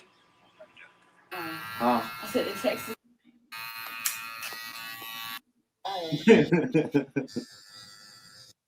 You're like Mr. White. I can't stand him. I think he's not even a real human being to me. I can't stand him. He looked like a rat. His face is a rat. He looked like a human rat, a weasel. He done sold us out. He done sold the people out. He that nigga work for the white people for sure. I just want to tell Steven Jackson, I said George Floyd in this bitch won't say nothing to me. George Floyd was a dope fiend. Yeah, long, Lou Alcindor looking dope fiend. He died of a fentanyl overdose. George Floyd. And I've been saying it since he. Matter of fact, I'm re-releasing my album, dissing George Floyd. And I dare one you die behind it. It was a lie, I couldn't even borrow $20 from you. I hate you, Steven Jackson. You a pussy anyway. Then knock out now, understand. Bring your big ass and Texas. Bitch ass, you know what it is. Ass king shoot. You ain't never looked for me. George Floyd is nigga mama. That's what it is. Dollar for that white boy shoving, need him to death. I'm sorry. He died of a fentanyl overdose. Getting your pussy back. All playing that bitch. I want to fucking fight. I want to fight him. I want to fight him myself. She said she want to fight him. I promise the guy. I know I can beat his ass. You hear me? I feel it in my And heart. I can listen beat though, Charleston White ass. Hey, baby dog, I that's want why I to have to listen. gun that nigga down for pepper spray. You know that nigga hit you with that bear spray I and will, shit I like he will did windmill the Soldier fuck out Boy. that nigga. I'm not playing. I That's will why. windmill And that listen nigga. though, You hear me? that's will why I like windmill that nigga. nigga. That's why I Boogie, like we that gonna nigga fall because out. he know. Boogie, we gonna fall out. Listen. I like that nigga because he know how to play on people emotions. He know how to make people damn near do dumbass shit. He's the He devil. make people move. He make people move with shit he say. One after another, after this time and that time, So, he's Boogie, gonna say the why most do you like craziest that? shit. How do you And like he that, tapping. Boogie? That's some mastermind shit. It not She you per know se, that's because some you a female, mastermind shit. That's some you sucker supposed shit. to be emotional like that. But when it come to men, he be able to tap into their motherfucking soul and had them so hurt. He's a fag. That And nigga had remind him me. so listen. And had him so hurt. Like, nigga, tighten up. You give a fuck about what he's saying? It's just the point that That his just bitch show the ass. weakness in a lot of men. No, It show the he weakness need in his a ass lot of whoop. men. No, he really need his fucking. He say he's trying to hit below the belt. This nigga always trying to hit below the belt. Like, you know how So what that motherfuckers show talk. about him, Boogie? What that show about him then, Boogie? What that make him? A bitch. A bitch. It make him who he is. A Who bitch. It make A him. weasel It ass make him who. bitch. It make Charleston White who he is. A dick Charleston and a White. booty ass bitch. That's what he is. A dick and a booty ass bitch. Hey, let me That just nigga say this. So listen. A community activist. So let me just say, a what? What community he helping, Boogie? Now you just saying anything. What community? No, the fuck I ain't. He did help. He did help the Boogie community. uncle or something. He That been must in be your board fucking meetings and all uncle, type of Boogie. shit. We already been down this road. That nigga, when people didn't even know about this nigga, he was in the community. No. You just That's said why he you started just ranting, said because he he is a couldn't get no community help activist. from the dope dealers. You said he a community activist now. Do not feed into No, Boogie. That's his That's his nephew. I'm not saying now. Okay. I'm not saying now. Okay. Boogie. Once a community activist, always a community activist. Book, I was looking at you. I was looking at you a few minutes ago, and I see features of motherfucking Charleston White on your face. That must be your motherfucking uncle. The way you going to bat for this fucking faggot. This nigga was a bitch in jail. That's all he is. A bitch in jail and got released to the world, and he just bringing that bitch ass shit out here. That nigga is a bitch. He's a bitch ass bitch. Yes, Charleston White need to be balled up and thrown in the fucking garbage. Okay. That nigga don't bring nothing to our community. He ain't helping no motherfucking body. He is not nothing to even benefit off of. He's a bitch Hell ass no, nigga. because y'all gave up on it. So y'all know the shit we would listen. But it wasn't about him. He supposed to be looking out for the youth. What you mean we gave up on him? He supposed to keep on looking out for the youth. It ain't about him. Listen, I'm not saying y'all he got per to se. seeing that he could disrespect his own people and make $1, and that's what the You fuck hear he what I ran said? with. Say that shit again. Now you my nigga again, You my dog. You getting there. Now we good now. Real. He Fuck know my what nigga now. he know I don't fuck with Charleston White. Boogie little head ass. Your head little just like Charleston White. You taking up for this nigga for a reason. You little head ass nigga. You know Charleston White ain't shit. He ain't gonna shout you out, nigga. At all. Charleston White ain't gonna shout your You fuck about to ass say- out. Charleston White, you better give me some shine, nigga. He Yeah, ain't right. fucking with you, nigga. You That nigga ain't fuck with you because you black. He don't fuck with black people. He a racist. He one black motherfucker that's racist to his own kind. He don't like black people. He make a mockery of black people. He embarrass black people. He's an embarrassment to our fucking culture. He gonna hear this shit, and I'm going up. I don't give fuck. I'm going up. My nigga gonna hear this shit. I'm going up. Breaking news.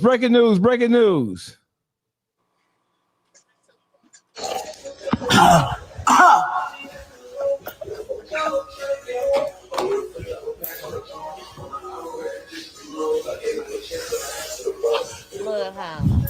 I get you right, put the rice in, boom. I made the cool put on rice for a low. I'm at the cook smoke a black man soon. Up, I can't sleep. I need Addies alone. Man, you quit, child.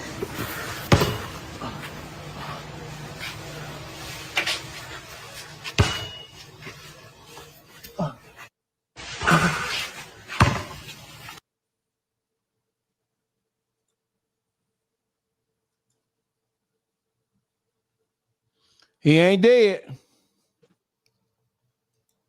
He a prankster, man. He holding on by the thread. You feel me? He keep playing them motherfucking games. He ain't gonna be with us too much longer because he taking life for granted. You feel me? Niggas think they untouchable. Right, God giving him chances. You feel me? But he ain't taking heed. He was with Lil Jeff when Lil Jeff caught the bullet. You feel me? And he had to help Lil Jeff get out of there. You know what I'm saying? He just escaped getting shot himself. You feel me? He ain't taking heed to it. So listen, it's gonna be one less young nigga soon. The YouTube streets, public figure Boogie TV, Uncle Juice, aka the Beat Factory 313, and Baby Doll So Raw. The state of entertainment, and listen, the black entertainment is a joke right now when it comes to film. Diddy, who? All these young niggas is Malibu's most wanted. You hear me? These motherfuckers is not gangster. They just pretend and appear to be gangster. It's just too many Malibu's most wanted. I got one in my house. You know, it's too many fucking Malibu's most. These niggas ain't gangster like that. Talk about nephew like that. You gonna stop talking about nephew like that? We ain't gonna talk about this shit. We gonna tell you this right goddamn now. You gonna stop referencing him when you try to make some point. No, it ain't. No, it ain't. I love my son. He's a young black man. He's a young black man trying to find his way. These niggas are established, dumbass, goofy niggas.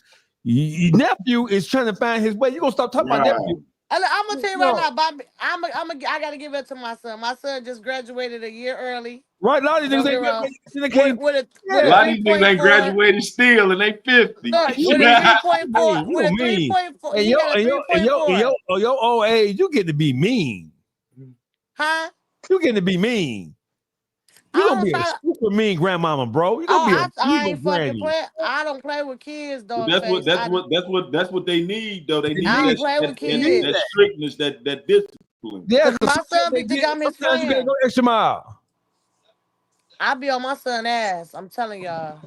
No, I ain't saying don't. I'm saying because listen, as you should, mama. Because kids nowadays, and I hate to sound old, but kids nowadays, they ain't grown. Even when they get 25, 26, they still need help from their parents if they have them. Say it. You know what I'm saying? So I get it. Never take your foot, never give up, never stop applying pressure, never try to force your kids to be the best they can possibly be. Never stop counseling your kids. It's better to keep on putting that work in and to see them dead or in jail some motherfucking way. You better say it. And if people don't understand, it's a fight. It's really a true fight to get your kids on the straight and narrow. People don't understand how hard it is for me to have a 17-year-old, have a teenage boy, especially in this generation. It's so, and I thank God because the way I was gave away to an older woman. And I thank God for my life story because being with an older woman, she taught me better than what my mother probably would have taught me. So now I can instill that in my son and I can identify bullshit when he does it. And I've been down this road before. I'm so happy I was raised by an older woman because, baby, my knowledge, people ask me, people my age don't even think like I think. Because the way I was raised by older women. So like I said, it's values, morals, and principles, and people don't understand that. A lot of people don't have that. People don't even go by that. Loyalty is nothing in the world now. It's backdooring people. It's the thing to do. Yeah, you got it. My son, he gonna be straight. If not, he do what he do. They thinking being dirty. They think being dirty and slimy is what's happening now. It's cool now. You feel me? Boogie do be tripping, don't he? Boogie been quiet today. Boogie got his hair cut. This nigga on here for just the model. Right. They love me. Come on, Boog. You I'm high as hell. How many you smoke, Bud? 5. He ain't really smoked nothing on the show though. Boogie, you probably I skinny as did. fuck. I You smoked 5 of them bitches. for what? During the show? Cause that's how I smoke. Oh, you just chain That's smoke what I like do. that? I used to smoke like that. I smoke all day. I got a headache. I need to smoke. This bitch get on my nose. I need to smoke. It's hot outside. I need to smoke. That's what you do. I need to smoke. It's the smoke. It's a smoke. It's the reason to smoke will help. You just give Only you a reason I reason. ain't smoking because I'd have ran out of woods. I'm not fucking with you. How long you been smoking? Look, I was Shit, smoking. since 21. Listen, I used to smoke weed like that, chain smoke, and I was 125 pounds. When I stopped smoking, nigga, I done turned to 190. You hear me? When I say that that shit ain't good at all. Y'all see Donald Trump then banned junk I food know and this. stuff on the EBT and shit. I fucks with that though. I ain't mad about that. Only person gonna be mad is weed heads who can't get their munchy food. So they shouldn't be able to get their snacks when they go get their meal. You can't get dessert with your meal and shit. You buy your meal. I'm saying right now, Everybody on got EBT ain't smoking weed and got the munchies. But no, not even just that. Some people No, like to cook dinner and then have some snacks and shit but after dinner. EBT trying to make it where you healthy. If you gonna want to buy that, I think it's time for people to get on their health shit anyway. Sugar is one of the that shit ain't good for us at all. So Well, shouldn't that be the individual's choice if they want to, what they like to eat, or when they decide they want to get on healthy? It shouldn't be the government make that choice if they make for them. it should only be their choice if they make their own money. You shouldn't use the government as your assistant.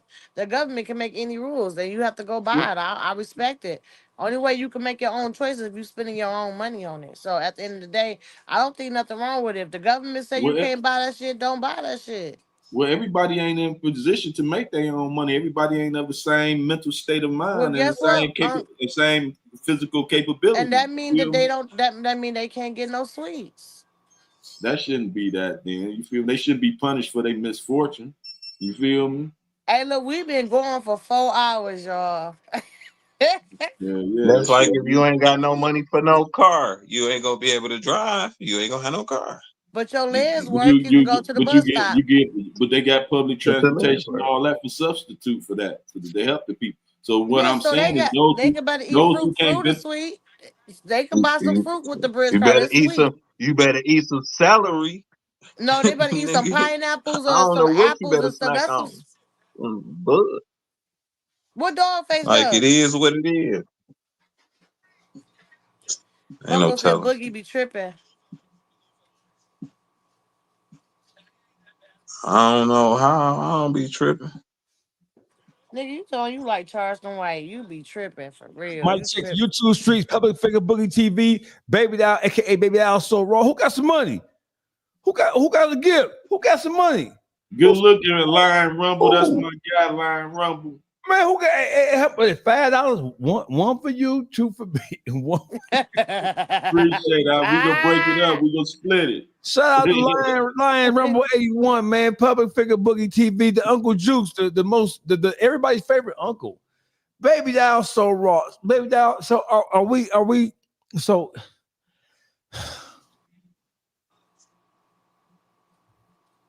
Baby Doll say we need to eat healthier. She glad Trump cutting the snack food off the bridge card. Is that what she said? No, Baby Doll, you going too far.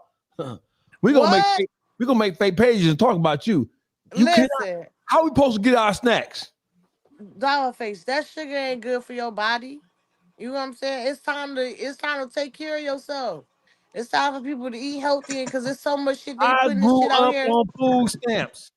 I did too. I was mad when they gave me a brown dollar. Bitch, what is this? I want a green one. So you telling me, so what kind of cereal can we buy? Cereal is...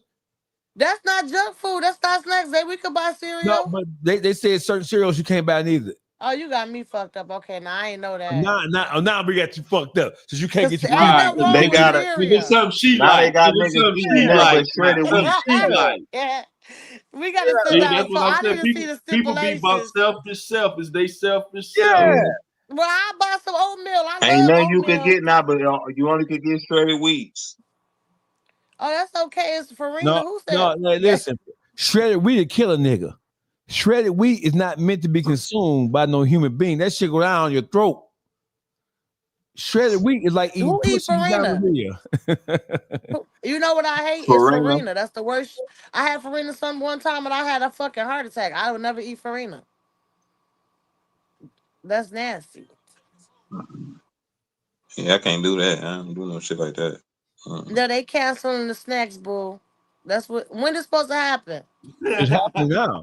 It's happening It's now. happening. Yeah, different states, but it's not a mandate across the board. Where different states are picking it up. Some states are trying to opt out of it, but if you opt out of it, then they're cutting the federal funding to certain states. You know what I'm saying? They ain't touch that shit. I don't think, did it? Not yet. You said I said no, it ain't touch. Not yet. So why y'all can cakes and flakes? Y'all might also go buy what y'all can So you buy better this go month. clean up now. Why they can? The sugar is not good though. Hopefully, I mean I'm with the healthy eating though.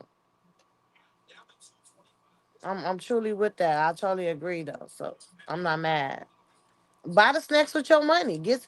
Sell your food stamps and get the money to buy your snacks. You're gonna be able to still get it. So it is what it is. Figure this shit out.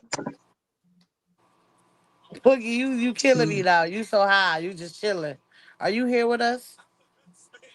I'm right here. I'm here. This nigga got us on this bitch for 5 hours.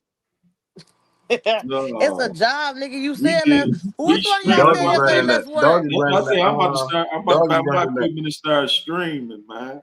We stream this streaming time. He got a whole marathon.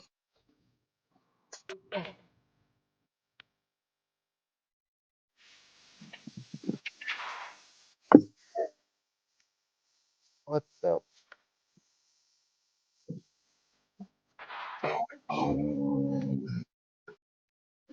That was a commercial. My bad. That was a commercial.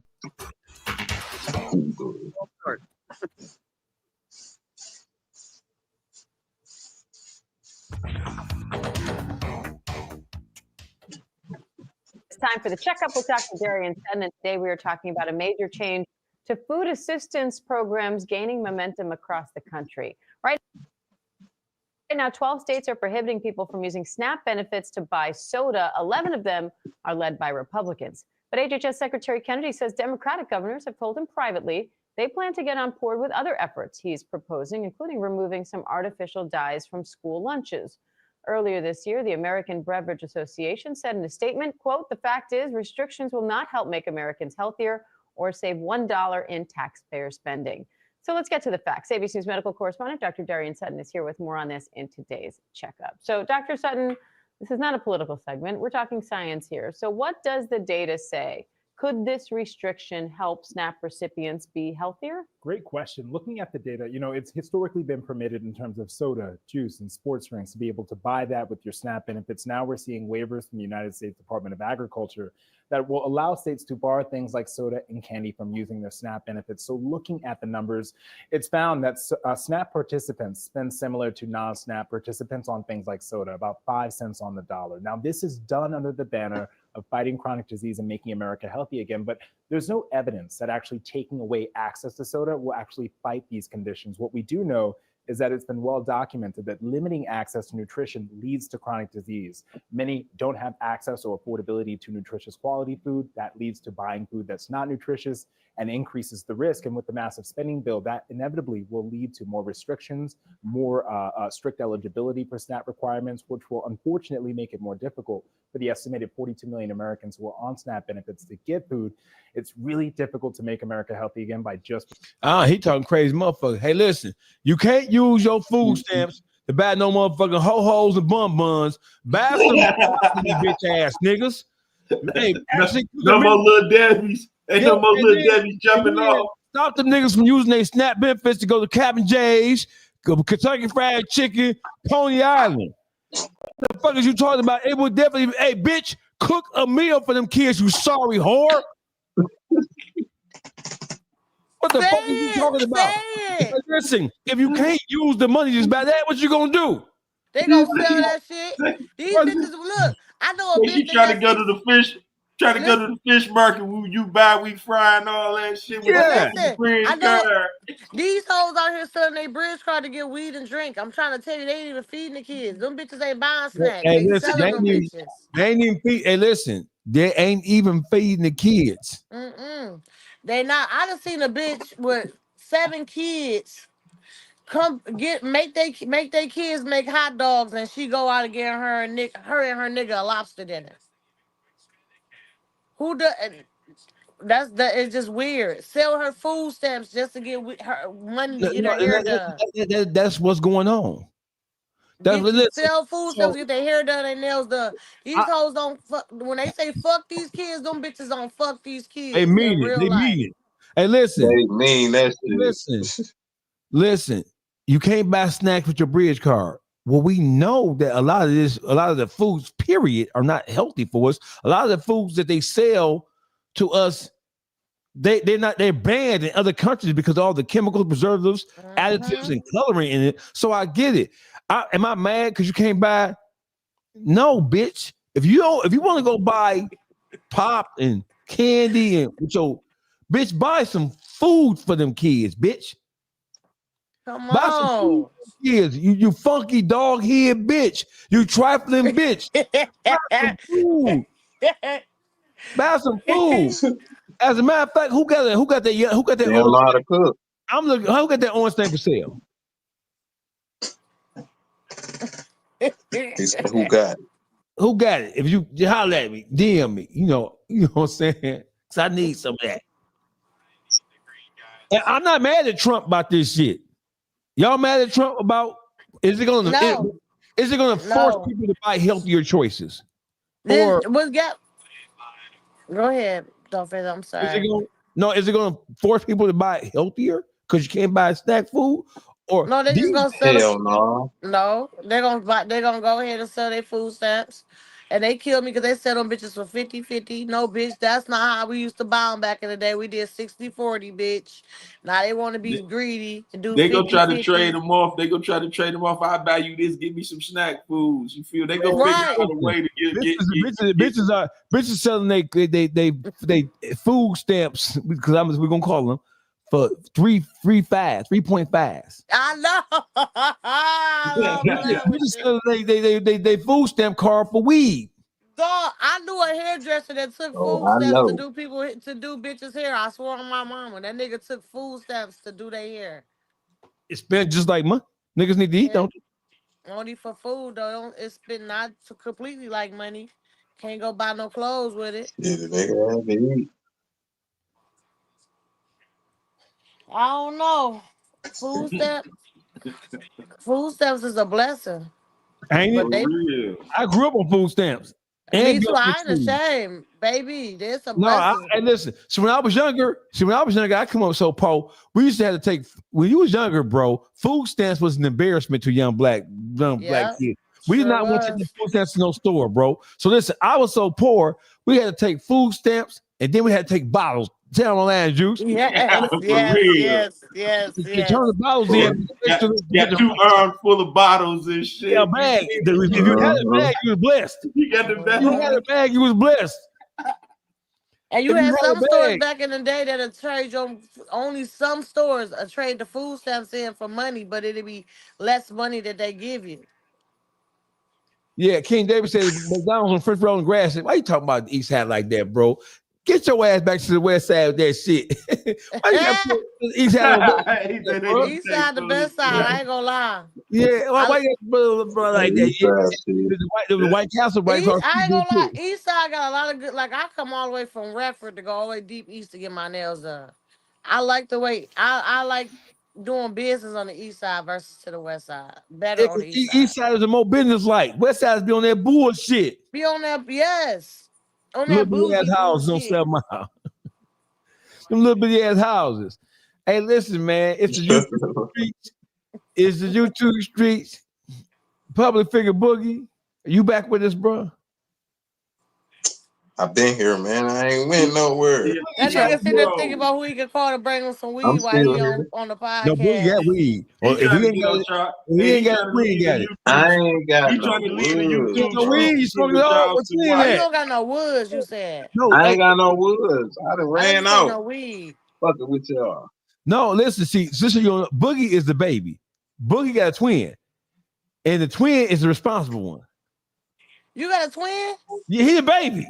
He got a girl twin. He Yeah, got a he's a female baby. twin. And he was spoiled. He used to be crying and shit. So when he he was baby. baby. You could tell this nigga was baby. You was baby. You was on your nana bosom.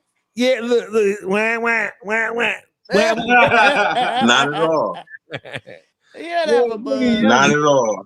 You was breastfed till you was 4. Yes. Subway on 6 Mile and I Grand. was born in the street. Who got some more money? Boogie got some money. Oh, He said, get some woods. that Nigga, ain't get you me. some woods. Yes, he It did. is you. He said for Boogie. For Boogie. Oh, that's my Boogie. nigga. See what I'm saying? Yeah. Yeah, send me some money for some wood. Say get you some wood. You a I real didn't know nigga. they could get money on here. Absolutely. Tell a friend, donate.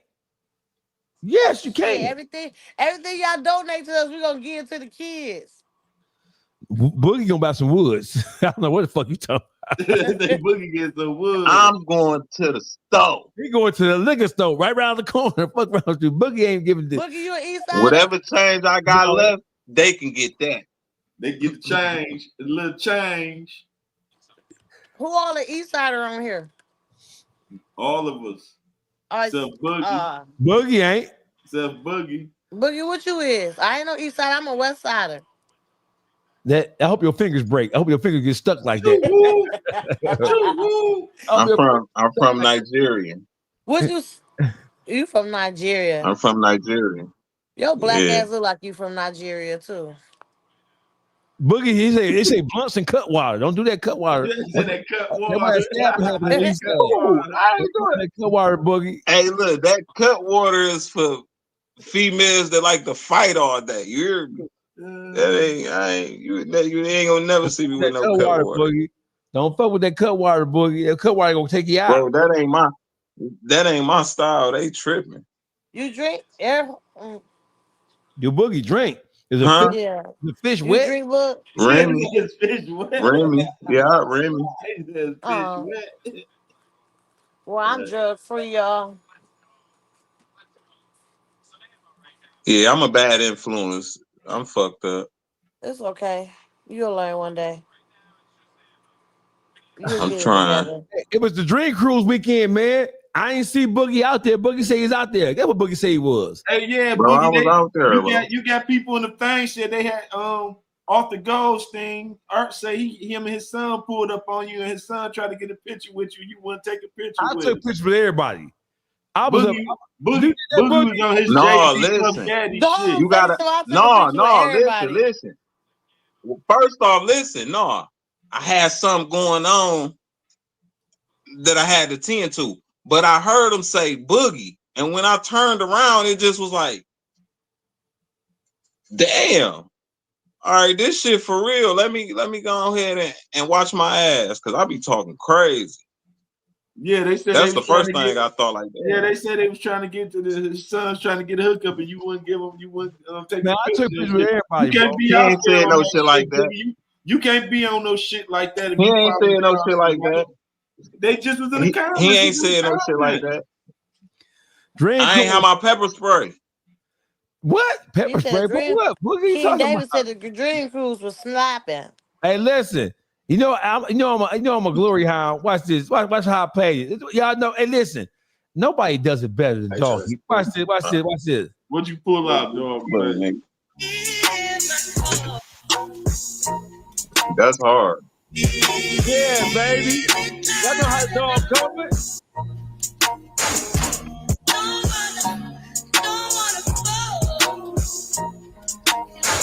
Yeah. You holding up the chain, dog? That's hard. Man, listen, man. Shout out to my brother Kilo. Shout out to my motherfucking brother Cooley. Cooley got that motherfucking 1,000 horsepower horsepower Mustang. Is it in my stories? Is it in my story? Where my story at, bro? Is it in my story? My man Cootie put 1,000 horsepower motherfucking Mustang. Let me see this bitch in here. Let me see.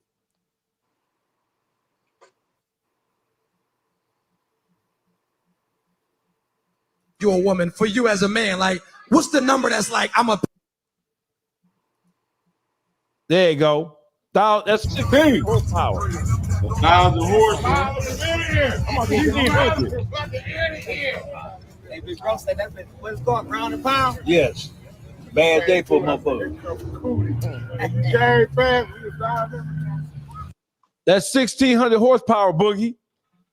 That's 1,600 horsepower right there. That's the best cat, ground and pound. Shout out to my man Cootie. Shout out to everybody who fuck with me. Shout out to everybody. And listen, shout out to everybody from everywhere who tapped in with me and showed love. I took pictures with everybody. I wasn't like Boogie.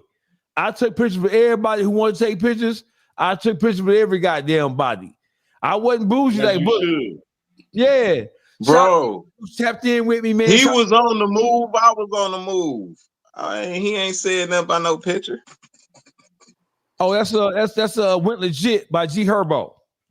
Shout out to everybody who tapped in. Hey, listen, shout out to everybody who saw me on Woodward doing the Dream Cruise, who shouted me out. Shout out to all the little kids who say fuck with the movement. Shout out to everybody. They were supporting the whole motherfucking YouTube streets. People fuck with us for real, for real. You know what I'm saying? I want y'all all shout out to Arthur. Listen, go follow Baby Down So Raw. Go to YouTube and subscribe shout out to Arthur. So Raw YouTube channel. Go to everybody's channel and follow shit. Public Figure Boogie TV.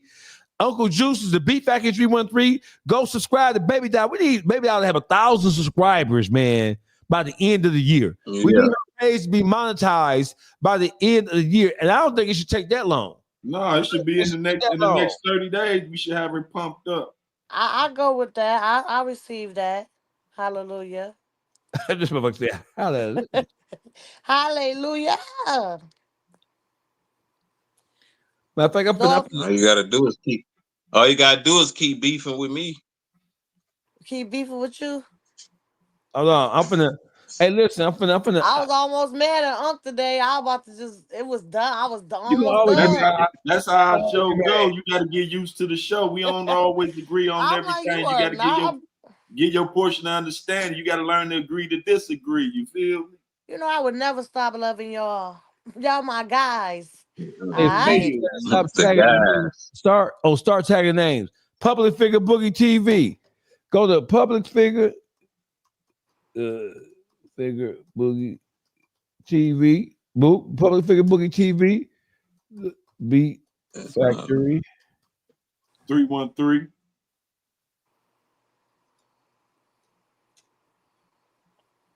And we got Baby So Raw. Go follow him. Y'all know what it is. Now listen right here. Hey Boogie, here goes 1,600 horsepower. Let me refresh my page. Niggas think. Shout out to my man Cootie. Cootie came 1,600 horsepower on the motherfucker. Watch this.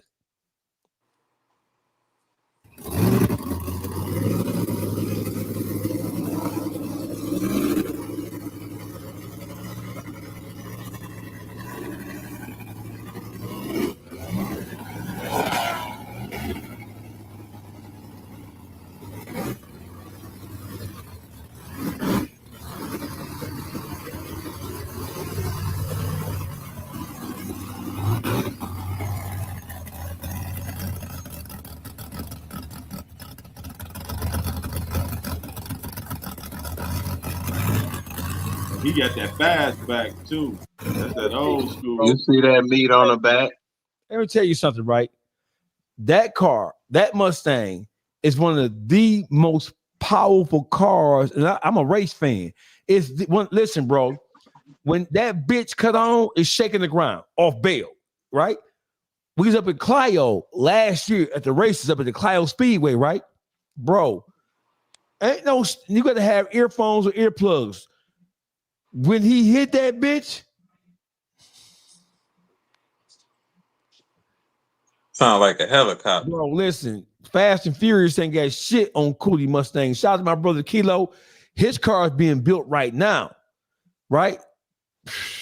When I tell you, listen, when my brother's car get done, I got $10,000 on anybody with 1,000 horse, between 1,000 and 1,600 horsepower. I got from 1,800 horsepower down to 1,000. I put that shit on my brother's car. I put it in my brother's car. My brother Kilo didn't spare no expense, and we ain't got to even wait to that. We can go with Cootie Mustang right there. I'm taking all bets. I'm taking all bets against that motherfucker. I call that bitch ground and pound. I put $10,000 on Cootie car right now. Them boys, the truth, boy. I put $10,000 on Cootie car right now. Right now. Gabby on the track because that car can't do no street shit because it's so powerful. 1,600 horsepower is a bad day for a motherfucker. It ain't street legal. Yeah. No. That's what? No, that bitch is ignorant. No, it's ignorant. That bitch all motor. And I say all motor, that bitch, oh, look at this bitch, man. Come on now. That bitch all motor. Ain't no, that bitch ain't nothing but the motor. That bitch ain't nothing but the way that bitch eat gas, it's only gonna make it a couple blocks. I'll figure half a block.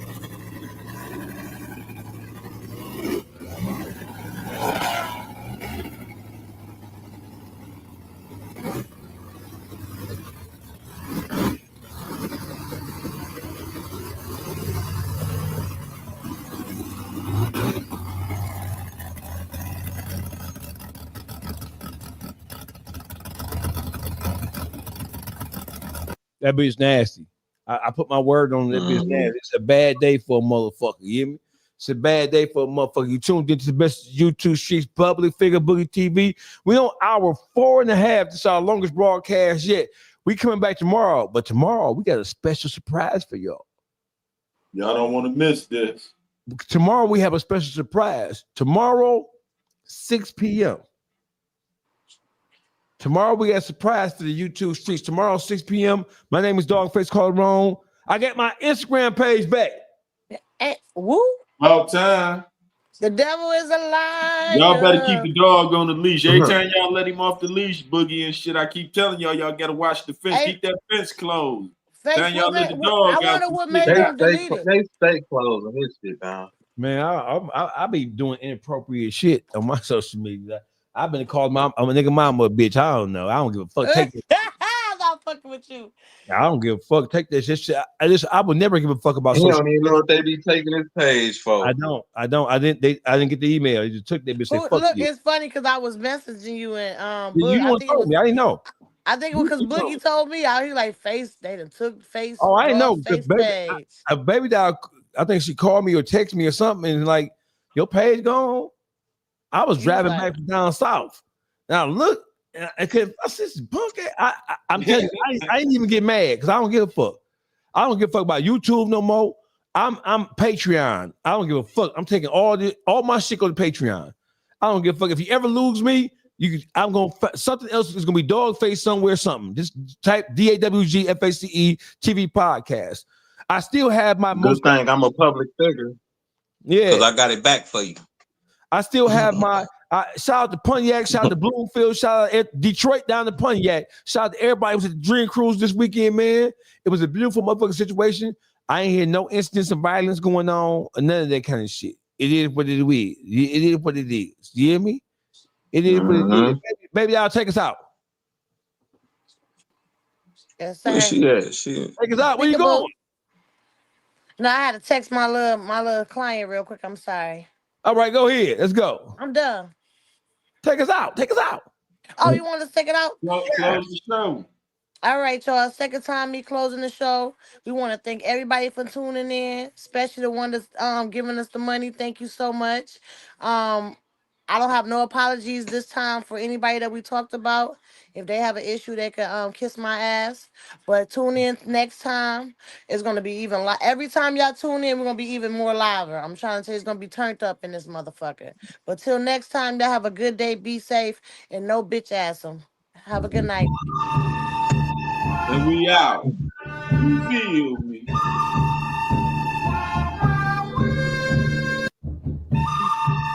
This nigga face that.